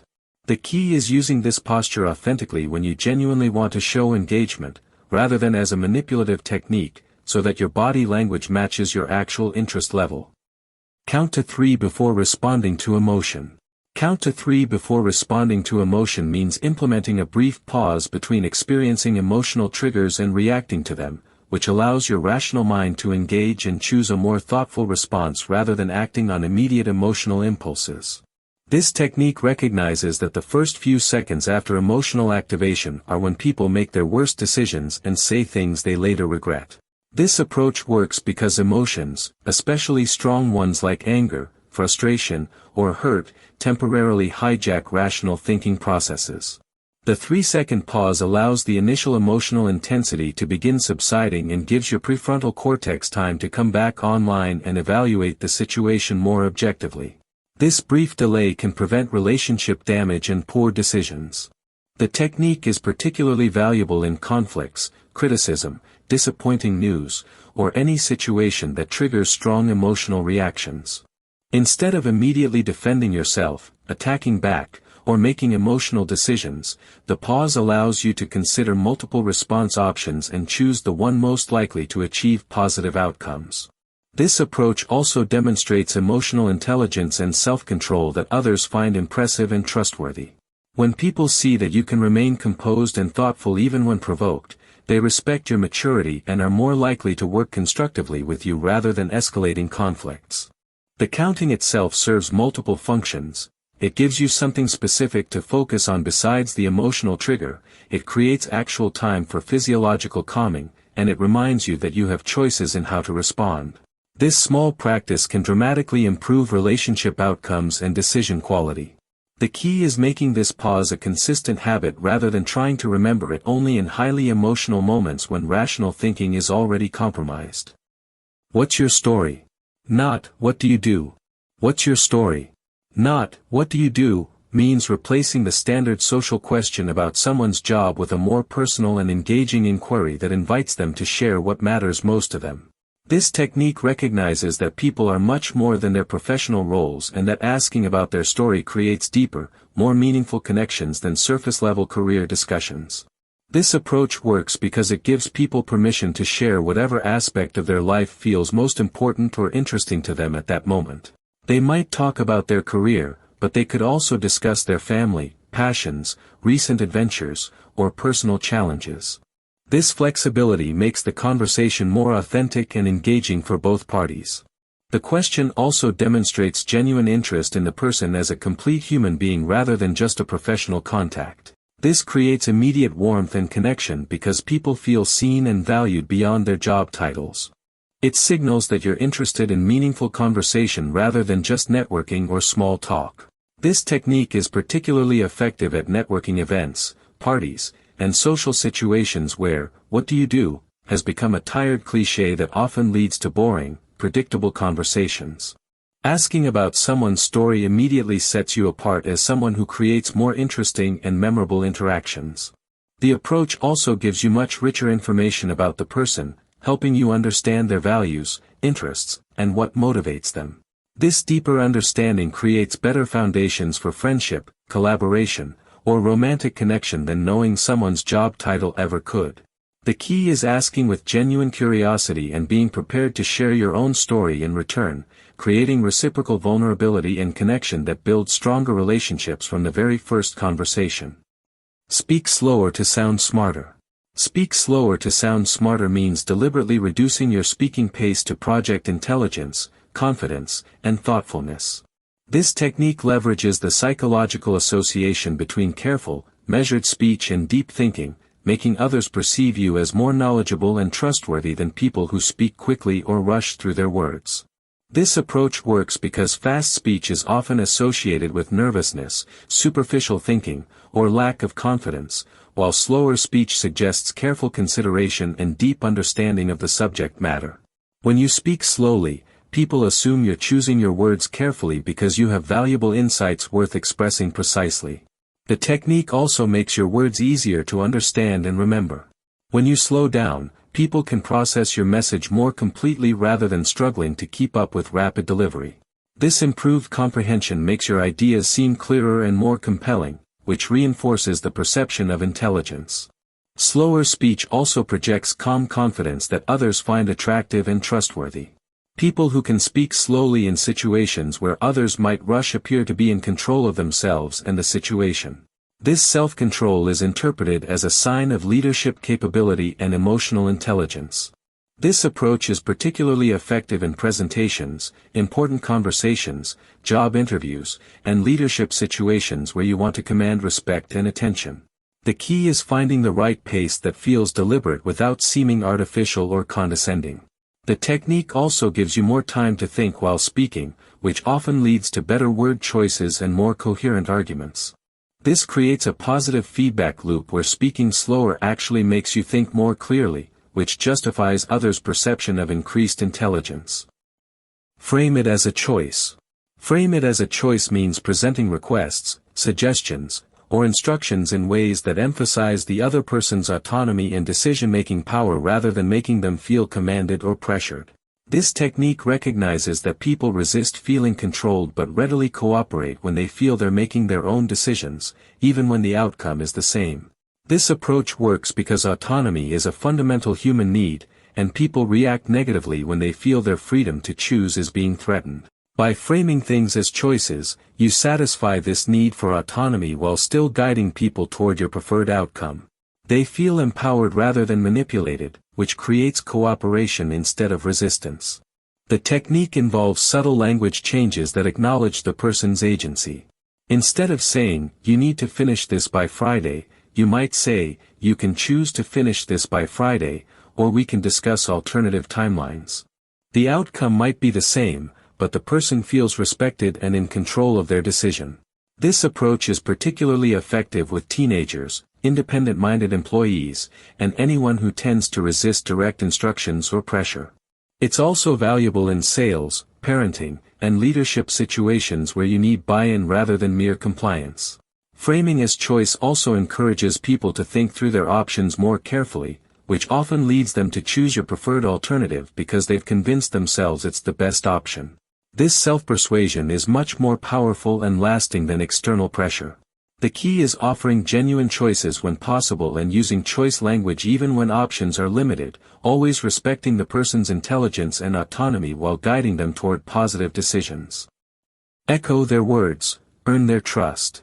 Echo their words, earn their trust means strategically repeating key phrases, important words, or emotional expressions that others use in conversation, which creates a sense of understanding and connection that builds rapport and trust. This technique leverages the psychological principle that people feel validated and understood when they hear their own language reflected back to them.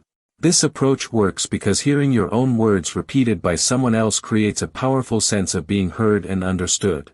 It signals that the other person is not just waiting for their turn to speak but is genuinely processing and valuing what you're saying. This validation creates positive feelings toward the person doing the echoing. The technique also demonstrates active listening and emotional intelligence that people find attractive and trustworthy. When you echo someone's words, especially emotionally charged ones, you show that you're tuned into not just their ideas but their feelings and priorities. This emotional attunement builds deeper connections than surface-level agreement. This approach is particularly effective in counseling, sales, conflict resolution, and relationship building. It works well when someone is sharing something important or emotional, and you want to show that you truly understand their perspective. The echoing should feel natural and supportive rather than robotic or mocking. The technique also helps clarify communication by confirming that you've understood their message correctly. When you echo their words, they can correct any misunderstandings or elaborate on points that need clarification. This prevents miscommunication and shows your commitment to genuine understanding. The key is choosing the most important or emotionally significant words to echo rather than mindlessly repeating everything, and using a tone that conveys understanding and support rather than mere repetition. Let them talk first, then you win. Let them talk first, then you win means strategically allowing others to share their positions, concerns, or ideas before revealing your own, which gives you valuable information and psychological advantages that lead to better outcomes in negotiations, conflicts, and collaborative situations. This technique recognizes that information is power, and the person who listens first often controls the conversation's direction. This approach works because people reveal crucial information when they talk first, including their priorities, concerns, emotional states, and potential flexibility points. This intelligence allows you to craft responses that address their specific needs and concerns rather than making generic arguments that might miss the mark completely.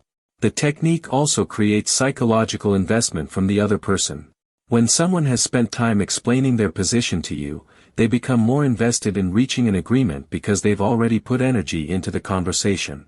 They want their effort to result in productive outcomes rather than feeling like they wasted their time. Letting others speak first also positions you as a thoughtful listener, which builds trust and makes people more receptive to your eventual contributions. They feel heard and respected, which creates goodwill that makes them more willing to consider your perspective when you do share it. This approach is particularly effective in negotiations, sales conversations, conflict resolution, and problem-solving meetings. It works because it allows you to tailor your response to what you've learned rather than delivering a predetermined pitch that might not address their real concerns.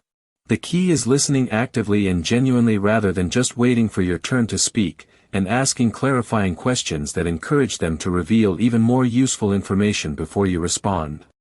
Point your feet, reveal intent. Point your feet, reveal intent means understanding that people's foot positioning and movement often reveal their true feelings, intentions, and level of engagement more accurately than their facial expressions or words. This technique recognizes that feet are the most honest part of body language because people rarely consciously control their foot positioning while carefully managing their facial expressions and gestures. This approach works because feet are connected to our most basic fight or flight responses and genuine emotional states. When people want to leave a conversation, their feet often point toward exits even while they maintain polite facial expressions. When they're genuinely interested, their feet point toward you. When they're uncomfortable with someone in a group, their feet angle away from that person. The technique is particularly valuable for reading social situations, understanding group dynamics, and gauging genuine interest versus polite engagement. In networking events, you can tell who really wants to continue talking versus who's looking for an escape by watching foot positioning rather than relying on potentially misleading verbal cues. This approach also helps you manage your own nonverbal communication more effectively. By being conscious of where your feet point, you can send clearer signals about your engagement and intentions. Pointing your feet towards someone shows genuine interest and engagement that they'll unconsciously pick up on and appreciate. Understanding foot language is especially useful in romantic situations, business meetings, and social gatherings where people might not be completely direct about their feelings or intentions. It gives you more accurate information about others' true states of mind than relying solely on words or facial expressions. The key is observing foot patterns while also considering context and other body language cues rather than making judgments based solely on foot positioning. Look at their shoes, read their personality. Look at their shoes, read their personality means using footwear choices as a window into someone's character, values, and lifestyle preferences because shoes often reflect personality traits, attention to detail, and personal priorities in ways that people don't consciously realize they're revealing. This approach works because shoe choices involve multiple personality-revealing factors including practicality versus style preferences, attention to maintenance and detail, financial priorities, and lifestyle needs. Someone who keeps their shoes impeccably clean likely has attention to detail and takes pride in their appearance. Someone who prioritizes comfort over style may value practicality and authenticity over image management. The technique provides useful insights for first meetings, interviews, and social situations where you want to understand someone quickly. Well-maintained expensive shoes might indicate success orientation and attention to detail. Worn but quality shoes could suggest someone who invests in lasting items but isn't focused on constant image updates. Highly practical shoes often belong to people who prioritize function over form in many areas of life. This approach is particularly helpful because people often invest significant thought in their shoe choices without realizing how much they reveal about themselves. Unlike clothing that might be chosen for specific occasions, shoes often represent more consistent personality traits and lifestyle patterns. The technique also works because shoes endure more wear and reveal maintenance habits that reflect character traits like conscientiousness, pride, and attention to detail. Someone who regularly cleans and maintains their shoes likely applies similar care to other areas of their life. The key is using shoe observations as one data point among many rather than making definitive judgments, and considering context like weather, occasion, and cultural factors that might influence footwear choices. Ask for a small favor to build bond. Ask for a small favor to build bond means requesting minor assistance from others to create psychological investment and positive feelings toward you, which strengthens relationships more effectively than only offering help to them. This technique leverages the psychological principle that people develop positive feelings toward those they help, creating a counterintuitive bonding effect. This approach works because of cognitive dissonance theory. When people do favors for others, their brains rationalize this behavior by deciding they must like the person they're helping. The act of helping creates positive feelings and investment in the relationship that wouldn't exist otherwise. This is often called the Benjamin Franklin effect, after his famous use of this technique. The technique is particularly effective because it makes people feel useful, competent, and valued.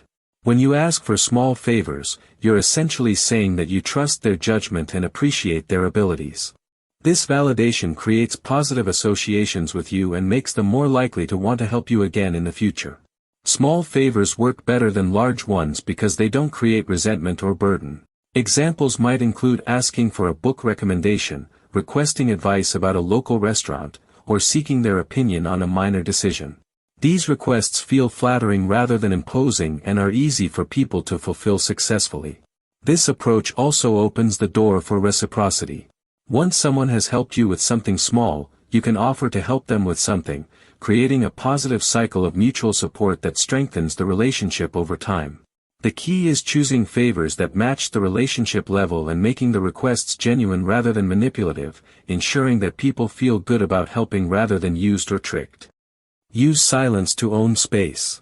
Use silence to own space means strategically employing quiet moments to demonstrate confidence, create psychological presence, and command respect in social or professional situations. This technique recognizes that people who are comfortable with silence often appear more powerful and self-assured than those who feel compelled to fill every quiet moment with words or noise. This approach works because silence creates a psychological vacuum that naturally draws attention and respect. When everyone else is talking, the person who remains quietly confident stands out and appears to possess inner strength and wisdom. People instinctively assume that someone comfortable with silence has something valuable to say when they choose to speak. The technique also demonstrates emotional regulation and self-control that others find impressive and trustworthy. Someone who doesn't need to constantly prove themselves through words appears secure and grounded. This confidence becomes magnetic, drawing others toward them and making their eventual contributions carry more weight and impact. Silence can be particularly effective in meetings, negotiations, and social gatherings where you want to project authority without being aggressive or dominating. It allows you to observe group dynamics, read the room accurately, and choose your moments to contribute more strategically than people who jump into every conversation. This approach also gives you time to think more clearly and formulate better responses than those who feel pressured to react immediately. The pause between stimulus and response often leads to higher quality contributions that reinforce others' perception of your wisdom and thoughtfulness.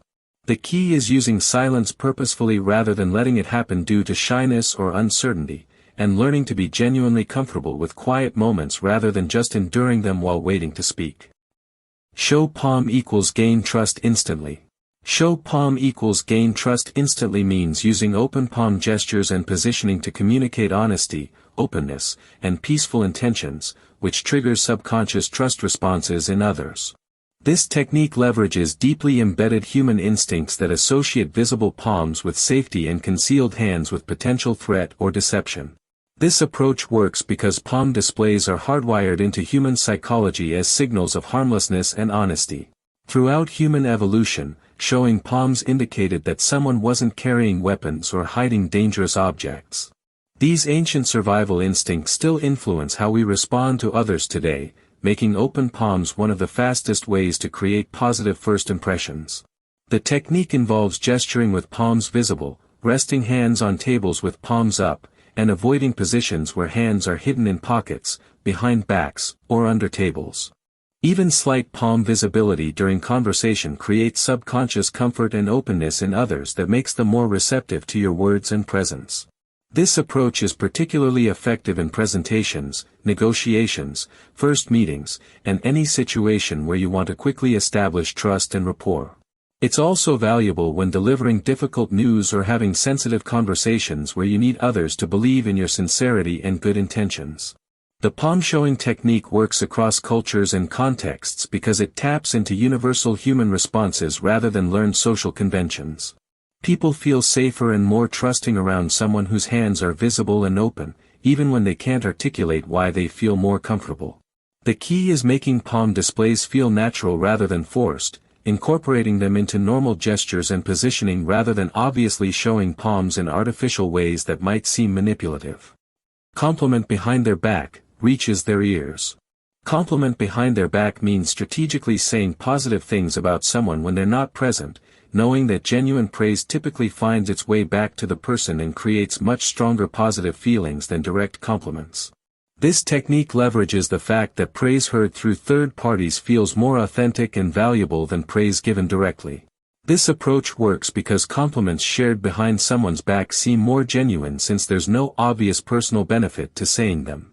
When people hear that you praise them in their absence, they assume your comments were motivated by honest appreciation rather than politeness or manipulation. This perceived authenticity makes the praise much more meaningful and impactful. The technique also demonstrates character and integrity that builds your reputation as someone trustworthy and generous. People appreciate knowing that you speak positively about them when they're not around to hear it, which suggests you're not just being polite to their face while harboring different feelings privately. This approach is particularly effective in workplace situations, social circles, and community settings where information flows naturally between people. The compliments should be genuine and specific rather than generic praise, focusing on actual qualities or achievements you truly appreciate about the person.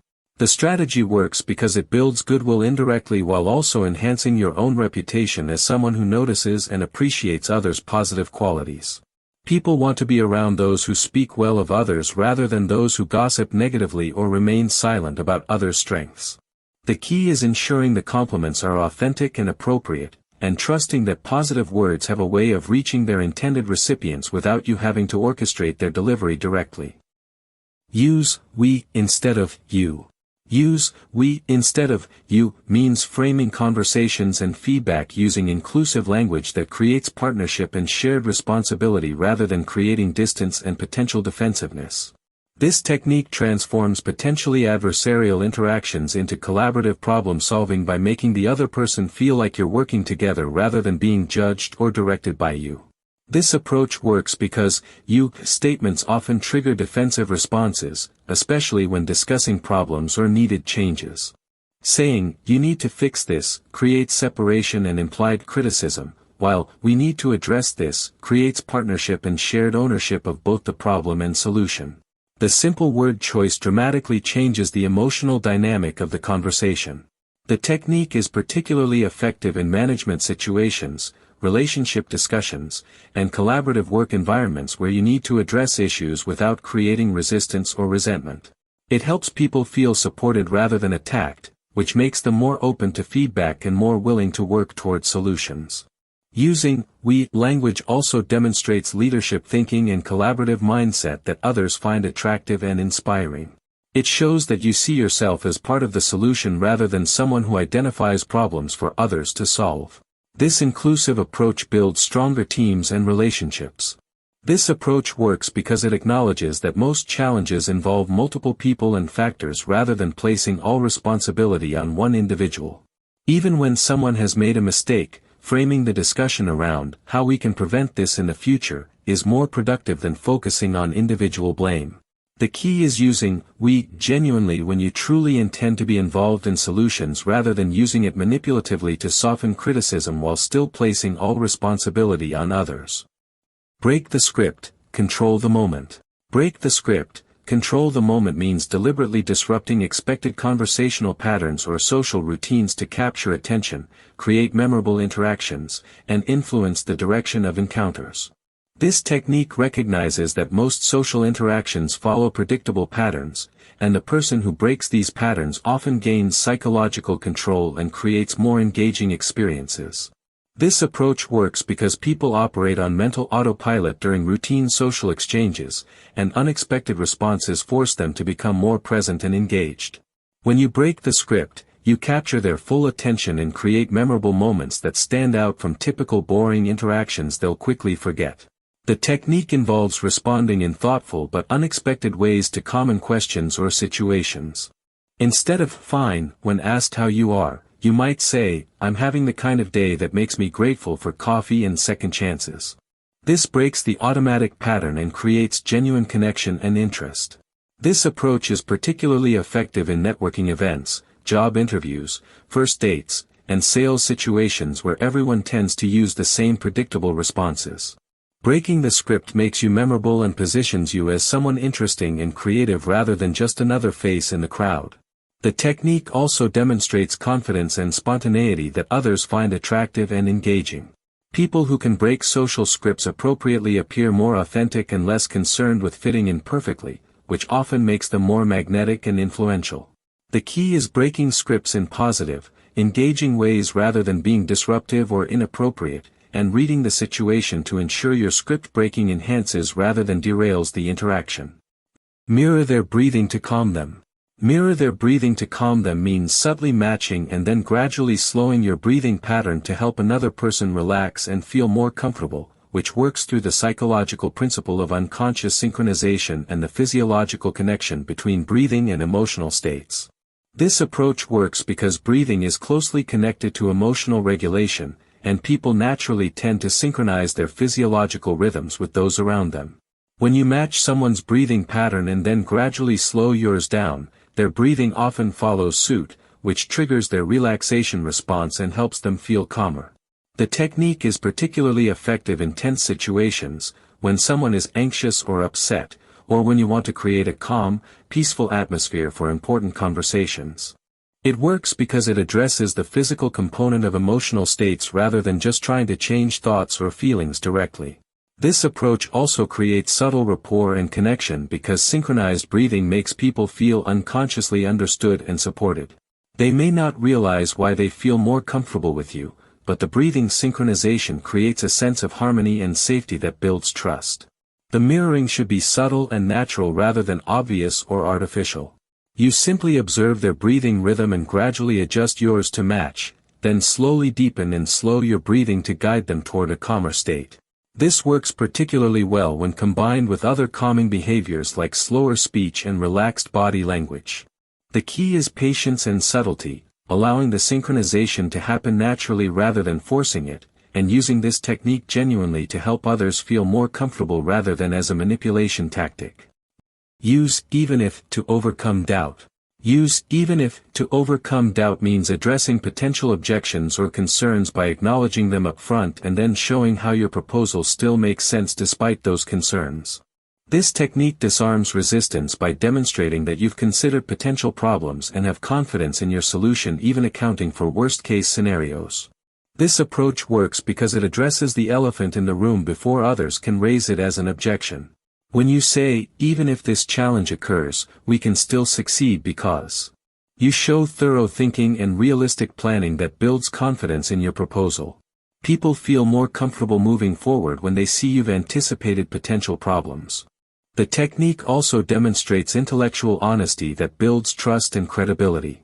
Instead of presenting unrealistically optimistic scenarios, you acknowledge that challenges might arise while maintaining confidence in your ability to handle them.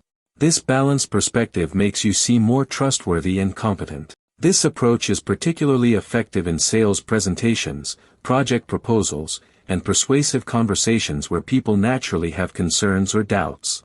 By addressing potential problems proactively, you prevent them from becoming larger obstacles later and show that you're prepared for various scenarios. The even-if framework also helps you think through your own proposals more thoroughly, ensuring you've considered potential weaknesses and have realistic contingency plans. This preparation makes your presentation stronger and more convincing. The key is choosing the most likely or concerning potential objections to address rather than trying to cover every possible scenario, and maintaining genuine confidence in your solution rather than just trying to overcome objections through verbal techniques. Act like you forgot they're famous.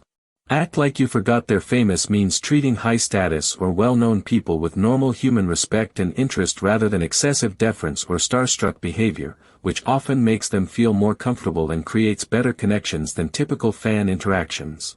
This approach works because famous or high-status people are accustomed to being treated differently, which can feel isolating and artificial. When you interact with them as regular human beings rather than celebrities or VIPs, you offer them something rare, genuine normal human connection. This authenticity often makes them feel more relaxed and appreciated for who they are rather than their status. The technique involves engaging with their ideas, asking about their interests as a person, and responding to them with the same warmth and respect you'd show anyone else. This doesn't mean being disrespectful or ignoring their achievements, but rather focusing on the human connection instead of their fame or position. This approach is particularly effective because it demonstrates confidence and authenticity that high-status people find refreshing. Someone who isn't intimidated by status or seeking special treatment appears more interesting and worth knowing than typical admirers or people trying to use their connection for personal gain. The strategy also works because it allows for more genuine relationship building. When you treat someone as a person first, you can discover shared interests, values, and experiences that create real connection beyond their public persona or professional achievements. The key is being genuinely interested in them as individuals while maintaining appropriate respect, not using false casualness as a way to seem impressive or different from other people they meet. You seem like equals instant rapport. You seem like equals instant rapport means using perceptive observations about someone's character or interests to create immediate connection and make them feel understood. This technique works by demonstrating that you're paying attention to who they are as a person and can see beyond surface-level interactions to recognize their deeper qualities or preferences. This approach works because people crave being seen and understood for who they really are beneath their social masks. When you make insightful observations like, "You seem like someone who appreciates quality over quantity," or, "You strike me as the type who notices details others miss," you're offering them recognition of their authentic self. The technique is particularly powerful because it positions you as someone with good intuition and emotional intelligence. When your observations are accurate, the other person feels impressed by your perceptiveness and drawn to someone who gets them so quickly. This creates instant rapport that would normally take much longer to develop. This approach works well in networking situations, first dates, and initial meetings where you want to move beyond small talk quickly. The key is making observations that are positive and likely to be accurate based on subtle cues you've picked up from their behavior, appearance, or conversation style. The technique also invites confirmation or elaboration, which deepens the conversation naturally. When you say, "You seem like someone who has interesting stories," they often respond by sharing those stories, creating more meaningful exchange than typical surface-level chat. The success depends on being genuinely observant rather than making generic statements, and choosing observations that are flattering but realistic rather than obviously manipulative compliments. Pretend you're the host.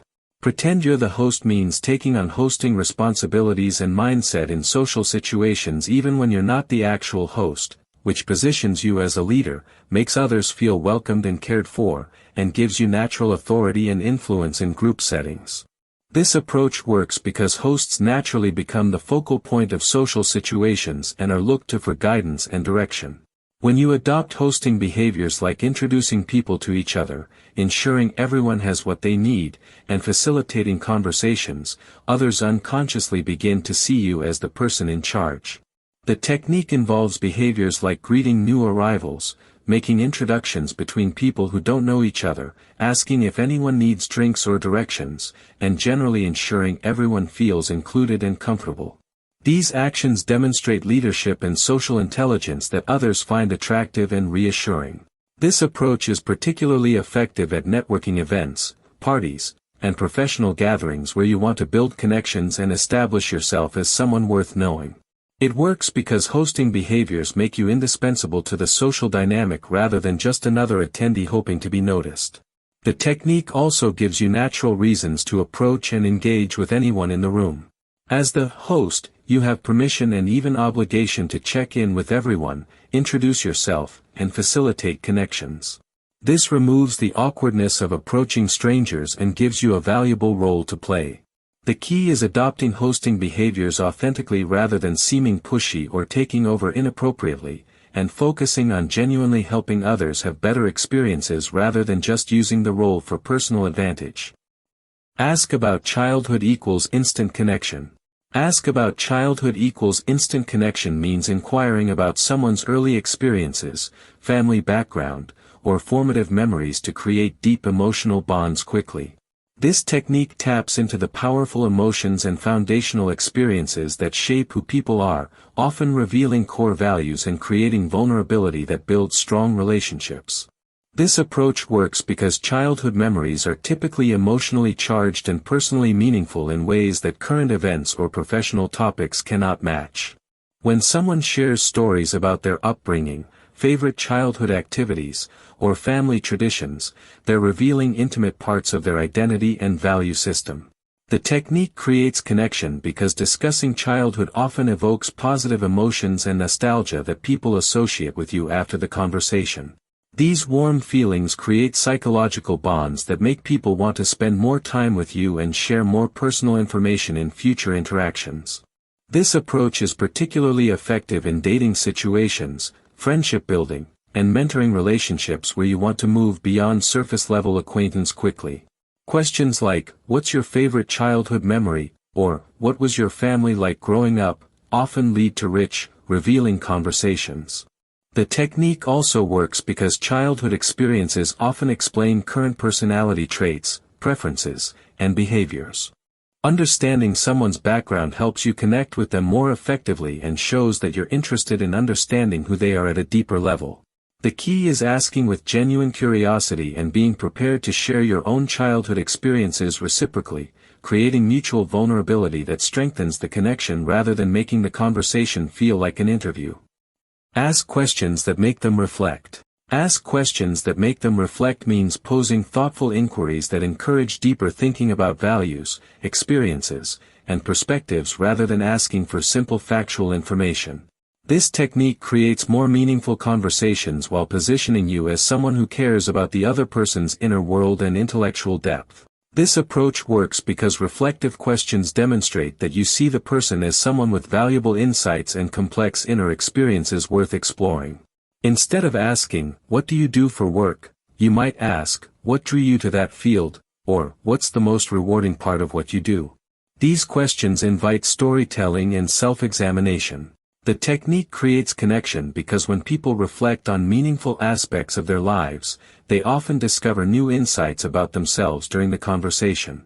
This self-discovery process creates positive associations with you as someone who helps them think more deeply and understand themselves better. This approach is particularly effective in mentoring relationships, intimate conversations, and situations where you want to build genuine understanding rather than just exchanging surface information. Reflective questions often reveal core values, motivations, and experiences that create foundation for deeper relationships. The questions also demonstrate emotional intelligence and genuine interest that people find rare and valuable. Most conversations stay at superficial levels, so someone who asks thoughtful questions stands out as particularly engaging and worth knowing better. The key is asking questions you're genuinely curious about and being prepared to engage thoughtfully with their answers rather than just using questions as conversation fillers or ways to seem impressive. Self-deprecate, then take the stage. Self-deprecate, then take the stage means using humble or self-critical humor to disarm others and make yourself appear approachable, followed by demonstrating competence and confidence that creates a powerful contrast. This technique builds trust through vulnerability while establishing credibility through subsequent performance. This approach works because self-deprecation makes you seem humble and relatable, which reduces others' defenses and makes them more receptive to your ideas. When you follow this vulnerability with competent performance or insightful contributions, the contrast makes your abilities seem even more impressive than if you had led with confidence alone. The technique is particularly effective because it violates expectations in a positive way. People expect either consistent humility or consistent confidence, but the combination of self-aware humor followed by competent leadership creates memorable impressions and builds both likability and respect simultaneously. This approach works well in presentations, leadership situations, and social settings where you need to establish both connection and credibility. The self-deprecation creates warmth and approachability, while the subsequent demonstration of competence establishes your authority and expertise. The technique also shows emotional intelligence and self-awareness that people find attractive in leaders and colleagues. Someone who can acknowledge their imperfections while still performing confidently appears both human and capable, which is an appealing combination. The key is choosing appropriate self-deprecation that doesn't undermine your credibility and following it with genuine competence rather than just bragging. The contrast must be authentic rather than manipulative to create the desired effect. Sit diagonally, not head-on. Sit diagonally, not head-on means positioning yourself at an angle rather than directly across from someone during conversations, which creates a more comfortable and collaborative atmosphere by reducing confrontational energy and making the interaction feel more natural and less intimidating. This approach works because face-to-face positioning can unconsciously trigger defensive responses and feelings of being interrogated or challenged. Diagonal positioning feels more casual and collaborative, like two people working together rather than facing off against each other. This subtle change in geometry significantly impacts the emotional tone of conversations. The technique is particularly effective in difficult conversations, interviews, counseling situations, and first dates where you want to minimize defensiveness and create comfort. The angled position allows both people to look at each other naturally while also having the option to look away without seeming rude or disengaged. This approach also works because it mimics how people naturally position themselves when they're comfortable and collaborating. Think about how friends sit together versus how adversaries face each other. The diagonal positioning signals cooperation and shared focus rather than opposition. The technique can be applied in various settings by choosing seats that create angles rather than direct opposition, or by slightly turning your chair or body to create the diagonal relationship even in formally arranged seating. This small adjustment often leads to noticeably more relaxed and productive conversations. The key is making the positioning feel natural rather than obviously calculated, and ensuring that the angle still allows for comfortable eye contact and conversation flow without seeming disrespectful or disinterested. Say their name at goodbye. Say their name at goodbye means ending conversations or encounters by using the person's name in your farewell, which creates a more personal and memorable conclusion that strengthens the connection and increases the likelihood of positive future interactions. This approach works because hearing your name triggers positive neural responses and creates a sense of personal recognition and importance. When someone uses your name while saying goodbye, it signals that they see you as an individual worth remembering rather than just another anonymous encounter. This personal touch makes the ending more impactful and memorable. The technique also demonstrates that you were paying attention during the interaction and cared enough to remember their name, which shows respect and interest. This attention to personal details makes people feel valued and creates positive associations with you that carry forward into future encounters. This approach is particularly effective in networking situations, business meetings, customer service interactions, and social gatherings where you want to leave strong final impressions. The personalized goodbye often determines how people remember the entire interaction and whether they look forward to seeing you again. The technique works because it transforms a generic social routine into a moment of personal connection. Instead of a simple, goodbye, or, see you later, saying, goodbye, Sarah, or, it was great meeting you, Michael, creates a warmer, more human conclusion to your time together. The key is using their name naturally rather than awkwardly forcing it into the goodbye, and ensuring you have their name correct rather than guessing or mispronouncing it, which would have the opposite effect. Fake a deadline to get faster results. Fake a deadline to get faster results means creating artificial time constraints to motivate others to complete tasks or make decisions more quickly, which works because deadlines trigger urgency and focus that wouldn't exist in open-ended situations. This approach works because of Parkinson's law, which states that work expands to fill the time available for completion. When people believe they have unlimited time, they tend to procrastinate or work inefficiently. Creating a deadline forces prioritization and focused effort that leads to faster completion and often better results. The technique is particularly effective because urgency eliminates perfectionism and overthinking that can paralyze decision-making. When people feel time pressure, they make decisions with available information rather than endlessly researching or deliberating. This often leads to adequate solutions delivered quickly rather than perfect solutions delivered late. This approach works in project management, sales situations, and personal productivity contexts where you need others to take action rather than continuing to think about it. The deadline creates external motivation for people who might otherwise lack internal urgency. The technique also works because it provides a clear structure and endpoint that makes tasks feel more manageable. Instead of an overwhelming open-ended project, a deadline breaks the work into a defined timeframe that feels achievable and concrete. The key is creating believable deadlines that seem reasonable and necessary rather than obviously artificial, and being prepared to follow through appropriately if the deadline isn't met. The deadline should motivate action without creating unnecessary stress or damaging relationships. Use humor first, logic later. Use humor first, logic later means leading with levity and warmth before presenting logical arguments or serious information, which creates emotional receptivity that makes people more open to your rational points. This technique recognizes that people make decisions emotionally first and then use logic to justify those emotional choices. This approach works because humor disarms defensiveness and creates positive emotional states that make people more receptive to new information. When people are laughing or smiling, their psychological barriers are lowered, making them more willing to consider ideas they might otherwise resist. The positive emotions generated by humor become associated with your subsequent logical arguments. The technique is particularly effective in presentations, difficult conversations, and persuasive situations where you need to deliver challenging or complex information. Starting with appropriate humor creates goodwill and engagement that carries through the more serious parts of your message. This approach also works because humor demonstrates confidence and likability that make you more credible and trustworthy.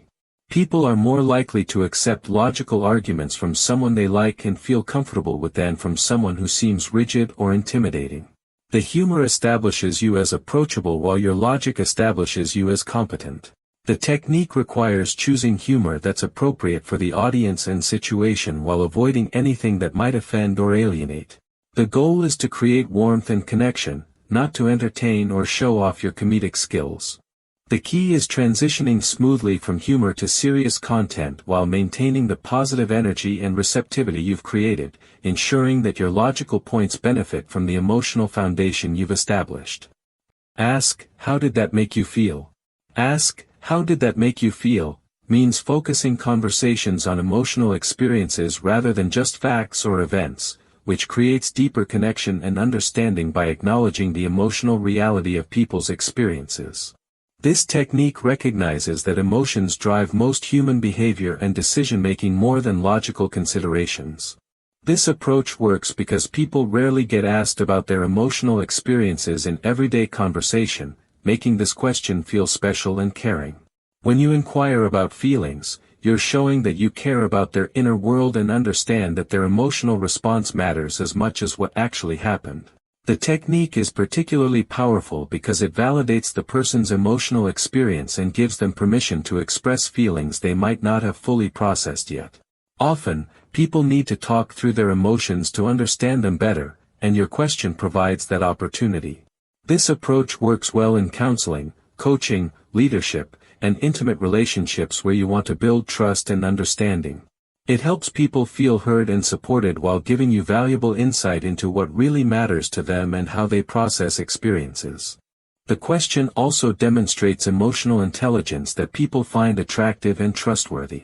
Someone who asks about feelings shows they understand that emotions are important and valid, which makes others feel safer opening up about sensitive topics. The key is asking with genuine curiosity and compassion rather than clinical detachment, and being prepared to listen without judgment or immediate attempts to fix or minimize their emotional experience. Break tension with a whisper. Break tension with a whisper means deliberately lowering your voice to nearly a whisper when conflicts or stress escalate, which forces others to lean in and pay closer attention while automatically de-escalating the emotional intensity of the situation. This technique works by creating intimacy and calm in moments of potential chaos. This approach works because whispers are psychologically associated with secrets, intimacy, and importance, which immediately shifts the dynamic from confrontation to collaboration. When you whisper, others must quiet themselves to hear you, which naturally reduces their arousal level and creates a more peaceful atmosphere. The technique is particularly effective because it violates expectations in tense situations.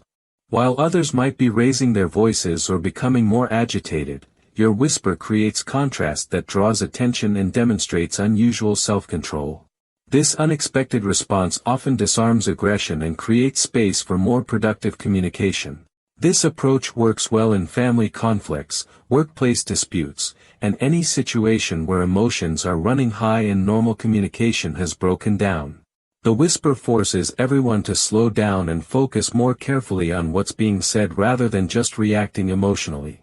The technique also positions you as the calm, rational person in the situation, which often gives you natural authority and influence. People tend to follow the lead of whoever seems most in control of themselves and the situation.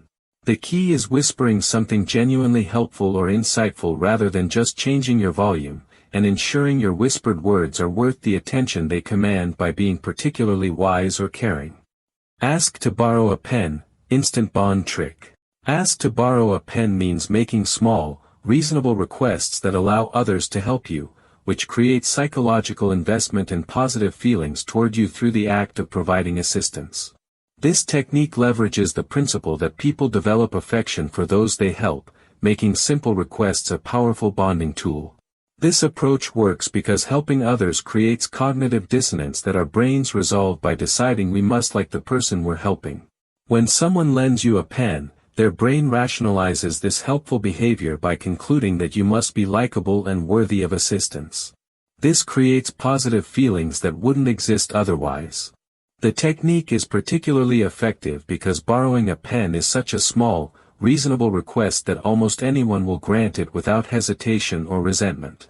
It's universal, non-threatening, and creates an immediate interaction that breaks the ice in natural ways that don't feel forced or manipulative. This approach works well in networking situations, first meetings, and classroom or office environments where you want to create initial connections with new people. The simple interaction provides a natural conversation starter and creates a small shared experience that forms the foundation for further relationship building. The request also demonstrates appropriate vulnerability and humanity that makes you seem approachable rather than overly self-sufficient or intimidating. People like being needed in small, manageable ways that make them feel helpful and important. The key is making the request genuinely when you actually need a pen rather than using it as an obvious manipulation technique, and following up with appropriate gratitude and friendly interaction that builds on the initial connection. Smile with your eyes, not just mouth. Smile with your eyes means creating genuine expressions of warmth and happiness that engage your entire face, particularly the area around your eyes, rather than just moving your mouth muscles. This technique recognizes that authentic smiles involve the whole face and create much stronger positive responses than forced or fake smiles. This approach works because genuine smiles, called Duchenne smiles, involve the contraction of muscles around the eyes that create slight crinkling or narrowing. These eye movements are difficult to fake and signal authentic positive emotion that others unconsciously recognize and respond to with trust and warmth. The technique is particularly powerful because people are naturally suspicious of fake smiles but instinctively drawn to genuine ones. When your eyes smile along with your mouth, you create an authentic expression of warmth that makes others feel genuinely welcomed and appreciated rather than just politely acknowledged. This approach works in all social and professional situations where you want to create positive connections and demonstrate genuine interest in others. Eye smiles are universally recognized across cultures as signs of authentic friendliness and create immediate positive impressions. The technique also affects your own emotional state. When you engage the muscles around your eyes in smiling, you trigger genuine positive emotions more effectively than mouth-only smiles. This creates authentic warmth that others can sense and respond to positively.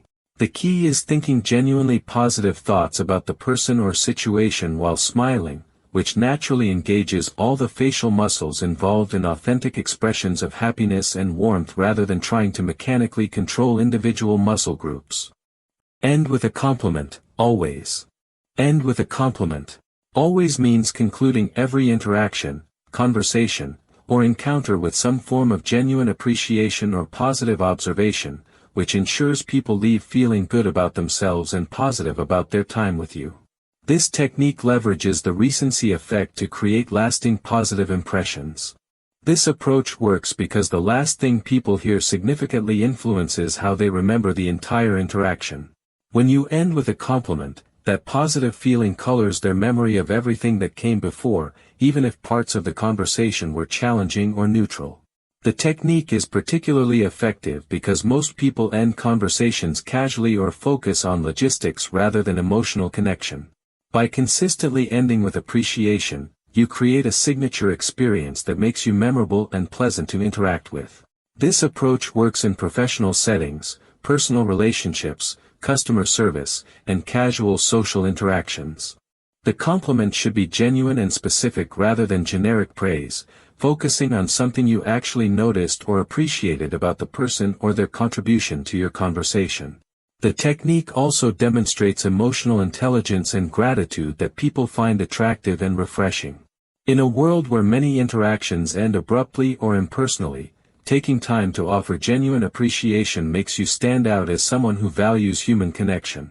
The key is finding something authentic to compliment rather than forcing fake praise, and making the compliment specific enough to feel genuine rather than like a generic closing technique everyone will recognize. Be interested, not interesting. Be interested, not interesting means focusing your energy on genuinely learning about others rather than trying to impress them with your own stories, knowledge, or accomplishments. This technique recognizes that people are naturally drawn to those who make them feel heard and important rather than those who simply seem impressive. This approach works because everyone craves feeling understood and valued, but few people consistently provide this experience. When you focus intensely on learning about others, you fulfill this deep psychological need and create powerful positive associations with yourself as someone who makes them feel special and important. The technique is particularly effective because it's counterintuitive to most people's social instincts. Most people try to appear interesting by sharing impressive stories or demonstrating knowledge, but this often makes others feel less important or creates competition rather than connection. This approach works well in networking, dating, friendship building, and professional relationships where you want to create genuine bonds rather than just superficial impressions. People remember and seek out those who make them feel interesting rather than those who merely seem interesting themselves. The technique also takes pressure off you to perform or impress, allowing you to relax and focus on genuine curiosity rather than managing your image. This authentic interest often reveals fascinating information and creates more engaging conversations than prepared stories ever could. The key is developing genuine curiosity about others rather than just using questions as a technique, and sharing appropriately about yourself when asked rather than completely avoiding self-disclosure, which can seem artificial or one-sided. Ask, "What are you thinking right now?" Ask, "What are you thinking right now?" means inviting immediate access to someone's present moment thoughts and mental state, which creates intimacy and connection by showing interest in their inner world and often reveals insights that wouldn't emerge through conventional conversation topics. This approach works because it's such an unusual question that it creates immediate presence and intimacy. Most conversations focus on past events or future plans, but asking about current thoughts brings both people into the present moment and creates a sense of shared immediacy and connection. The technique is particularly powerful because it often catches people in genuine, unfiltered moments of honesty. When asked what they're thinking right now, people frequently share more authentic responses than they would to planned or predictable questions. This authenticity creates deeper connection and understanding. This approach works well in romantic relationships, close friendships, and mentoring situations where you want to deepen intimacy and understanding. It's also effective when conversations feel stuck or superficial and you want to shift to more meaningful territory.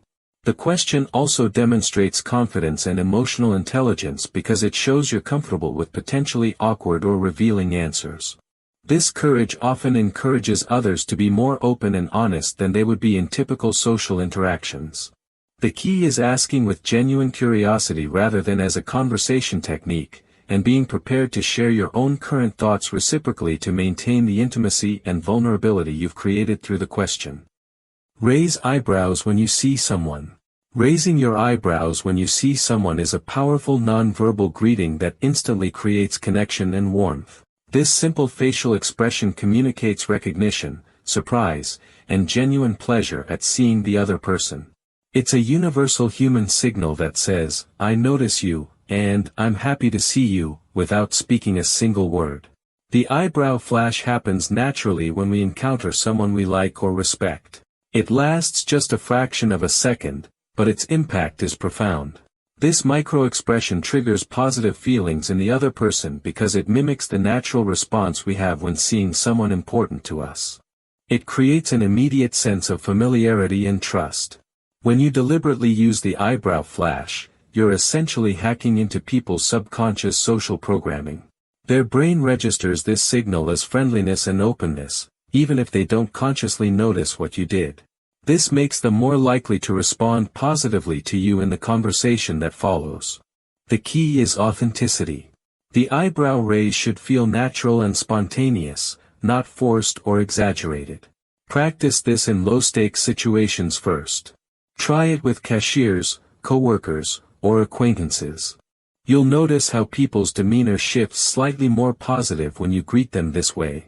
This technique works because it shows you're genuinely engaged and present. In a world where people often feel ignored or overlooked, this simple acknowledgement stands out. It demonstrates emotional intelligence and social awareness. People remember those who make them feel seen and valued. The eyebrow flash is particularly effective in professional settings. It can help break the ice in meetings, make networking feel more natural, and create rapport with clients or colleagues. It's a subtle way to establish dominance through friendliness rather than aggression. Remember that timing matters. The eyebrow flash should happen at the moment of recognition, not after you've already been talking. It's most powerful as an initial greeting gesture that sets a positive tone for the entire interaction. Say, "Most people don't know this."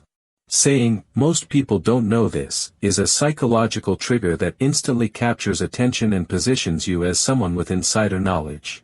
This phrase works because it appeals to people's natural desire to be part of an exclusive group and their fear of missing out on important information. The power of this phrase lies in its ability to create curiosity and establish your credibility simultaneously. When someone hears these words, their brain immediately shifts into learning mode. They want to know what secret information you're about to share, and they automatically assume you must be knowledgeable to possess this hidden insight. This technique leverages the scarcity principle. Humans are naturally drawn to rare or exclusive information. By suggesting that the knowledge you're about to share is uncommon, you make it seem more valuable. People pay closer attention to information they believe others don't have access to. The phrase also creates a sense of intimacy and trust. You're essentially saying, "I'm about to let you in on something special." This makes the listener feel chosen and creates a bond between you and them. They become more receptive to your message because they feel like they're receiving privileged information. Use this phrase strategically, not constantly. Overusing it will diminish its impact and make you seem manipulative. Save it for moments when you genuinely have valuable insights to share. The information that follows should actually be useful or interesting to maintain credibility. This technique works particularly well in presentations, sales conversations, and teaching situations. It can transform mundane information into something that feels important and worth remembering. However, make sure you can deliver on the promise. The information you share after this setup needs to be genuinely valuable. The key is authenticity. Don't use this phrase to dress up common knowledge. Your audience will quickly recognize if you're overselling ordinary information. Instead, use it when you have genuine insights, unique perspectives, or lesser-known facts that will truly benefit your listeners. Lower the volume to command silence. Lowering your volume to command silence is a counterintuitive but highly effective leadership technique that works by making people strain to hear you. Instead of raising your voice to get attention, you deliberately speak more quietly, which forces others to quiet down and focus on your words.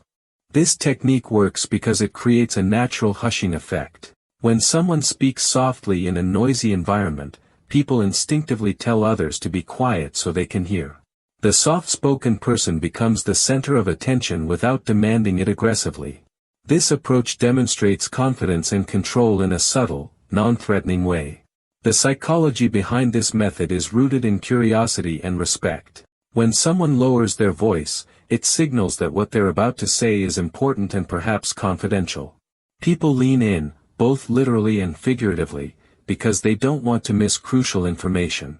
It creates an intimate atmosphere even in group settings.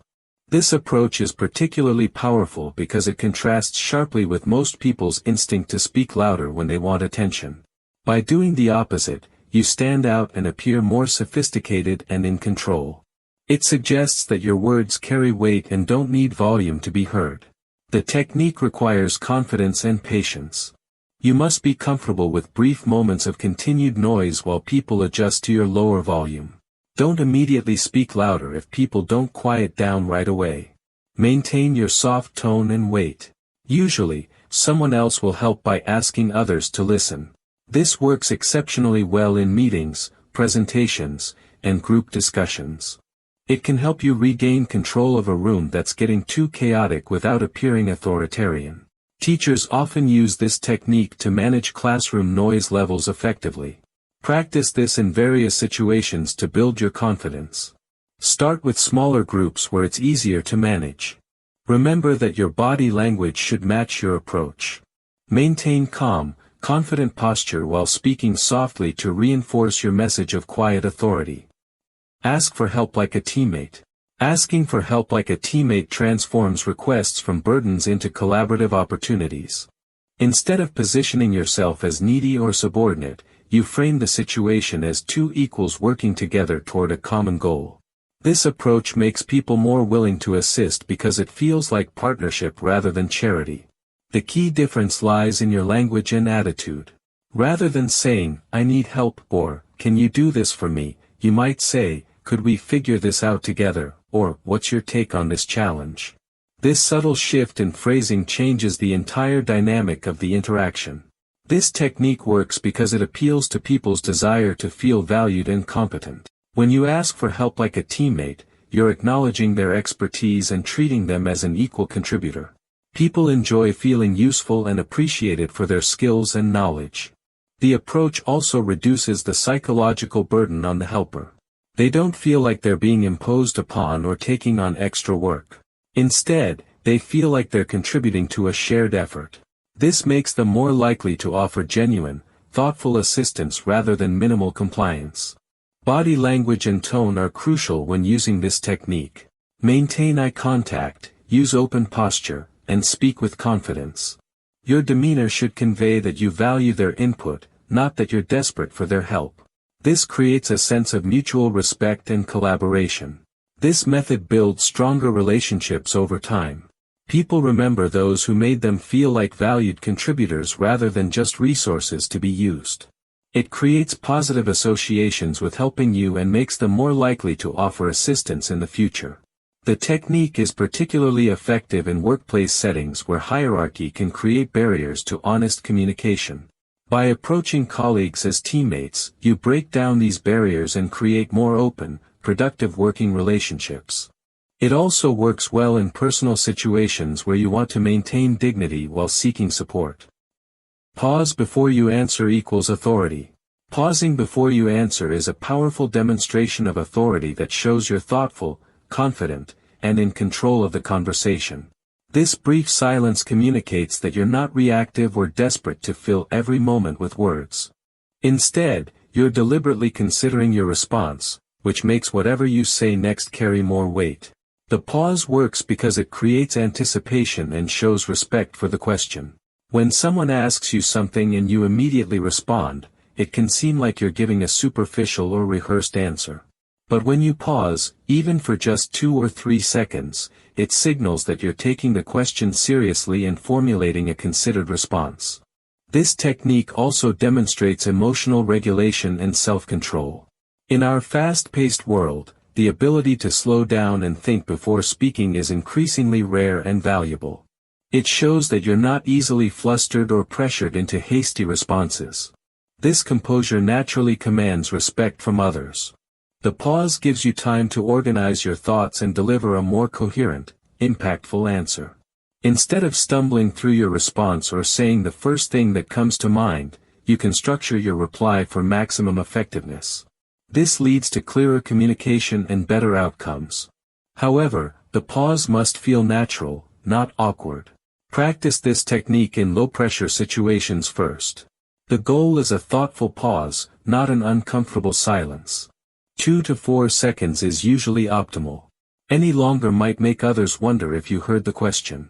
This approach is particularly powerful in professional settings like job interviews, client meetings, and presentations. It can help you appear more senior and authoritative, even when you're not the highest-ranking person in the room. The pause signals that your words have value and should be heard. Use this technique strategically. Don't pause before every single response, as this will seem artificial. Save it for important questions or moments when you want to emphasize your authority and thoughtfulness. Act like you already belong. Acting like you already belong is a confidence technique that involves carrying yourself with the assumption that you have every right to be in any space or situation. This mindset shift changes your body language, tone of voice, and overall energy in ways that make others naturally accept your presence and authority. The power of this approach lies in how others perceive and respond to confidence. When you walk into a room acting like you belong there, people subconsciously assume you do belong. Confidence is contagious and convincing. Most people won't question someone who genuinely appears to be in the right place. This technique works because it eliminates the subtle signs of insecurity that might otherwise undermine your position. When you feel like an outsider, you unconsciously display hesitation, seek permission, or defer to others unnecessarily. But when you act like you belong, you move with purpose, speak with authority, and take up appropriate space.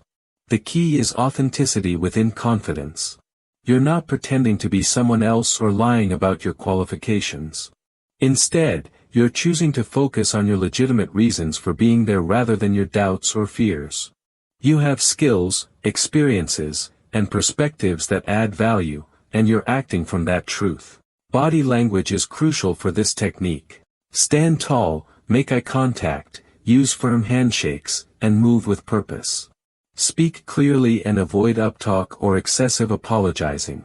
These physical behaviors reinforce your mental state and signal to others that you're confident in your place. This approach is particularly valuable in networking events, job interviews, and new social or professional situations. It helps you overcome imposter syndrome and allows others to see your true capabilities rather than your self-doubt. Remember that belonging isn't about arrogance or dismissing others. It's about owning your right to be present and contribute. You can be humble and collaborative while still projecting the confidence that you deserve to be there. Make eye contact just 1 second longer. Making eye contact just 1 second longer than feels natural creates a powerful connection that communicates confidence, sincerity, and engagement. This subtle extension of normal eye contact duration can dramatically increase your presence and influence in any interaction without seeming aggressive or uncomfortable. The technique works because most people break eye contact too quickly due to social conditioning or nervousness. By holding eye contact slightly longer, you differentiate yourself as someone who is comfortable, confident, and genuinely interested in the other person. This extra second communicates that you're present and engaged rather than distracted or eager to look away. Extended eye contact triggers several psychological responses. It creates a sense of intimacy and trust because sustained eye contact is typically reserved for people we feel close to or comfortable with. It also demonstrates respect and attention, showing that you value the person and the conversation enough to maintain focus. The key is finding the right balance. Too little eye contact can make you seem shifty, uninterested, or lacking confidence. Too much can feel aggressive or intimidating. The goal is to extend your natural eye contact by just 1 additional second beyond your comfort zone. This creates impact without crossing into uncomfortable territory. This technique is particularly effective during important moments in conversation. Use it when making key points, asking important questions, or listening to crucial information. The extended eye contact emphasizes these moments and makes them more memorable for both parties. Practice this gradually to build your comfort level. Start with people you know well before using it in high-stakes situations. Pay attention to how others respond. You should notice increased engagement, trust, and connection in your interactions. The technique works across various contexts, from job interviews and sales meetings to personal conversations and public speaking. It's especially powerful when combined with other confidence techniques, creating a compound effect that significantly enhances your presence and influence. Keep hands visible at all times. Keeping your hands visible at all times is a fundamental trust-building technique rooted in basic human psychology and evolutionary behavior. When your hands are visible, people subconsciously feel safer and more comfortable around you because they can see that you're not concealing anything threatening or deceptive. This technique works because hidden hands trigger ancient survival instincts. Throughout human history, concealed hands could mean hidden weapons or ill intentions. Even in modern, safe environments, our brains still process visible hands as a signal of openness and honesty. When people can see your hands, they're more likely to trust you and feel at ease in your presence. Visible hands also enhance your ability to communicate effectively. Hand gestures are a crucial part of human communication, helping to emphasize points, convey emotions, and make abstract concepts more concrete. When you keep your hands visible and use them purposefully, you become a more engaging and persuasive communicator. The technique extends beyond just keeping hands out of pockets or behind your back. It involves using your hands actively and appropriately during conversation. This might mean gesturing while you speak, using open palm positions, or simply resting your hands visibly on a table or your lap during meetings. Professional settings particularly benefit from this approach. In job interviews, business meetings, and presentations, visible hands project competence and trustworthiness. They signal that you're open, honest, and have nothing to hide. This can be especially important when discussing sensitive topics or trying to persuade others. Be mindful of what you do with your visible hands. Fidgeting, clenching fists, or pointing can create negative impressions. Instead, use calm, controlled movements and open gestures. Practice natural hand positions that feel comfortable while still remaining visible and purposeful. Cultural considerations matter with this technique. Some cultures have different norms around hand visibility and gesturing. Adapt your approach based on your environment while maintaining the core principle of openness and trustworthiness. Use open gestures to invite openness. Using open gestures to invite openness is a powerful communication technique that creates psychological safety and encourages honest dialogue. Open gestures include uncrossed arms, visible palms, relaxed shoulders, and welcoming body positioning that signals you're receptive and non-threatening.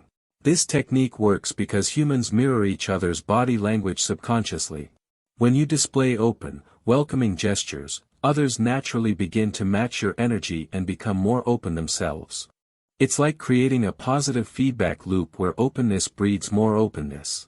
Open gestures communicate several important messages simultaneously. They show that you're confident, trustworthy, and genuinely interested in what the other person has to say. Your body language tells them that you're not defensive, hiding anything, or preparing to attack their ideas. This makes people feel safe to share their thoughts and feelings more freely. The key gestures include keeping your arms uncrossed and at your sides or resting naturally. Show your palms occasionally when speaking, as this ancient gesture of peace still carries powerful psychological weight. Maintain relaxed shoulders rather than hunching them defensively. Keep your chest open rather than turning away or creating barriers with objects.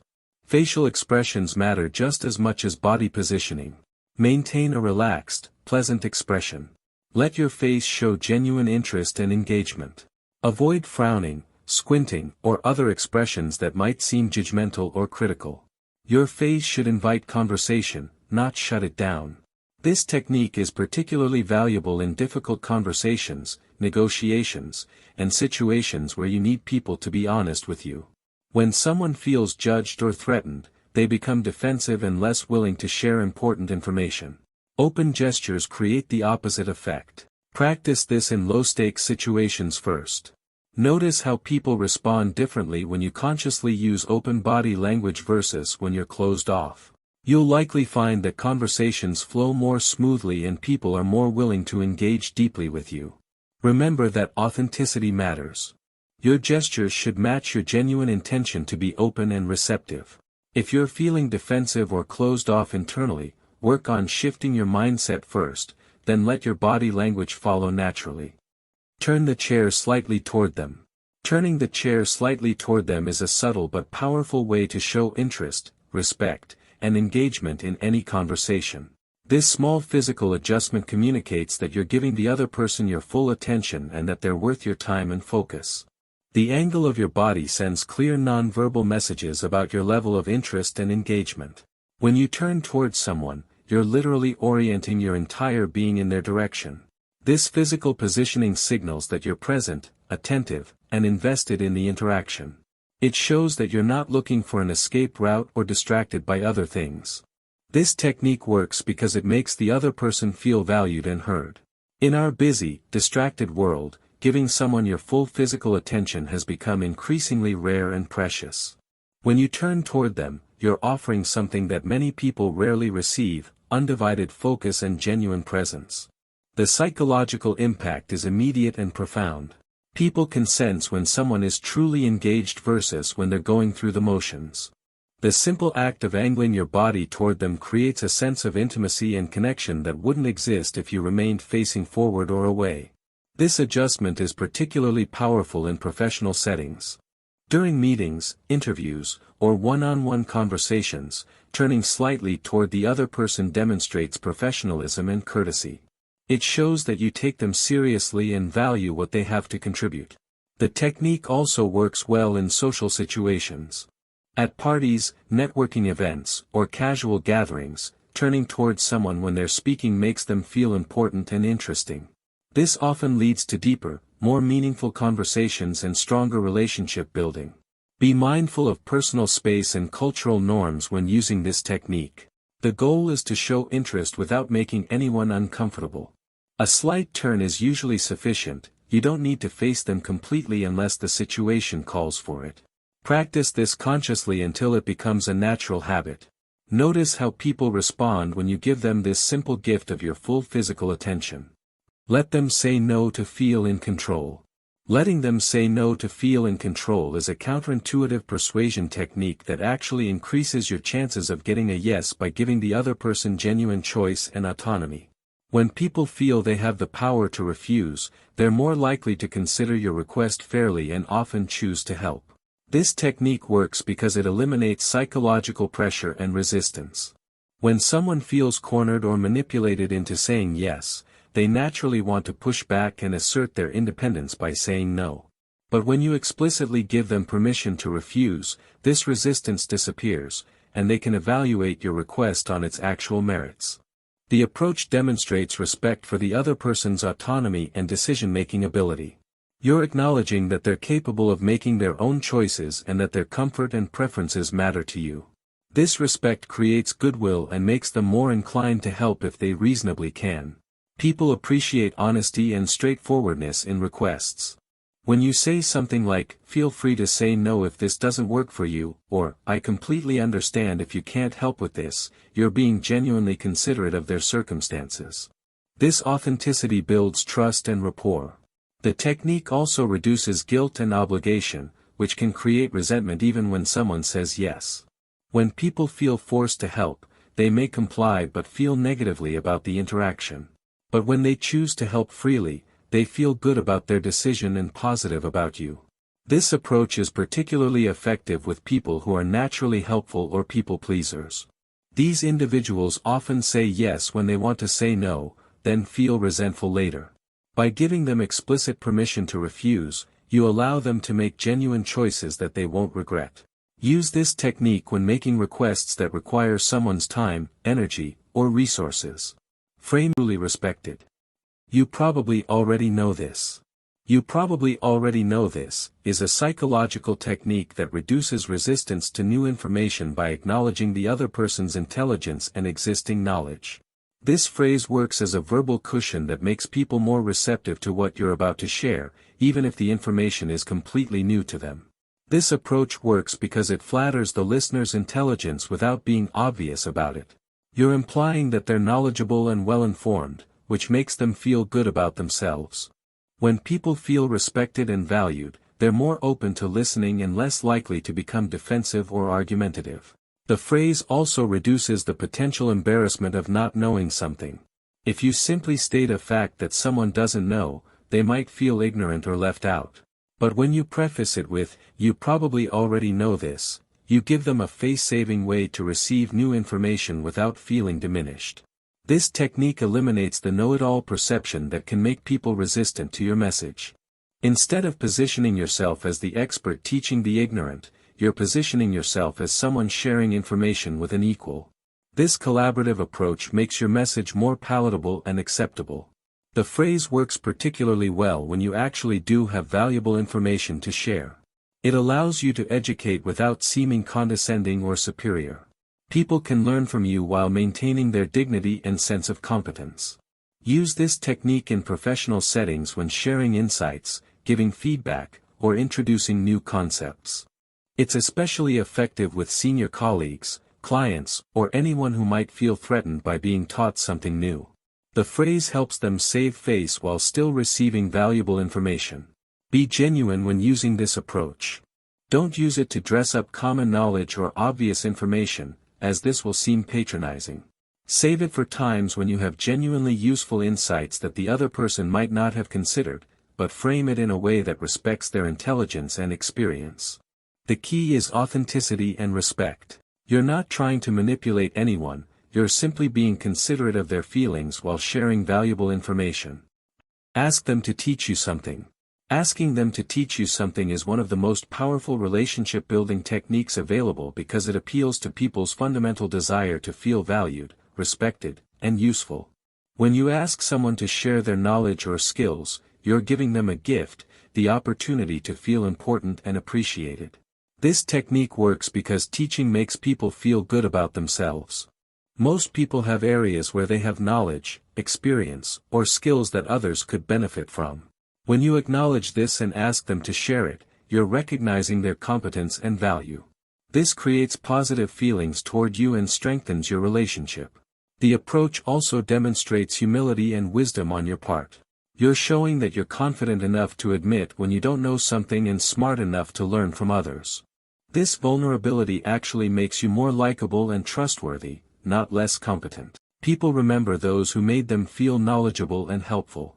When someone teaches you something, they invest part of themselves in your success and learning. This creates a psychological bond and makes them more likely to support you in the future. Teachers naturally care about their students' progress and well-being. The technique is particularly effective with people who might otherwise feel threatened by you or competitive with you. When you position yourself as a student rather than a rival, you diffuse potential tension and create collaboration instead of competition. Even high-achieving, successful people enjoy being asked for their insights and advice. Choose your requests thoughtfully. Ask about areas where the person genuinely has expertise or experience that you could benefit from. This might be professional skills, life experiences, hobbies, or any area where they have knowledge to share. Make sure your request is sincere, not just flattery. Follow through by actually listening, asking good questions, and implementing what you learn. This shows respect for their time and knowledge. People can tell when someone is genuinely interested versus just going through the motions of asking for advice. When nervous, help someone else. When nervous, help someone else is a psychological redirect technique that transforms your anxious energy into positive action while simultaneously reducing your own stress levels. Instead of focusing inward on your nervousness, you shift your attention outward to someone who could benefit from your assistance or support. This technique works because helping others activates the brain's reward centers and releases feel-good chemicals like oxytocin and endorphins. These natural mood elevators counteract the stress hormones that create nervousness and anxiety. You literally feel better by focusing on someone else's needs instead of your own worries. The approach also provides perspective on your own situation. When you see that others have challenges and struggles too, your own problems often seem more manageable. This shift in perspective can reduce the intensity of your nervousness and help you see your situation more clearly and rationally. Helping others gives you a sense of purpose and control when you might otherwise feel helpless or overwhelmed. Instead of being passive in the face of your anxiety, you become active in making someone else's day better. This action-oriented approach builds confidence and reduces the powerless feeling that often accompanies nervousness. The technique creates positive social connections at moments when you might otherwise isolate yourself. When you're nervous, there's often a tendency to withdraw or avoid social interaction. But reaching out to help someone else forces you to connect, which usually improves your mood and reduces anxiety. Look for small, manageable ways to help when you're feeling nervous. This might mean offering encouragement to a colleague, helping someone with a task, listening to a friend's concerns, or simply being kind to someone who seems to be having a difficult day. The act doesn't need to be grand to be effective. The beauty of this technique is that it creates a positive cycle. You feel better because you helped someone, which makes you more confident and less nervous. The person you helped feels good and may reciprocate with kindness, further boosting your mood. Everyone benefits from your decision to focus outward instead of inward. Use future pacing.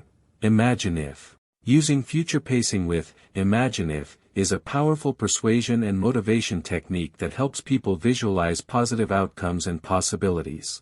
This approach engages the imagination and creates emotional connection to potential futures, making ideas more compelling and actionable than simple logical arguments alone. Future pacing works because the human brain processes imagined experiences similarly to real ones. When you ask someone to imagine a positive scenario, their brain activates many of the same neural pathways that would fire if they were actually experiencing that situation. This creates genuine excitement and motivation toward making that vision reality. The phrase, imagine if, is particularly effective because it's inviting rather than demanding. You're not telling someone what will happen, you're asking them to explore possibilities with you. This collaborative approach reduces resistance and makes people more open to considering new ideas or changes. This technique helps people move beyond current limitations and constraints. When we're stuck in present circumstances, it can be difficult to envision different possibilities. Future pacing breaks through this mental barrier by actively engaging the imagination and showing what could be possible under different conditions. The approach is especially powerful when combined with specific, vivid details. Instead of vague statements like, things could be better, paint clear pictures of improved outcomes. Help people see, feel, and experience the benefits of change or action in their mind's eye. Use this technique when you want to motivate action, inspire change, or help someone see new possibilities. It works well in coaching, sales, leadership, and personal conversations where you want to help someone move forward. The key is making the imagined future feel real and attainable. Be authentic when using future pacing. Don't promise unrealistic outcomes or create false expectations. Focus on genuine possibilities that could realistically result from the actions or changes you're discussing. The goal is inspiration and motivation, not manipulation or false hope. Practice using specific sensory details when future pacing. Help people imagine not just what they'll see, but what they'll hear, feel, and experience in their improved future state. Be the first to apologize in conflict. Being the first to apologize in conflict is a leadership technique that demonstrates strength, maturity, and commitment to resolution rather than winning. This approach often diffuses tension, opens the door to productive dialogue, and can quickly transform adversarial situations into collaborative problem-solving opportunities. This technique works because it breaks the cycle of defensiveness and blame that keeps conflicts escalating. When both parties are focused on being right and proving the other wrong, the conflict becomes about ego rather than resolution. By apologizing first, you shift the dynamic from competition to cooperation. The apology doesn't mean you're accepting full responsibility or admitting you were completely wrong. You can apologize for your role in the misunderstanding, for any hurt feelings caused, or for the situation having reached this point. The key is taking ownership of your part without requiring the other person to admit fault first. This approach demonstrates emotional intelligence and maturity. It shows that you value the relationship and the resolution more than your pride or need to be right. This often inspires the other person to respond with similar maturity and grace, creating space for mutual understanding. Being first to apologize gives you control over the direction of the conversation. Instead of remaining stuck in blame and defensiveness, you can guide the discussion toward solutions and understanding. This leadership often results in better outcomes for everyone involved. The technique is particularly powerful with people who care about you or respect you. When someone sees that you're willing to be vulnerable and take responsibility, it often touches their better nature and makes them want to reciprocate with understanding and forgiveness. Choose your words carefully when apologizing. Be specific about what you're apologizing for, and make sure your apology is sincere. Avoid apologies that shift blame or minimize the other person's feelings. Focus on genuine regret and commitment to moving forward positively. Remember that apologizing first doesn't make you weak, it makes you wise and strong enough to prioritize resolution over ego. Ask for opinions, not answers. Asking for opinions instead of answers is a powerful engagement technique that makes people feel valued, respected, and intellectually involved in conversations. When you ask for someone's opinion, you're acknowledging their judgment, experience, and perspective as valuable contributions rather than simply seeking factual information. This technique works because opinions invite personal investment and creativity. When someone gives you an answer, they're providing information they already know. But when they share an opinion, they're offering part of their thinking process, their values, and their unique perspective. This deeper level of engagement creates stronger connection and more meaningful dialogue. People feel more important and appreciated when asked for their opinions. You're essentially saying that their thoughts and perspectives matter to you and could influence your thinking. This recognition of their intellectual value builds rapport and makes them more invested in the conversation and relationship. The approach also generates more detailed, thoughtful responses. Factual questions often receive brief, definitive answers. But opinion questions encourage people to elaborate, explain their reasoning, and share the experiences or beliefs that shape their views. This leads to richer, more interesting conversations. Opinion-based questions reduce pressure and create psychological safety. There are no wrong opinions in the same way there might be wrong answers. This makes people more comfortable sharing their thoughts without fear of being corrected or judged. They can explore ideas freely and think out loud. Use this technique when you want to build relationships, encourage participation, or generate creative thinking. Instead of asking, "What's the best solution?" try, "What's your take on this situation?" Instead of, "What should we do?" ask, "What do you think would work best here?" The key is genuine curiosity about their perspective. Don't ask for opinions if you've already made up your mind and don't intend to consider their input. People can sense when you're going through the motions versus when you truly value their thoughts. Follow up on the opinions you receive with additional questions that show you're processing and considering their perspective. This demonstrates that you truly value their input and aren't just being polite. Mention a mutual interest, not a person.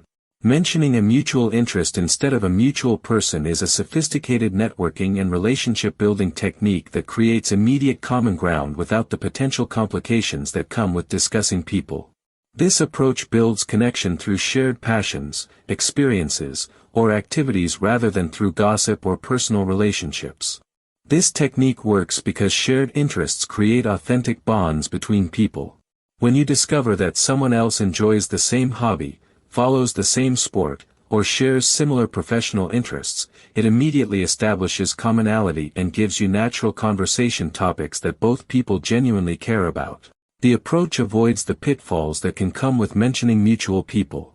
When you bring up someone both parties know, the conversation can quickly turn into gossip, complaints, or uncomfortable territory depending on how each person feels about that individual.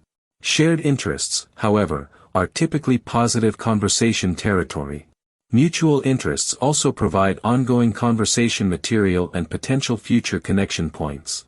If you both enjoy hiking, photography, or a particular type of music, you have built-in reasons to stay in touch and continue building the relationship.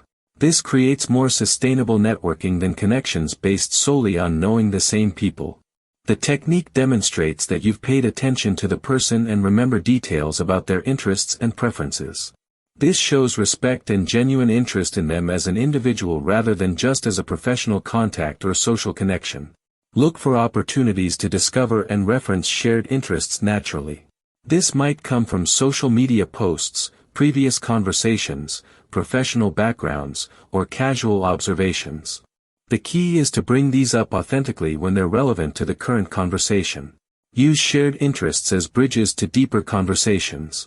A mutual love of cooking can lead to discussions about creativity, cultural experiences, or work-life balance. Professional interests can open doors to collaboration and mentorship opportunities. The interest is just the starting point for building genuine connection. Be sincere about your own interests. Don't claim to share interests you don't actually have just to build rapport. Authentic connections based on genuine commonalities are much more valuable than surface-level connections built on false pretenses. Laugh slightly before your joke. Laughing slightly before your joke is a subtle comedy technique that primes your audience for humor and increases the likelihood that they'll find your joke funny. This pre-laugh serves as a social signal that something amusing is coming and gives people permission to relax and prepare for humor. This technique works because laughter is contagious and social. When people see you beginning to smile or chuckle, their brains start preparing for humor. They become more receptive to finding things funny because they're already in a positive, expectant mood. Your slight laugh essentially tells them that it's okay and appropriate to laugh at what's coming. The pre-laugh also demonstrates your own confidence in your humor. When you show that you find your own joke amusing, it suggests that others probably will too. This confidence is reassuring to your audience and makes them more likely to join in the fun rather than worry about whether it's appropriate to laugh. This approach helps establish the right tone and timing for humor. Comedy is highly dependent on timing and context. Your preliminary laugh helps create the comedic moment and signals that now is the time for lightness and fun. It serves as a verbal and emotional setup for the punchline. The technique is particularly useful in professional or formal settings where people might be uncertain about whether humor is appropriate. Your slight laugh gives them social permission to enjoy the moment and join in the levity without worrying about professional decorum. Be careful not to overdo this technique. The pre-laugh should be subtle and natural, not forced or exaggerated. It should feel like genuine amusement beginning to bubble up, not like you're trying too hard to signal that something funny is coming. The timing matters significantly. The laugh should come just before you deliver the humorous line, not too early or too late. Practice this timing so it feels natural and spontaneous rather than calculated or artificial. Remember that this technique works best when your humor is actually good and appropriate for the situation. No amount of pre-laughing can save a bad joke or inappropriate humor. Let silence sit just 1 second too long. Letting silence sit just 1 second too long is a powerful communication technique that creates emphasis, builds anticipation, and gives weight to important moments in conversation. This strategic use of silence can make your words more impactful and encourage others to fill the space with valuable information. This technique works because silence creates psychological tension that people naturally want to resolve. When a pause extends slightly beyond what feels comfortable, it draws attention to itself and makes whatever comes next feel more significant. The silence essentially puts a spotlight on the words that follow. Extended silence also encourages others to elaborate or reveal more information. Many people are uncomfortable with quiet moments and will fill the silence with additional thoughts, clarifications, or details they might not have shared otherwise. This can be particularly valuable in negotiations, interviews, or when you're trying to understand someone's true thoughts. The approach demonstrates confidence and control. Someone who is comfortable with silence appears self-assured and thoughtful rather than rushed or desperate to fill every moment with words. This composure naturally commands respect and attention from others. Strategic silence gives you time to formulate better responses and choose your words more carefully. Instead of rushing to fill the quiet with the first thing that comes to mind, you can consider your options and respond more thoughtfully and effectively. The key is making the silence feel intentional rather than awkward. The pause should seem like you're considering something important or allowing space for the other person to process what's been said. Your body language and expression should remain calm and engaged during the quiet moment. Use this technique sparingly and in appropriate situations. Not every pause needs to be extended, and overusing this approach can make conversations feel artificially dramatic or manipulative. Save it for moments when you want to emphasize important points or encourage deeper sharing. Practice this in low-stakes conversations first to build your comfort with silence. Many people find quiet moments uncomfortable initially, but you can develop greater ease with strategic pauses through gradual practice. Use their words in your reply. Using their words in your reply is a powerful rapport-building technique that shows you're truly listening and helps the other person feel heard and understood. When you incorporate someone's specific language, phrases, or terminology into your response, it creates connection and demonstrates that you value their communication style. This technique works because people feel validated when they hear their own words reflected back to them. It's psychological proof that you were paying attention and that their message was received and understood. This validation builds trust and makes them more likely to continue sharing openly with you. The approach also helps you speak in a way that resonates with the other person. Everyone has their own communication style, preferred terminology, and ways of expressing ideas. When you mirror their language patterns, you're essentially speaking their dialect, which makes your message more accessible and persuasive to them. Using their words demonstrates respect for their perspective and way of thinking. Instead of immediately translating their ideas into your own language, you honor their expression and show that you find their way of communicating valuable and worth preserving. This technique can help clarify understanding and prevent miscommunication. When you reflect back their specific words, it gives them the opportunity to confirm that you understood correctly or to clarify if you missed something important. This creates more accurate communication overall. Be selective about which words and phrases you mirror. Focus on key terms, important concepts, or emotionally significant language rather than mindlessly parroting everything they said. The goal is thoughtful reflection, not mechanical repetition. The mirroring should feel natural and integrated into your response, not forced or obvious. Weave their language into your reply in a way that flows smoothly and adds value to the conversation rather than calling attention to the technique itself. This approach is particularly effective in counseling, coaching, sales, and any situation where building rapport and understanding is crucial. It helps create the feeling that you and the other person are on the same wavelength and working toward mutual understanding. Never break eye contact while listening. Never breaking eye contact while listening is a powerful demonstration of respect, attention, and engagement that makes speakers feel truly heard and valued. This technique shows that you consider what they're saying important enough to deserve your complete visual attention. This approach works because sustained eye contact while listening sends multiple positive messages simultaneously. It communicates that you're fully present, genuinely interested, and not distracted by other things. In our age of constant digital distractions, this level of focused attention has become increasingly rare and precious. The technique creates a sense of intimacy and connection that builds stronger relationships. When someone feels truly seen and heard, it creates positive feelings toward you and increases their trust and willingness to share more openly. This can deepen both personal and professional relationships significantly. Maintaining eye contact while listening also helps you pick up on nonverbal cues and emotions that you might miss if you were looking away. You can see subtle changes in expression, emotion, or energy that give you additional information about how the person is feeling and what they really mean. This level of attention often encourages people to share more deeply and honestly than they might otherwise. When someone sees that you're truly focused on them, they often feel safe to be more vulnerable and open about their thoughts, feelings, and experiences. The key is making your eye contact feel natural and comfortable rather than intense or staring. Your expression should be warm, interested, and encouraging. The goal is to make the speaker feel supported and heard, not scrutinized or uncomfortable. Be mindful of cultural differences around eye contact, as norms vary across different backgrounds. Adapt your approach while maintaining the core principle of showing respect and attention through your visual engagement. This technique is particularly powerful in important conversations, conflicts, or emotional discussions where the other person needs to feel heard and understood. It can transform the quality of communication and help resolve issues more effectively. Remember to blink naturally and occasionally show appropriate facial expressions that respond to what you're hearing. The goal is engaged attention, not robotic staring. Touch the table to anchor attention. Touching the table to anchor attention is a subtle physical technique that draws focus to your words and creates emphasis during important moments in conversation. This gentle, purposeful contact with the surface serves as a nonverbal signal that what you're about to say deserves special attention. This technique works because physical movement naturally draws the human eye and attention.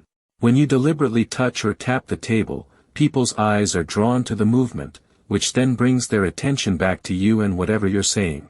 It's a way of regaining focus without being obvious or disruptive.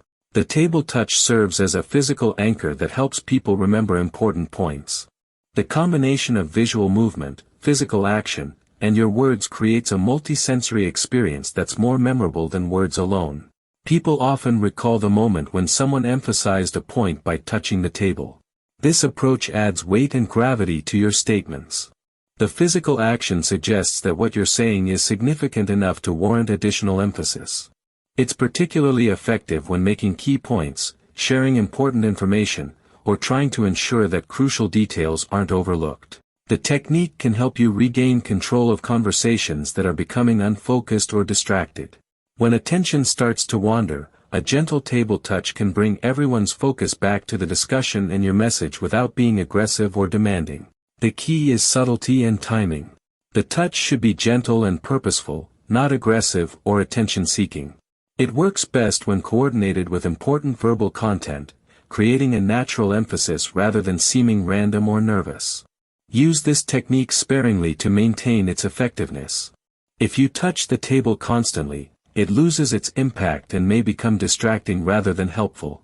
Save it for moments when you really need to emphasize important points or regain attention. The approach works well in meetings, presentations, negotiations, and any situation where you need to ensure your key points are heard and remembered. It's particularly useful when competing with distractions or when delivering crucial information. Ask, "What made you say that?" Asking, "What made you say that?" is a powerful conversation technique that encourages deeper sharing and helps you understand the reasoning, experiences, or emotions behind someone's statements. This question shows genuine curiosity about their thought process and often reveals valuable insights that wouldn't emerge otherwise. This technique works because it invites people to examine and explain their own thinking. Instead of just accepting their statement at surface value, you're asking them to dig deeper into the why behind their words. This often leads to more meaningful, substantive conversations and better mutual understanding. The question demonstrates that you're truly listening and thinking about what they've shared rather than just waiting for your turn to speak. It shows that you find their perspective interesting enough to want to understand it more completely. This level of engagement builds rapport and trust. This approach often reveals important context, experiences, or emotions that inform someone's perspective. The initial statement might be just the tip of the iceberg, with rich background information that explains their viewpoint more fully. Understanding these deeper layers helps you respond more appropriately and effectively. The question can also help people clarify their own thoughts and feelings. Sometimes we say things without fully examining why we believe or feel them. When asked to explain our reasoning, we often gain new insights into our own perspectives and motivations. Use this question when someone makes statements that seem important, surprising, or emotionally charged. It's particularly valuable when you sense there's more to the story or when you want to understand someone's perspective more completely before responding. The key is asking with genuine curiosity rather than challenge or skepticism. Your tone should convey interest in understanding, not questioning their judgment or demanding justification. The goal is exploration and understanding, not interrogation or confrontation. This technique is especially effective in coaching, counseling, conflict resolution, and any situation where deep understanding is important. It helps move conversations beyond surface-level exchanges to more meaningful dialogue that can lead to better outcomes and stronger relationships. Welcome, friends. Tonight, let's take a soft and soothing journey together into the curious and mysterious workings of the human mind. Every day, without realizing it, your brain plays subtle tricks, shaping your thoughts, your emotions, even your choices. From the comfort of hearing a familiar song to the way small details capture your attention, these hidden effects surround us constantly. As you settle in, breathe gently and let yourself sink into the quiet rhythm of your own body. Picture your thoughts drifting by like clouds, fading into the distance. With each breath, you'll feel closer to calm, closer to rest. And if this video brings you peace tonight, it would mean a lot if you could help us reach a simple goal. 200 likes. A gentle tap. No pressure. Just a way to share this atmosphere with others who need it. Shall we begin?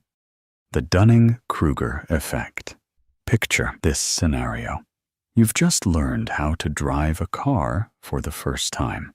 After a few successful trips around the neighborhood, you suddenly feel like you could handle Formula One racing. Or maybe you've watched a couple of cooking videos on YouTube, and now you're convinced you could run a 5-star restaurant.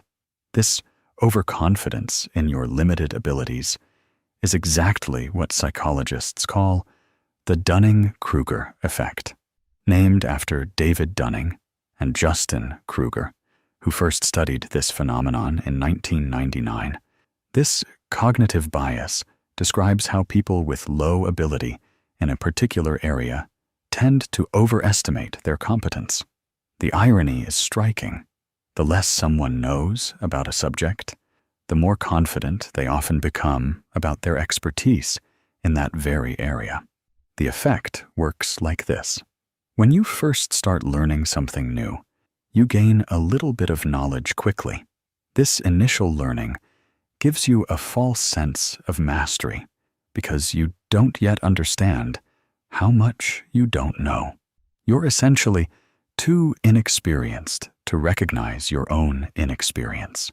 It's like standing at the base of a mountain and thinking you can see the summit, only to discover, after climbing for hours, that you were just looking at the first ridge. The original research demonstrated this beautifully. Dunning and Kruger tested people on various skills, like grammar, logic, and humor. Those who performed in the bottom quarter consistently rated their abilities as above average. They weren't just slightly off in their self-assessment either. Some participants who scored in the 12th percentile estimated their performance to be in the 62nd percentile. That's not a small miscalculation. That's a complete disconnect from reality. But here's where it gets interesting. The effect doesn't just make incompetent people overconfident. It also prevents them from recognizing genuine competence in others. If you don't understand what true expertise looks like, you can't identify it when you see it. This creates a double burden. Not only do these individuals overestimate their own abilities, but they also fail to learn from people who actually know what they're doing. The internet age has amplified this effect dramatically. Social media platforms are filled with armchair experts who've read a few articles and now feel qualified to debate specialists who've spent decades studying their fields. Climate science, medicine, economics, you name it. Complex subjects that require years of study are being confidently discussed by people with minimal understanding. However, there's hope in understanding this effect. As people gain more genuine knowledge and experience, they typically become more aware of their limitations. True experts often display appropriate humility because they understand the complexity and nuances of their field. They know what they don't know, and they respect the boundaries of their expertise. The key to avoiding the Dunning-Kruger trap is developing what psychologists call metacognition, basically thinking about your thinking. Before forming strong opinions or making confident claims, pause and honestly assess your knowledge level. Ask yourself how much you really understand about the topic. Consider seeking out opposing viewpoints and expert opinions. Most importantly, embrace the phrase, "I don't know," as a starting point for learning, rather than something to be ashamed of. Remember, confidence without competence isn't strength. It's a liability that prevents real growth and understanding. The spotlight effect. Imagine You're walking down a busy street when suddenly you trip and stumble forward, catching yourself just before falling. In that moment, you feel like everyone around you witnessed your embarrassing moment. Your cheeks burn with shame as you imagine dozens of eyes focused on your clumsy display. But here's the fascinating truth. Most people probably didn't even notice. This overwhelming feeling that others are watching and judging our every move is what psychologists call the spotlight effect. The spotlight effect describes our tendency to overestimate how much attention others pay to our behavior, appearance, and mistakes. We essentially believe there's an invisible spotlight following us around, illuminating our every action for the world to see and judge. In reality, most people are far too busy dealing with their own lives, concerns, and thoughts to focus extensively on what we're doing. This psychological phenomenon stems from what researchers call egocentrism, but not in the selfish sense you might think. It's simply that we experience the world from our own perspective, making it difficult to accurately gauge how others perceive us. Since we're constantly aware of our own thoughts, feelings, and actions, we naturally assume others are equally aware of and focused on them. The effect was first formally studied by psychologists Thomas Gilovich and Kenneth Savitsky in the late 1990s. In one of their clever experiments, they asked college students to wear embarrassing t-shirts with large pictures of singer Barry Manilow to a room full of other students. The t-shirt wearers estimated that about half the people in the room noticed their embarrassing shirt. In reality, only about 25% actually noticed. The spotlight they felt shining on them was twice as bright as it actually was. Another study involved participants making mistakes during group activities. Those who made errors consistently overestimated how much their mistakes stood out to others. They thought their blunders were glaringly obvious and memorable, when in fact, other group members barely registered these slip-ups or quickly forgot about them. The spotlight effect affects various aspects of our daily lives.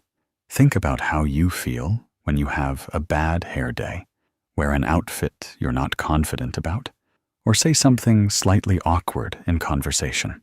You might spend hours replaying these moments, convinced that others noticed and are judging you harshly. Meanwhile, those same people are probably worried about their own appearance or replay their own awkward moments. Social media has intensified this effect significantly. When we post photos or updates, we often anxiously check for likes, comments, and reactions, assuming everyone is scrutinizing our posts with the same intensity we use to examine them. We forget that others scroll through hundreds of posts daily, giving each one only seconds of attention before moving on to the next. Understanding the spotlight effect can be incredibly liberating. It reminds us that most people are not paying nearly as much attention to our flaws and mistakes as we imagine. That pimple you're obsessing over? Most people won't notice it. That slightly wrong answer you gave in a meeting? Your colleagues probably forgot about it within minutes. This doesn't mean people never notice anything about us, but rather that their attention is much more fleeting and less judgmental than we typically assume. People are generally more concerned with how they appear to others than with closely examining our every move. The next time you feel that imaginary spotlight burning down on you, remember this: everyone else is dealing with their own spotlight anxieties. They're too busy worrying about their own performance to spend much time analyzing yours. This realization can help reduce social anxiety and allow you to move through the world with greater confidence and authenticity. FOMO, fear of missing out. You're having a quiet evening at home, reading a book and enjoying some tea, when suddenly your phone buzzes with notifications. Your friends are posting photos from a party you weren't invited to. Another friend shares pictures from an exotic vacation. Someone else announces their promotion at work. Within minutes, your peaceful contentment transforms into a gnawing anxiety that you're missing out on something important. This uncomfortable feeling has a name: FOMO, or fear of missing out. FOMO represents a pervasive apprehension that others might be having more rewarding experiences than you are. It's the nagging worry that somewhere else, something better is happening without you. This psychological phenomenon isn't entirely new. Humans have always compared themselves to others, but social media has amplified it to unprecedented levels. The term FOMO was popularized by marketing strategist Dan Herman in 2000. Though the concept existed long before social platforms made it a household phrase.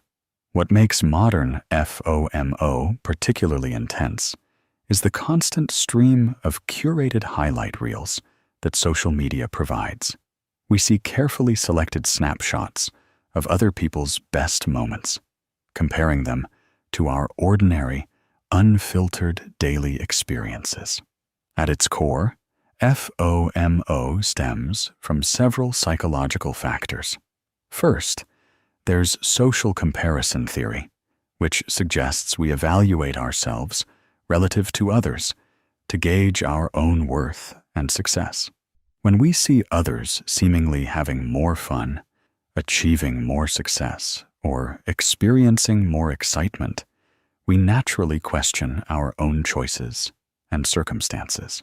FOMO also connects to our fundamental need for social connection and belonging. Humans are inherently social creatures, and the fear of being left out taps into deep-seated anxieties about social rejection and isolation. When we see groups of friends together without us, it triggers primal concerns about our social status and acceptance. The psychology behind FOMO involves what researchers call anticipated regret. We imagine how much we might regret not participating in an experience, and this anticipated regret drives us to say yes to invitations, purchase products, or make decisions we might not otherwise make. This fear of future regret can be more powerful than the actual experience itself.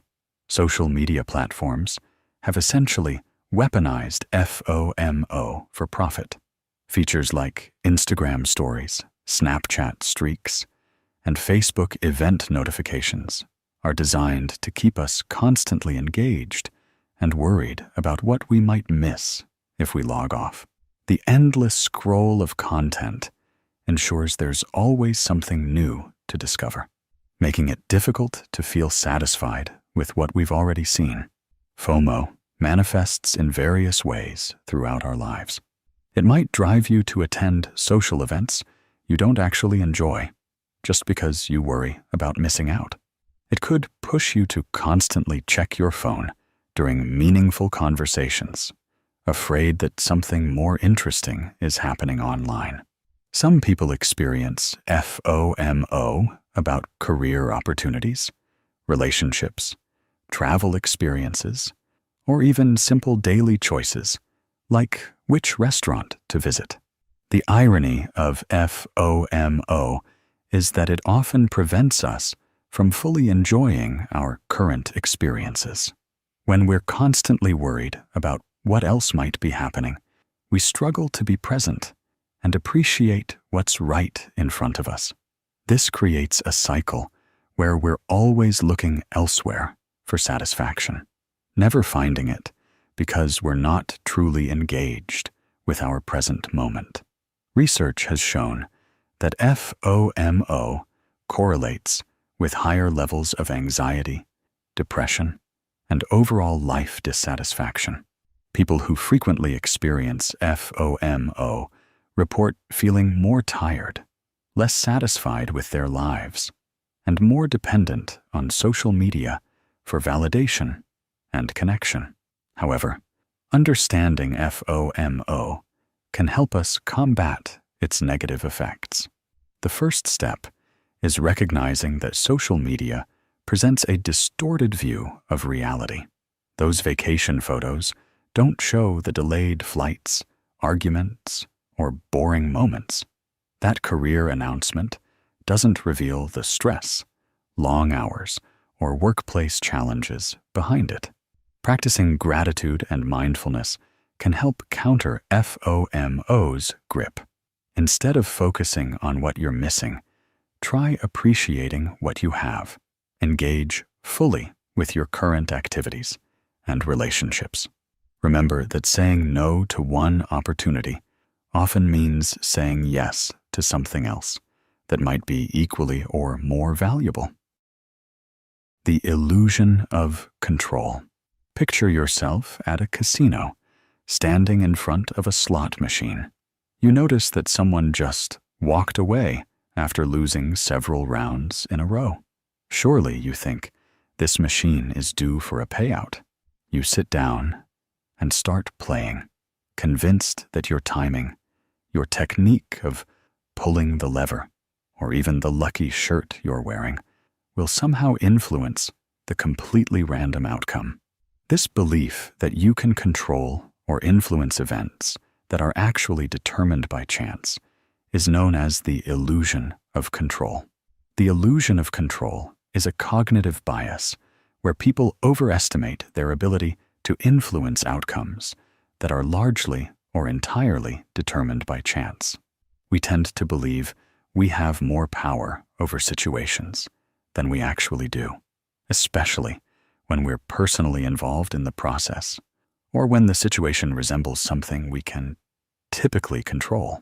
This fascinating psychological phenomenon was first identified and named by psychologist Ellen Langer in 1975.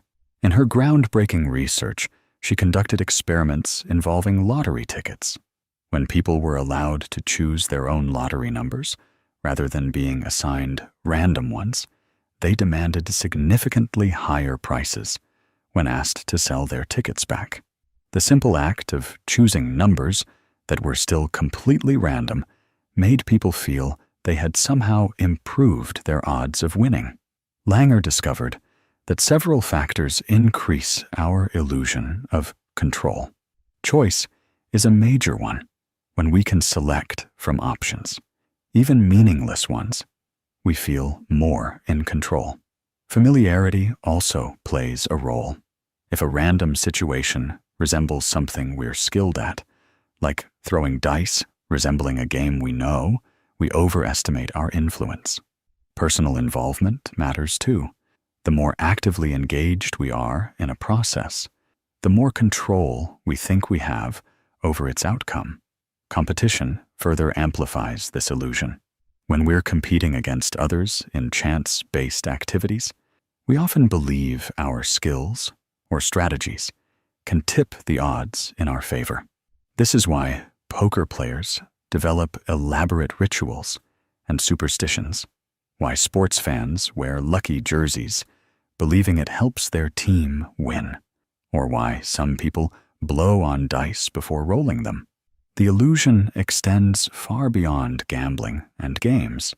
In financial markets, many investors believe they can predict stock movements and time the market perfectly, despite overwhelming evidence that even professional fund managers rarely beat random chance consistently. Day traders often fall victim to this bias, attributing wins to their skill, while dismissing losses as bad luck or external factors. In our daily lives, we see this illusion everywhere. People choose their own lottery numbers instead of using quick picks, believing their selection method gives them better odds. Drivers think they can influence traffic light timing by approaching at certain speeds or positioning their cars in specific ways. Some individuals perform elaborate rituals before important events, convinced these actions will improve their chances of success. The illusion of control isn't entirely negative.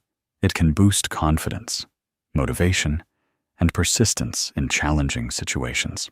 People who feel they have some control over their circumstances often experience less stress and anxiety. This perceived control can lead to more positive outcomes, not because we actually control random events, but because the belief itself influences our behavior and decision-making. However, this bias can also lead to problematic behaviors. Problem gambling often stems partly from an inflated sense of control over games of pure chance. People might make poor financial decisions, believing they can predict market movements or control investment outcomes. In extreme cases, the illusion can prevent people from seeking help or taking necessary precautions, because they believe they can handle situations that are actually beyond their influence. Understanding the illusion of control helps us make better decisions. By recognizing the difference between situations we can actually influence and those determined by chance.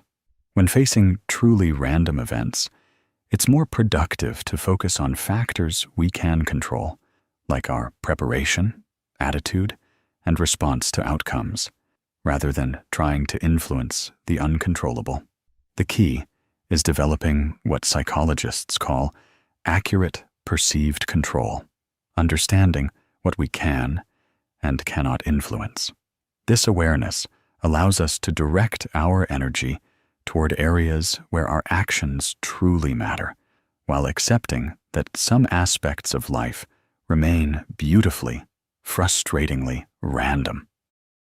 Cognitive dissonance.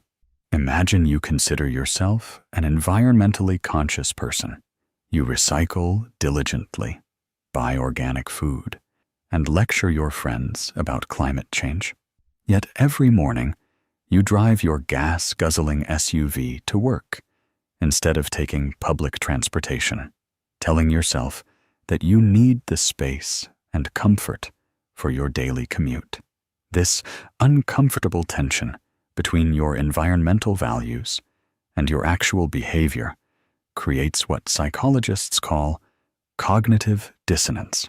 Cognitive dissonance occurs when we hold contradictory beliefs, values, or attitudes simultaneously, or when our actions don't align with our stated beliefs. This mental conflict creates psychological discomfort, an unpleasant feeling that motivates us to reduce the inconsistency somehow. The term was coined by social psychologist Leon Festinger in 1957, and it remains one of the most influential theories in psychology. Festinger discovered this phenomenon while studying a doomsday cult that predicted the world would end on a specific date. When the predicted apocalypse didn't occur, instead of abandoning their beliefs, many cult members actually strengthened their faith and began proselytizing more actively. They resolved their dissonance by deciding that their prayers had saved the world, allowing them to maintain their beliefs despite contradictory evidence. The discomfort of cognitive dissonance stems from our fundamental need for consistency and coherence in our mental lives. Humans are naturally motivated to see themselves as rational, consistent beings. When we encounter information or engage in behaviors that contradict our existing beliefs or self-image, our brains essentially sound an alarm, creating psychological tension that demands resolution. There are several ways people typically resolve cognitive dissonance. The first is changing one of the conflicting beliefs or attitudes. If you believe smoking is harmful, but continue smoking, you might quit smoking to align your behavior with your health beliefs. However, this approach often requires the most effort and significant life changes, so many people choose easier paths. A more common resolution involves changing the importance of the conflicting elements. You might decide that the pleasure you get from smoking outweighs the health risks, or that the health studies aren't as conclusive as previously thought. This allows you to continue smoking while reducing the psychological discomfort. People also resolve dissonance by adding new beliefs that justify the contradiction. A smoker might adopt the belief that life is short anyway, that everyone dies of something eventually, or that their genetics are more important than their lifestyle choices. These additional beliefs serve as psychological bridges that reduce the tension between conflicting ideas. Selective exposure is another powerful dissonance reduction strategy. People actively seek information that confirms their existing beliefs while avoiding contradictory evidence. In our politically polarized world, this manifests as people choosing news sources that reinforce their worldviews and dismissing opposing perspectives as biased or fake. Cognitive dissonance plays a significant role in many aspects of human behavior. It helps explain why people often become more committed to decisions after making them, even when those decisions prove problematic. Once we've invested time, money, or effort into something, admitting we were wrong creates dissonance, so we often double down instead of changing course. This phenomenon is particularly relevant in consumer behavior. After making expensive purchases, buyers often experience post-purchase dissonance, questioning whether they made the right choice. To reduce this discomfort, they seek positive reviews of their purchase while avoiding negative ones, or they focus on the product's benefits while downplaying its drawbacks. In relationships, cognitive dissonance can keep people in unhealthy situations.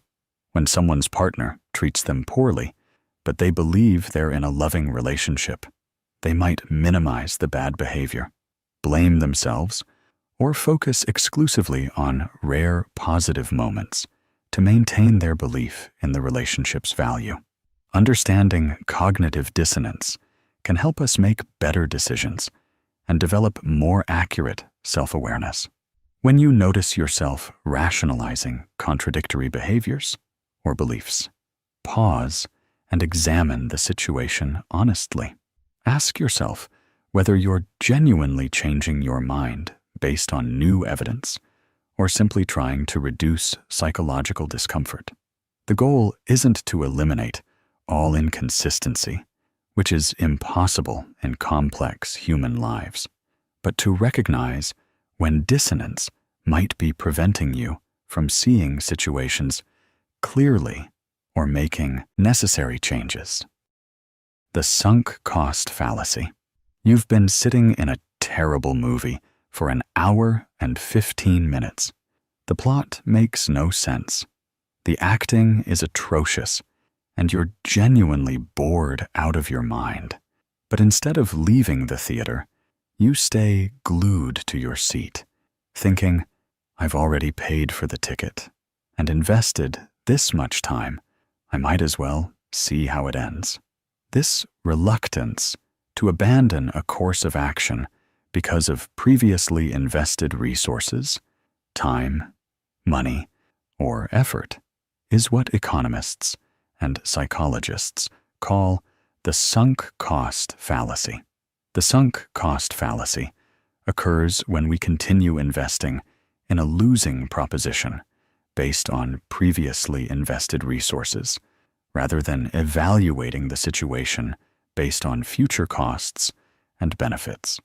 Essentially, we throw good money after bad, good time after wasted time, or good energy after squandered effort, because we can't bear to waste what we've already put in. The term sunk cost comes from economics and refers to costs that have already been incurred and cannot be recovered. In rational decision-making, these past investments should be irrelevant to future choices. What matters is whether continuing forward will provide more benefit than cost from this point onward. However, human psychology doesn't always align with economic rationality. This fallacy manifests everywhere in our daily lives. Consider the person who continues eating a meal they're not enjoying simply because they paid for it, or the individual who stays in an unfulfilling job for years because they've already invested so much time building their career there. Perhaps you know someone who keeps repairing an old car that breaks down constantly, spending thousands of dollars because they've already put so much money into it. The psychology behind this fallacy involves several cognitive and emotional factors. Loss aversion plays a significant role. We hate losing things more than we enjoy gaining them. When we abandon something we've invested in, it feels like a concrete loss, even if continuing would lead to even greater losses. Our brains are wired to avoid crystallizing losses whenever possible. Pride and ego also contribute significantly to this fallacy. Admitting that our previous decisions were wrong, or that our investments were mistakes, can be psychologically painful. It challenges our self-image as competent decision-makers.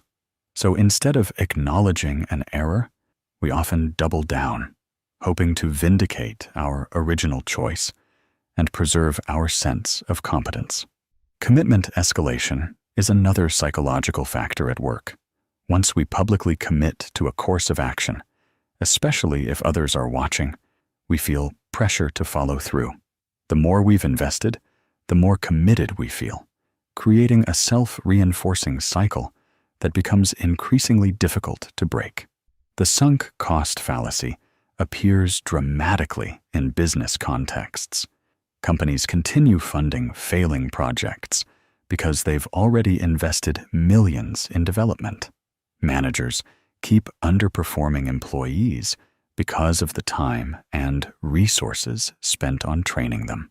Entrepreneurs persist with business models that clearly aren't working because of the years they've devoted to building their companies.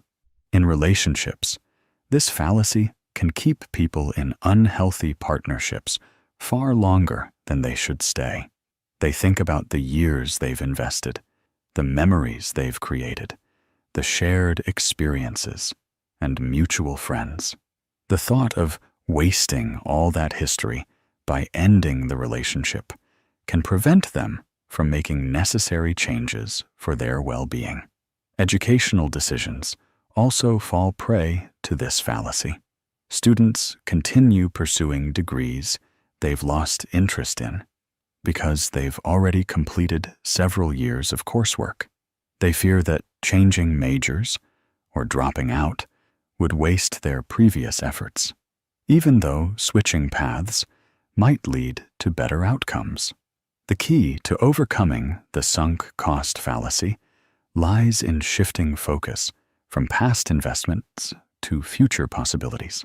Before making any continuation decision, ask yourself, if I were starting fresh today, knowing what I know now, would I begin this course of action? If the answer is no, then your past investments shouldn't change that conclusion. Learn to reframe past investments, not as wasted resources, but as valuable learning experiences that inform better future decisions. Every failed project, ended relationship, or abandoned pursuit teaches you something about your preferences capabilities, and goals. The mere exposure effect. Remember the first time you heard that song that's now your favorite? Chances are you didn't love it immediately. Maybe you found it strange, unremarkable, or even slightly annoying. But after hearing it several times on the radio, in stores, or on a friend's playlist, something shifted. You started humming along, then actively seeking it out, until eventually it became a song you genuinely loved. This phenomenon, where repeated exposure to something makes us like it more, is called the mere exposure effect.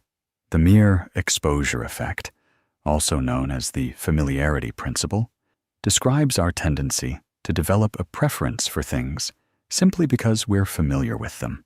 The more we encounter something, whether it's a person, an object, a sound, or even an idea, the more we tend to like it, even when we're not consciously aware of the repeated exposures. This psychological phenomenon was extensively studied by social psychologist Robert Zajonc in the 1960s. In one of his famous experiments, Zajonc showed participants nonsense words and Chinese characters at varying frequencies. Even though the symbols had no inherent meaning to the participants, they consistently rated the ones they'd seen more frequently as more pleasant and positive. The effect occurred even when exposures were so brief that participants couldn't consciously remember seeing the stimuli. The effect works across remarkably diverse contexts. It influences our musical tastes, which is why radio stations can turn unknown songs into hits through constant repetition. It affects our food preferences, explaining why we often grow to love foods we initially disliked after trying them multiple times. It even impacts our social relationships, with studies showing that people who sit near each other in classrooms or work environments tend to become friends simply due to proximity and repeated interactions. Several theories attempt to explain why mere exposure creates preference. One prominent explanation is the perceptual fluency theory, which suggests that repeated exposure makes things easier for our brains to process. This cognitive ease creates a positive feeling that we then attribute to the stimulus itself. Our brains essentially interpret the smooth processing as a signal that the thing is good or safe. From an evolutionary perspective, the effect makes sense. Things we encounter repeatedly without negative consequences are likely safe and non-threatening. In ancestral environments, unfamiliar things posed potential dangers, so developing positive associations with familiar elements helped our ancestors navigate their world more safely and efficiently. The advertising industry has long exploited the mere exposure effect with tremendous success. Companies spend billions ensuring their brand names, logos, and jingles appear repeatedly in front of consumers. They understand that familiarity breeds preference, even when consumers aren't actively paying attention to the advertisements. This is why major brands maintain consistent presence across multiple platforms, from television and radio to billboards and social media. Political campaigns similarly leverage this effect. Candidates focus heavily on name recognition, understanding that voters often prefer familiar names on ballots, even when they know little about the candidate's actual positions or qualifications. Campaign signs, repeated slogans, and constant media presence all work to create familiarity and, consequently, preference. However, the mere exposure effect has important limitations. It typically requires neutral or mildly positive initial reactions. If your first experience with something is strongly negative, repeated exposure might actually intensify your dislike rather than create preference. Additionally, there's a saturation point where too much exposure leads to boredom or annoyance.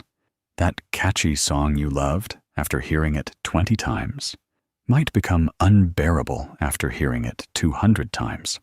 The effect also operates below our conscious awareness, which raises interesting questions about autonomy and manipulation.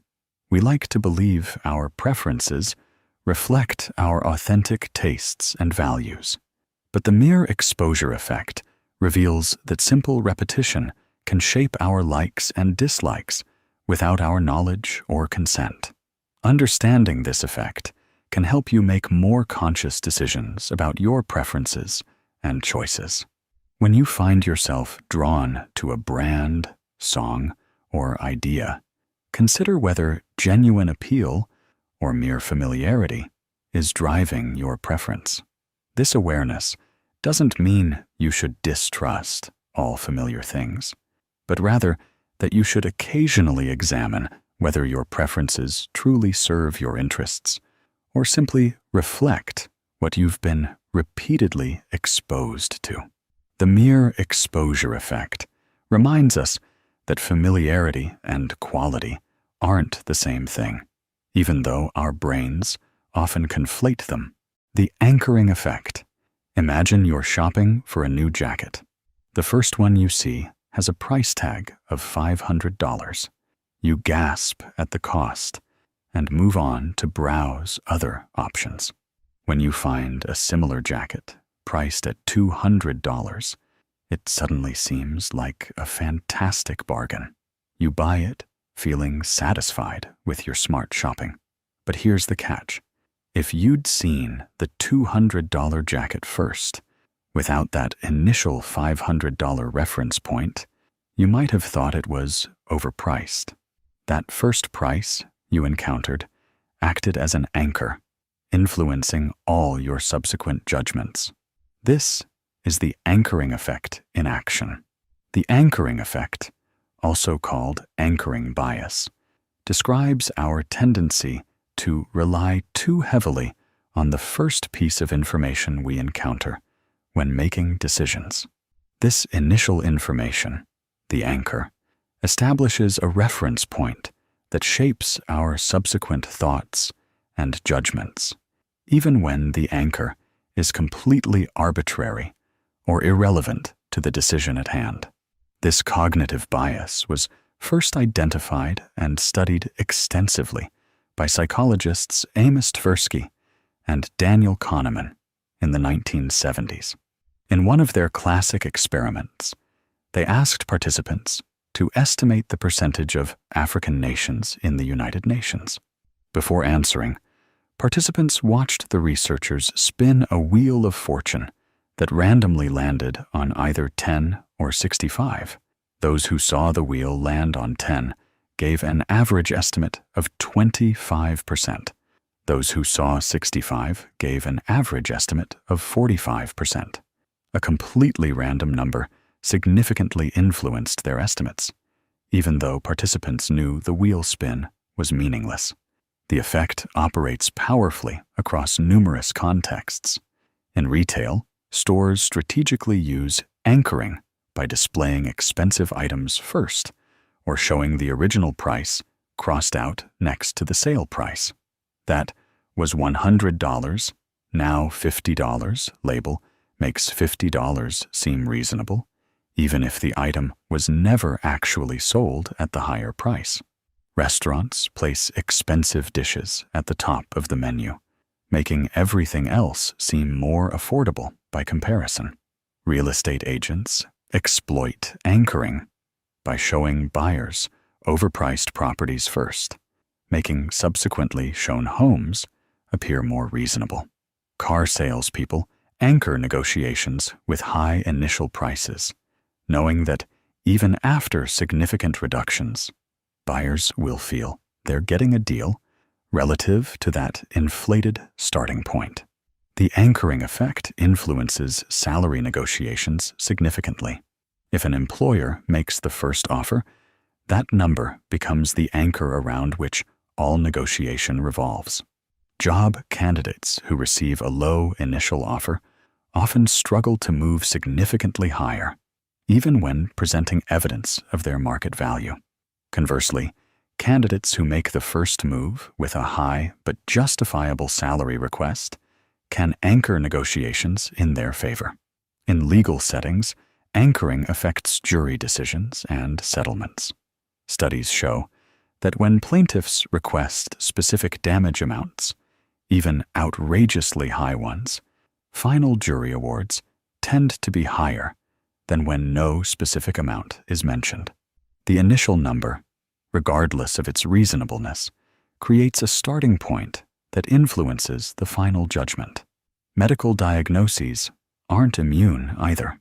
When doctors receive initial information suggesting a particular condition, they sometimes anchor on that diagnosis and insufficiently adjust their thinking when contradictory evidence emerges. This can lead to misdiagnosis, despite additional information pointing toward different conclusions.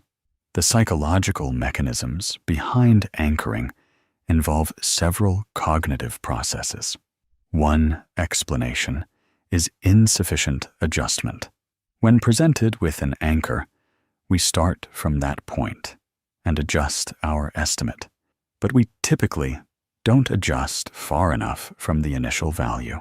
Our adjustments are incremental and stop once we reach a value that seems plausible, even if further adjustment would be more accurate. Another mechanism is selective accessibility. Anchors make certain information more mentally accessible. If you're asked whether Gandhi died before or after age 140, that absurdly high number makes you think of very old ages, influencing your subsequent estimate upward, even though you know 140 is impossible. Understanding the anchoring effect can help you make better decisions. When negotiating, try to set the anchor yourself rather than responding to someone else's initial offer. When making purchases, consciously ignore irrelevant reference prices and focus on the item's actual value to you.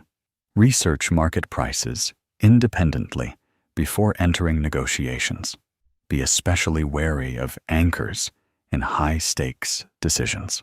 Take time to gather objective information, consider multiple perspectives, and question whether your judgments are unduly influenced by arbitrary starting points. Ask yourself, would I reach the same conclusion if I'd encountered different information first? The halo effect. You meet someone new at a party. They're attractive, well-dressed, and speak confidently. Without even realizing it, you begin assuming they're also intelligent, kind, trustworthy, and probably successful in their career.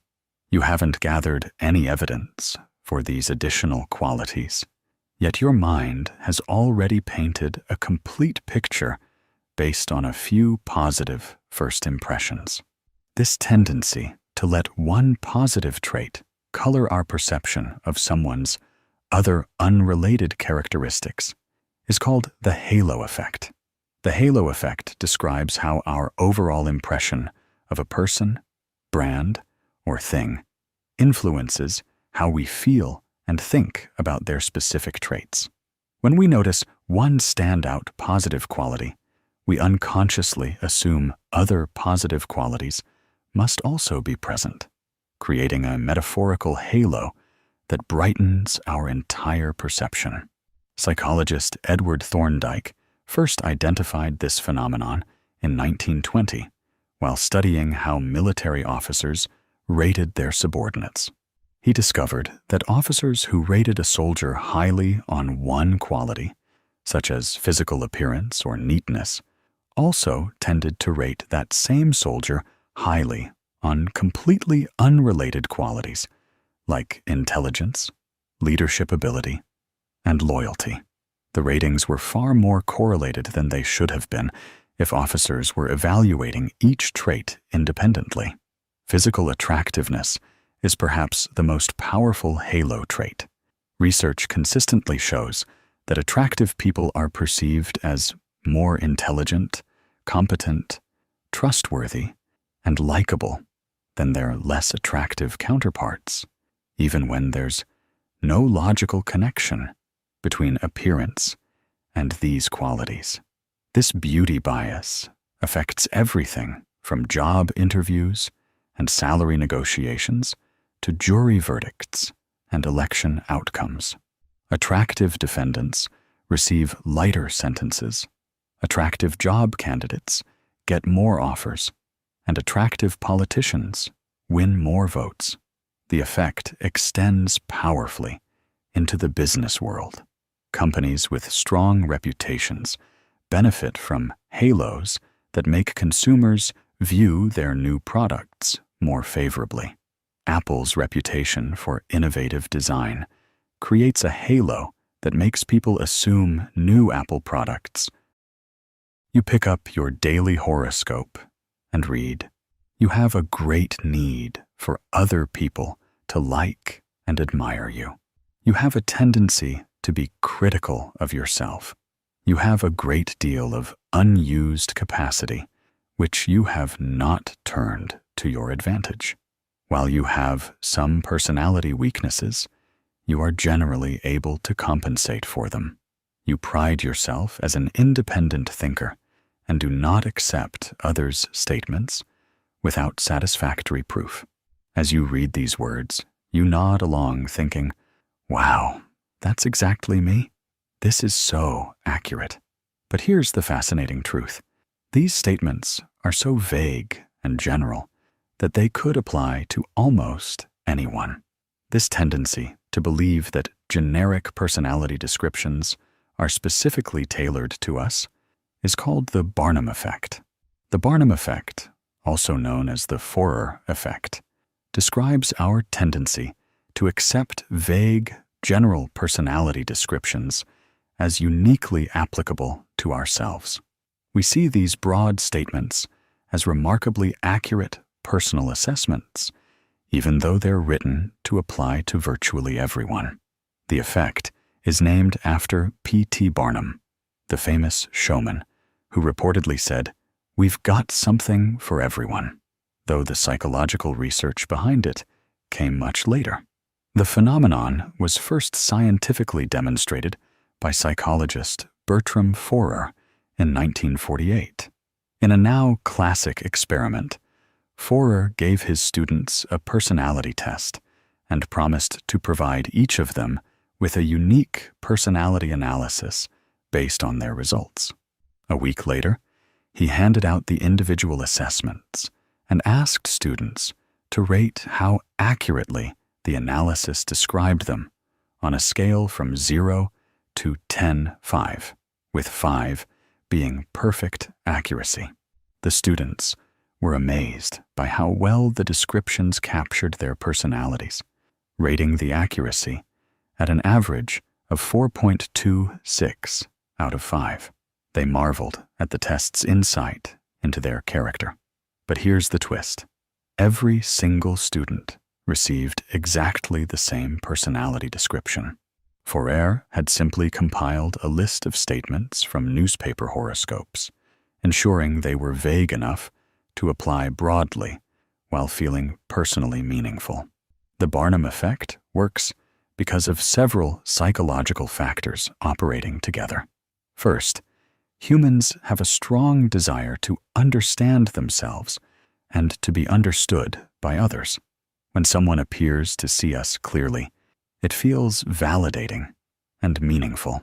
We're predisposed to accept information that helps us make sense of our own personalities and behaviors. Confirmation bias plays a crucial role as well. When reading a personality description, we naturally focus on the parts that seem to fit while ignoring or downplaying the parts that don't match. We remember the hits and forget the misses, creating an illusion of accuracy that doesn't actually exist. Our minds are excellent at finding ways to make vague statements apply to our specific experiences. The statements used in Barnum effect descriptions follow predictable patterns. They often include both sides of contradictory traits, such as, you can be extroverted and sociable, but sometimes you need time alone. This covers all possibilities, since everyone experiences both of these states at different times. The descriptions frequently mention common human desires and insecurities that most people share, like wanting to be liked or having untapped potential. Positive statements are central to the effect's success. The Barnum effect works much more powerfully with flattering descriptions than with negative ones. We're much more likely to accept general statements that paint us in a favorable light, which is why astrology readings, psychic predictions, and personality assessments typically emphasize strengths while gently mentioning challenges or areas for growth. The multi-billion-dollar industries of astrology, fortune-telling, and certain personality assessments rely heavily on the Barnum effect. Horoscopes are written with deliberately vague language that readers can interpret to fit their current circumstances. Psychics often use cold reading techniques combined with Barnum statements to convince clients they possess genuine supernatural insight. Even some legitimate-seeming personality tests exploit this effect by combining valid psychological concepts with vague, flattering generalizations. Social media has amplified the Barnum effect tremendously. Online personality quizzes constantly go viral because people love sharing results that seem to capture something unique about them, not realizing that thousands of other people received similar or identical results. These quizzes are designed to make everyone feel special and understood, which encourages sharing and increases engagement. Understanding the Barnum effect doesn't mean all personality assessments are worthless. Validated psychological instruments like the Big Five personality test make specific, falsifiable predictions and have been refined through rigorous research. The difference lies in specificity and scientific validation. Legitimate assessments provide detailed, differentiated results rather than vague statements everyone would accept. To protect yourself from the Barnum effect, develop critical thinking habits. When reading personality descriptions, ask yourself, could this statement apply to most people? Am I ignoring parts that don't fit? Is there any way to prove this statement wrong? Would I find this as accurate if I knew it wasn't specifically written for me? These questions help you distinguish between genuine insights and clever generalizations. The Barnum effect reveals something profound about human psychology. Our deep desire to be seen and understood can sometimes override our skepticism, making us believe in descriptions that tell us what we want to hear about ourselves. The paradox of choice. You walk into a grocery store looking for jam.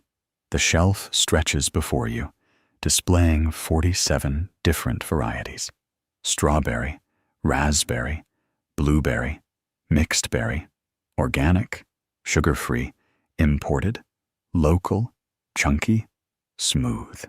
Each option seems appealing, but you can't decide which one to choose. After 10 minutes of deliberation, you feel overwhelmed and frustrated. You leave the store without buying anything, thinking you'll come back when you have more time to decide. This counterintuitive situation, where having more options actually makes decision-making harder and less satisfying, is called the paradox of choice. The paradox of choice describes how an abundance of options, rather than making us happier and more satisfied, can actually lead to anxiety paralysis, and dissatisfaction. We assume that more choices equal more freedom and better outcomes, but psychological research reveals a more complicated reality. Beyond a certain point, additional options become burdensome rather than liberating. Psychologist Barry Schwartz popularized this concept in his influential book, The Paradox of Choice: Why More is Less. One of the most famous studies demonstrating this effect was conducted by psychologists Sheena Iyengar and Mark Lepper in 2000. They set up a tasting booth at an upscale grocery store, displaying either 6 or 24 varieties of gourmet jam for customers to sample. The results were striking. When 24 jams were displayed, 60% of shoppers stopped to look, but only 3% actually purchased jam. When only 6 varieties were available, 40% stopped to browse, but 30% made a purchase. More choices attracted more initial interest, but resulted in far fewer actual decisions. The abundance of options created decision paralysis. Several psychological mechanisms explain why excessive choice becomes problematic. First, there's the issue of opportunity cost. Every choice means rejecting alternatives, and when there are many alternatives, the cumulative weight of what we're giving up can feel overwhelming. Choosing one jam means not choosing 46 others, each with their own potential benefits we'll never experience. Analysis. Paralysis sets in when we face too many options. Our cognitive resources become strained as we try to evaluate and compare numerous alternatives. The mental effort required to make a good decision increases with each additional option, eventually reaching a point where the task feels exhausting rather than exciting. We may postpone the decision indefinitely or avoid it altogether. The problem of escalated expectations also plays a crucial role. When presented with many options, we expect to find something perfect that meets all our criteria. Our standards rise proportionally with the number of choices available. This means that even when we finally select something good, we often feel disappointed because our expectations were unrealistically high. Regret and second-guessing intensify with more options. After making a choice from a limited set, we might occasionally wonder if we made the right decision. But after choosing from dozens or hundreds of alternatives, the nagging question, "Did I choose correctly?" becomes much more persistent. We imagine all the potentially better options we rejected, creating dissatisfaction even with objectively good choices. Modern consumer culture has amplified this paradox dramatically. Shopping for everything from breakfast cereal to streaming entertainment to romantic partners now involves navigating overwhelming arrays of options. Online shopping particularly exemplifies this problem, with virtually unlimited choices available at our fingertips. Dating apps present thousands of potential partners, making commitment difficult because there's always another profile to swipe through. The paradox of choice doesn't mean that having options is bad. Research suggests there's an optimal level of choice, typically somewhere between 2 to 6 options, depending on the decision's complexity. This sweet spot provides enough variety to feel empowered without overwhelming our decision-making capabilities. Understanding this paradox can help you navigate modern life more effectively. When facing decisions, consider limiting your options deliberately. Instead of researching every possible product, set criteria and examine only options that meet them. Give yourself time limits for decisions to prevent endless analysis. Accept that perfect choices rarely exist, and good enough is often genuinely sufficient. Embrace what Schwartz calls satisficing rather than maximizing. Satisficers set reasonable standards and choose the first option that meets them, while maximizers exhaustively search for the absolute best choice. Research shows satisficers generally experience greater happiness and less regret, even though maximizers might occasionally make marginally better choices.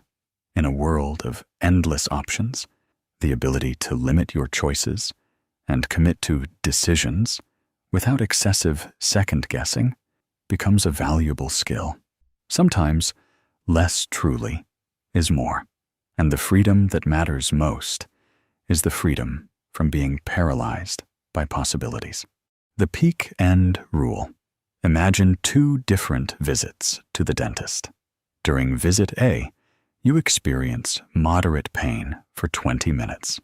During visit B, you experience that same moderate pain for 20 minutes, followed by an additional 10 minutes of mild discomfort. Logically, visit B should be worse because it involves more total pain and lasts longer.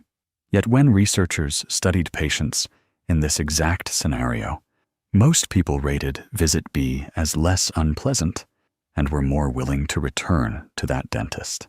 This counterintuitive finding reveals a fascinating quirk of human memory called the peak end rule. The peak end rule describes how we remember experiences based almost entirely on two specific moments: the most intense point, whether positive or negative, and the final moments. The duration of the experience and everything that happened in between matters surprisingly little to our overall memory and evaluation. Essentially, our brains take a mental snapshot at the peak and the end, then use those two data points to summarize the entire experience. This phenomenon was discovered and extensively studied by psychologist Daniel Kahneman and his colleagues in the 1990s. In one famous experiment, participants submerged their hands in painfully cold water under two different conditions. In the first trial, they kept their hand in 14-degree water for 60 seconds. In the second trial, they kept their hand in 14-degree water for 60 seconds. Then the water was gradually warmed to a slightly less painful 15 degrees for an additional 30 seconds. When asked which trial they'd prefer to repeat, most participants chose the longer trial, even though it involved more total pain. The slightly less painful ending overshadowed the additional discomfort. Their memories favored the experience with the better ending, completely ignoring the fact that it was objectively worse because it lasted longer. The peak end rule has profound implications for how we evaluate our lives.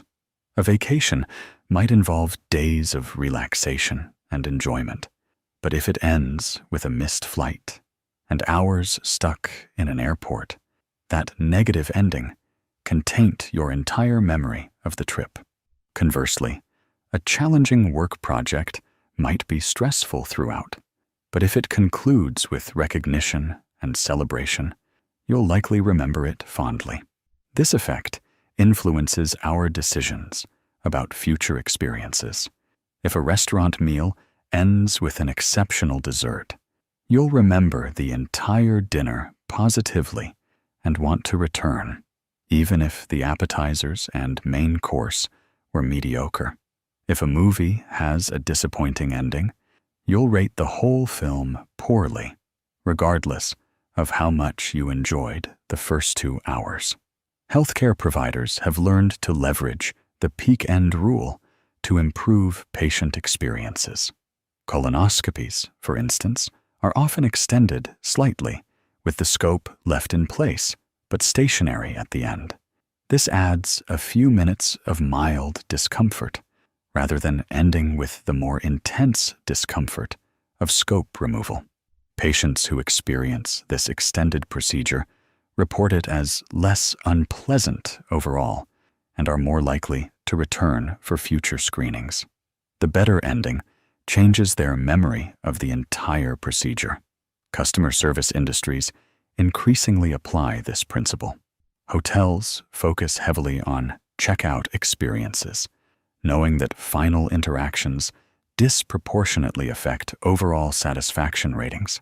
Theme parks often place memorable attractions near exits. Massage therapists might spend extra time on particularly pleasant techniques at the end of sessions.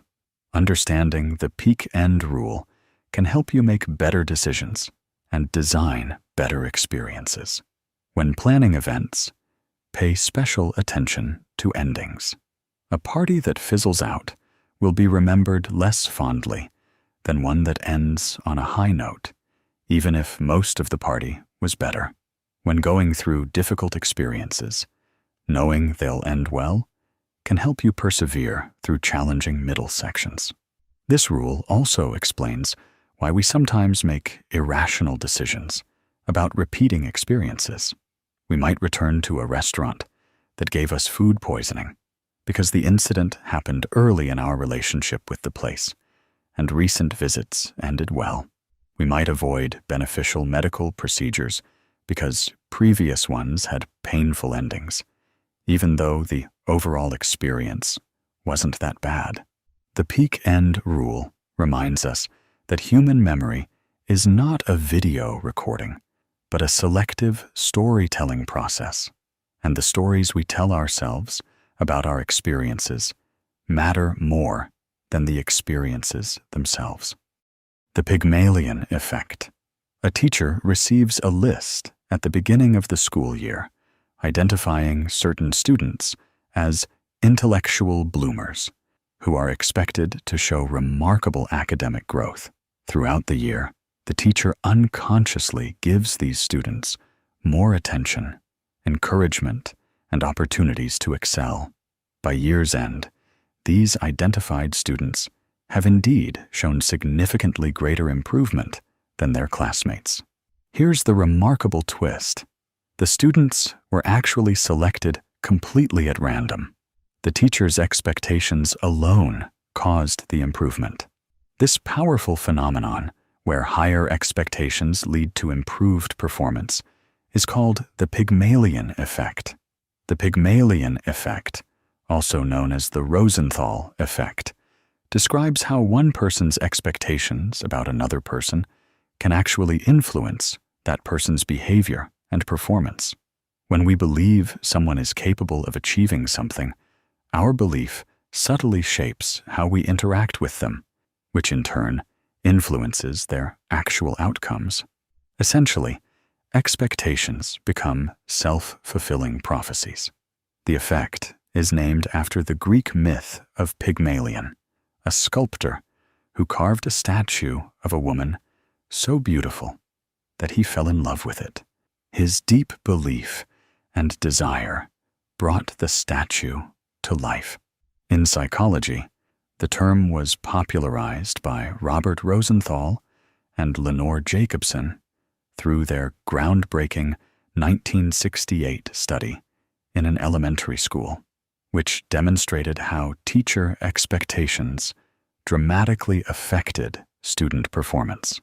In their famous experiment, Rosenthal and Jacobson told teachers that certain students had been identified through testing as likely to experience significant intellectual growth during the school year. In reality, these students were chosen randomly and were no different from their peers. Yet when the researchers returned at the end of the year, the randomly selected students had gained significantly more IQ points than the control group. The teachers' elevated expectations had somehow translated into measurable academic gains.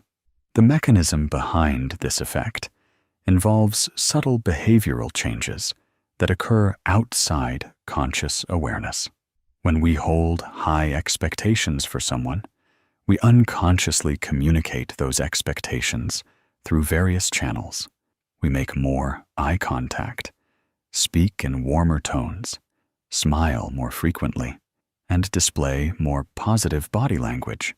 We provide more detailed feedback, ask more challenging questions, and give people more time to respond before jumping in with answers. These subtle cues create a supportive environment that encourages better performance. People who sense they're expected to succeed often develop greater confidence and motivation. They're more willing to take risks, persist through challenges, and invest effort in improvement. The positive attention and opportunities they receive further accelerate their development, creating an upward spiral of achievement. The Pygmalion effect operates powerfully in workplace settings. Managers who believe in their employees' potential tend to delegate more interesting projects, provide better mentorship, and create more growth opportunities. Employees who feel their managers have confidence in them typically respond with increased engagement, creativity, and productivity. Studies have shown that teams with high expectation leaders consistently outperform similar teams with leaders who hold lower expectations. In parenting, the effect shapes children's development profoundly. Parents who genuinely believe their children are capable and intelligent raise kids who develop stronger self-esteem and achieve more academically. This doesn't mean offering empty praise or unrealistic expectations, but rather communicating authentic belief in a child's ability to learn, grow, and overcome challenges. Sports psychology recognizes the Pygmalion effect's influence on athletic performance. Coaches who expect excellence from their athletes, communicated through challenging training and genuine belief in their capabilities, often see superior results compared to coaches with lower expectations. However, the effect has a darker counterpart called the Golem effect, where low expectations lead to poor performance. When teachers, managers, or parents harbor low expectations, they unconsciously communicate those beliefs through less attention, fewer opportunities, and subtle dismissiveness. People internalize these low expectations and perform accordingly, creating a self-fulfilling prophecy of failure. Understanding the Pygmalion effect carries important implications. Be mindful of the expectations you hold for others and yourself. Recognize that your beliefs about people's potential genuinely influence their outcomes. When working with others, communicate authentic confidence in their abilities while providing appropriate support and challenges. For yourself, surround yourself with people who hold high expectations for you. Seek mentors and communities that believe in your potential and challenge you to grow. The expectations of those around you shape your trajectory more than you might realize. The decoy effect. You're at a movie theater deciding on popcorn. A small costs $3 and a large costs $7. You're leaning toward the small because $7 seems excessive. Then you notice a medium option priced at $6.50. Suddenly, the large for only 50 cents more seems like an incredible deal. You buy the large, spending more than double what you initially intended. You've just been influenced by the decoy effect, a clever pricing strategy that manipulates your perception of value by introducing a strategically inferior option.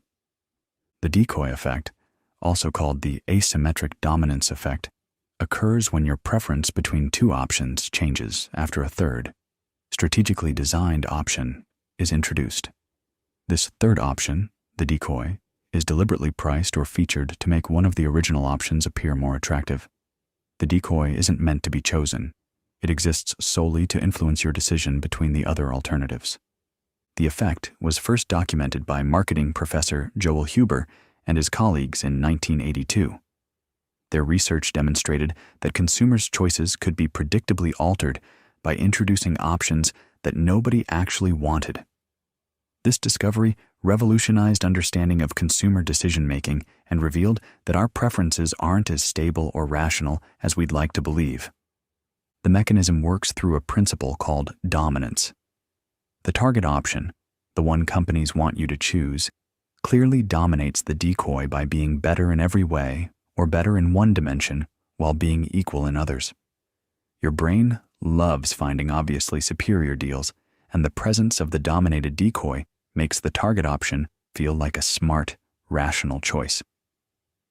Consider a classic example from magazine subscriptions.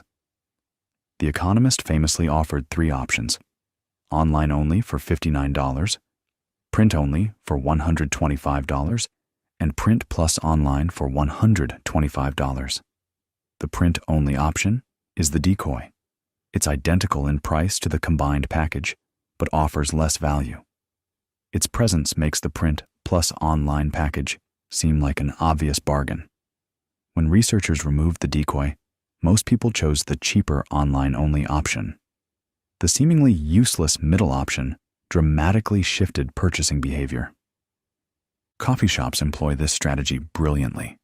They offer small, medium, and large sizes, but the medium is often only slightly cheaper than the large.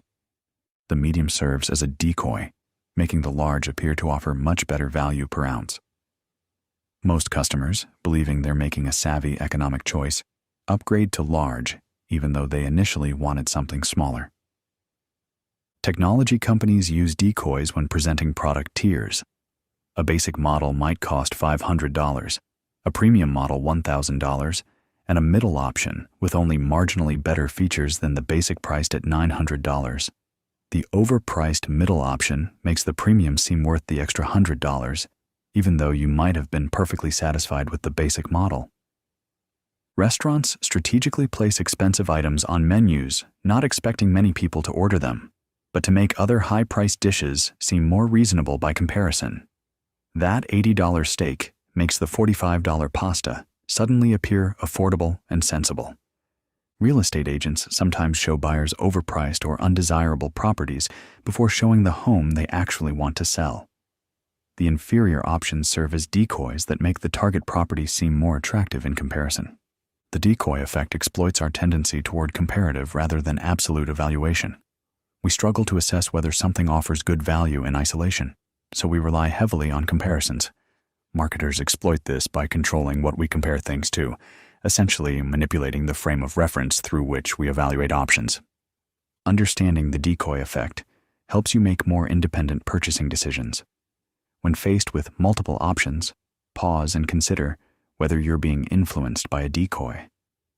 Ask yourself, would I choose this option if the middle choice didn't exist? What do I actually need, regardless of what seems like the best deal? Evaluate options based on your genuine needs and budget, rather than relative comparisons provided by sellers. That amazing deal often looks amazing only because someone carefully designed it to appear that way. The best defense against the decoy effect is awareness that your preferences can be manipulated by the mere presence of options you'd never seriously consider. The Zeigarnik effect. You're watching your favorite television series, completely absorbed in the story. The episode builds tension steadily, with the main character facing an impossible dilemma. Just as they're about to make a critical decision, the screen fades to black, and "to be continued" appears. For the next week, you can't stop thinking about what happens next.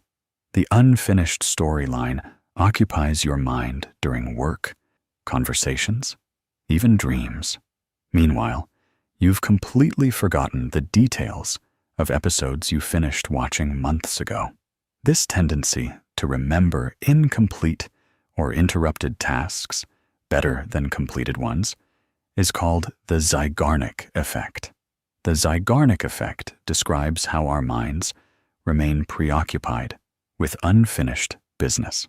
Incomplete tasks create a psychological tension that keeps them active in our memory, while completed tasks are quickly forgotten once they're done. Our brains essentially keep a mental tab open for anything unfinished, using cognitive resources to remind us that something still needs attention. This phenomenon is named after Russian psychologist Bluma Zygarnik, who discovered it in the 1920s through a curious observation. While sitting in a Vienna restaurant with her colleagues, Zygarnik noticed that waiters had remarkable memory for unpaid orders, but couldn't recall details of orders once customers had paid. The moment a task was complete, it vanished from their working memory. Intrigued by this observation, Zygarnik designed experiments to test the effect systematically. She gave participants a series of simple tasks like puzzles, clay modeling, and arithmetic problems. Some participants were allowed to complete their tasks, while others were interrupted before finishing. When later asked to recall the tasks they'd worked on, participants remembered interrupted tasks nearly twice as well as completed ones. The unfinished work left a stronger mental imprint. The psychological mechanism behind this effect involves what researchers call task-specific tension. When we start a task, our mind creates a kind of cognitive commitment to completing it. This creates mental tension that persists until the task is finished. Incomplete tasks generate an intrusive cognitive load, repeatedly pushing themselves back into consciousness. Completed tasks release this tension, allowing our minds to file them away and move on. The entertainment industry exploits the Zygarnik effect masterfully. Cliffhangers at the end of television episodes or book chapters work precisely because they leave stories incomplete. The unresolved tension compels viewers to keep watching and readers to keep turning pages. Streaming platforms understand this perfectly, automatically starting the next episode before you've even decided whether to continue, capitalizing on your brain's discomfort with incompletion. Video games use this principle extensively through achievements, progress bars, and level systems. That incomplete achievement list, or partially filled progress bar, creates tension that motivates continued play. Social media platforms employ infinite scrolling, ensuring you never reach a satisfying endpoint. There's always more content, keeping you engaged far longer than you intended. In productivity and time management, the Zygarnik effect offers valuable insights. Breaking large projects into smaller tasks and starting them, even briefly, creates mental tension that makes you more likely to return and complete them. This is why many productivity experts recommend beginning tasks immediately, even if you can't finish them right away. Starting creates momentum and mental commitment. However, the effect has downsides. Multiple unfinished tasks create accumulated cognitive load that can feel overwhelming. That growing to-do list isn't just stressful because of the work itself, but because each item represents open mental loops demanding attention. This is why completing small tasks and experiencing closure feels so satisfying and mentally refreshing. Understanding the Zygarnik effect helps you harness its benefits while managing its drawbacks. Use it strategically by starting important tasks to create commitment, but also regularly achieve closure on projects to clear mental space. When you need to stop working, try reaching natural stopping points rather than leaving things mid-sentence or mid-thought. The effect reminds us that our minds crave completion and closure. Unfinished business doesn't just sit quietly in memory. It actively demands our attention until we either complete it or consciously decide to let it go. The endowment effect. You attend a conference where organizers randomly distribute coffee mugs to half the attendees. If you received a mug, you're asked how much you'd sell it for. If you didn't receive one, you're asked how much you'd pay to buy one. Logic suggests these prices should be similar, since the mugs were distributed randomly just moments ago. Yet, consistently, mug owners demand roughly twice as much to sell as non-owners offer to buy. The moment you possess something, even briefly, you value it more highly than identical items you don't own. This is the endowment effect. The endowment effect describes our tendency to assign greater value to things simply because we own them. Once something becomes ours, we irrationally inflate its worth, demanding more to give it up than we'd be willing to pay to acquire it. Ownership creates an emotional attachment that distorts our perception of objective value. This phenomenon was first rigorously documented by behavioral economist Richard Thaler in 1980, though the classic coffee mug experiments were conducted by Daniel Kahneman, Jack Knetsch, and Thaler in the late 1980s. Their research consistently showed that ownership dramatically shifts valuation. People who owned mugs valued them at around $7, while people who didn't own them valued identical mugs at around $3. Ownership alone doubled perceived value. The psychological roots of the endowment effect lie in loss aversion, a fundamental principle of human psychology. We experience losses more intensely than equivalent gains. Losing something we own feels roughly twice as painful as the pleasure of acquiring something new. When we contemplate selling something we possess, our brain frames it as a potential loss, triggering stronger emotional responses than the prospect of gaining something equivalent. Mental ownership develops remarkably quickly. You don't need years of attachment to experience the effect. Studies show that even touching or holding an item for a few seconds can trigger a sense of ownership that increases its perceived value. This is why car dealerships encourage test drives, and stores offer generous return policies. Once you've taken something home and incorporated it into your life, even temporarily, you're far less likely to return it. Retailers exploit the endowment effect through various strategies. Free trial periods work partly because once you've used a product or service for a while, it feels like yours. Canceling feels like a loss rather than simply declining to purchase. Home staging allows potential buyers to imagine living in a space, creating psychological ownership before any transaction occurs. Online shopping uses virtual ownership to trigger the effect. Adding items to your cart creates a sense of possession. Abandoning the cart feels like giving up something that's already yours, which is why companies send reminder emails about abandoned carts. They're leveraging your reluctance to let go of items you've mentally claimed. The endowment effect explains why decluttering feels so difficult. That old jacket you haven't worn in years suddenly seems valuable when you consider donating it. The items filling your closet feel precious precisely because they're yours, even though you'd never buy most of them today at any price. This effect also influences negotiations and business decisions.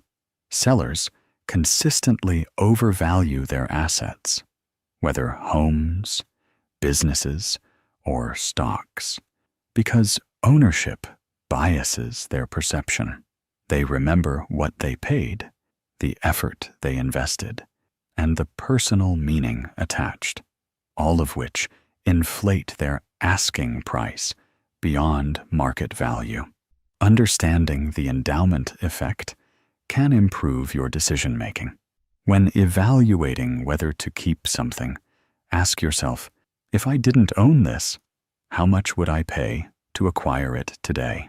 This reframing helps you assess value more objectively by removing the ownership bias. Before making purchases, especially significant ones, recognize that you'll likely overvalue the item once it's yours, making it harder to sell or replace later. This awareness can help you make more careful acquisition decisions. The endowment effect reveals a fundamental quirk of human psychology. Possession transforms perception. The moment something becomes ours, we view it through the distorted lens of ownership, seeing value that others cannot, protecting what we have more fiercely than we pursue what we don't. The IKEA effect. The IKEA effect is a fascinating quirk of human psychology, where people place disproportionately high value on things they have built or created themselves, even when the results are objectively mediocre. The effect gets its name from the Swedish furniture company IKEA, whose business model requires customers to assemble their own furniture from flat-packed boxes. Research shows that when you build something with your own hands, you develop an emotional attachment to it that goes far beyond its actual quality or market value. You might assemble a wobbly bookshelf that took you 3 frustrating hours to put together, complete with leftover screws and slightly misaligned shelves. But to you, that bookshelf becomes more valuable than a professionally crafted piece of furniture that costs twice as much. This happens because effort creates emotional investment. When you spend time, energy, and attention building something, your brain interprets that investment as proof of the object's worth. The reasoning goes something like this: I wouldn't have invested all this effort into something worthless. Therefore, this thing must be valuable. Your brain is essentially justifying the energy you expended by increasing the perceived value of the outcome. The effect extends far beyond furniture assembly. Parents often think their children are more talented and beautiful than other children, partly because of the enormous effort invested in raising them. Entrepreneurs overvalue their business ideas because they've poured countless hours into developing them. Home cooks believe their meals taste better than restaurant food because they made it themselves. Students feel more attached to essays they wrote compared to essays they simply read. The IKEA effect can be both helpful and harmful, depending on the situation. On the positive side, it encourages engagement and ownership. When people participate in creating something, they care more about its success. This principle explains why participatory processes often generate more buy-in than top-down directives. When employees help design new workplace policies, they're more committed to following them. When customers can customize products, they become more loyal to the brand. The effect also makes tasks more rewarding. The effort you invest transforms a mundane activity into something meaningful. Building your own furniture, cooking your own meals, or growing your own vegetables becomes satisfying, not just because of the end result, but because of the process itself. The struggle becomes part of the value. However, the IKEA effect can also distort judgment and lead to poor decisions. Business owners might refuse to abandon failing ventures because they've invested so much time and effort. Investors hold on to losing positions because they personally selected those investments. People defend flawed ideas simply because they came up with them. The emotional attachment created by effort can blind you to objective quality assessments. Understanding the IKEA effect helps you recognize when your attachment to something is based on effort rather than actual value. When making important decisions about projects, relationships, or investments, ask yourself whether you're evaluating the thing itself or the effort you've put into it. Would someone with no personal investment see the same value you do? Are you continuing something because it's genuinely worthwhile or because you've already invested so much? You can also use the IKEA effect strategically. If you want people to value something more, involve them in its creation. If you want customers to feel more connected to your product, give them opportunities to customize or personalize it. If you want team members to support a decision, include them in the decision-making process. The effort they invest will increase their commitment to the outcome. The IKEA effect reveals something fundamental about human psychology. We don't value things only for their intrinsic qualities. We value them for the relationship we have with them. And nothing creates relationship faster than shared effort and creation. Mere ownership effect. The mere ownership effect describes how simply owning something makes you value it more highly than identical items you don't own. The moment an object becomes yours, your brain automatically inflates its worth, regardless of any rational basis for that increased valuation. This psychological phenomenon shapes everything from marketplace negotiations to personal attachment to ordinary possessions. Researchers have demonstrated this effect through elegant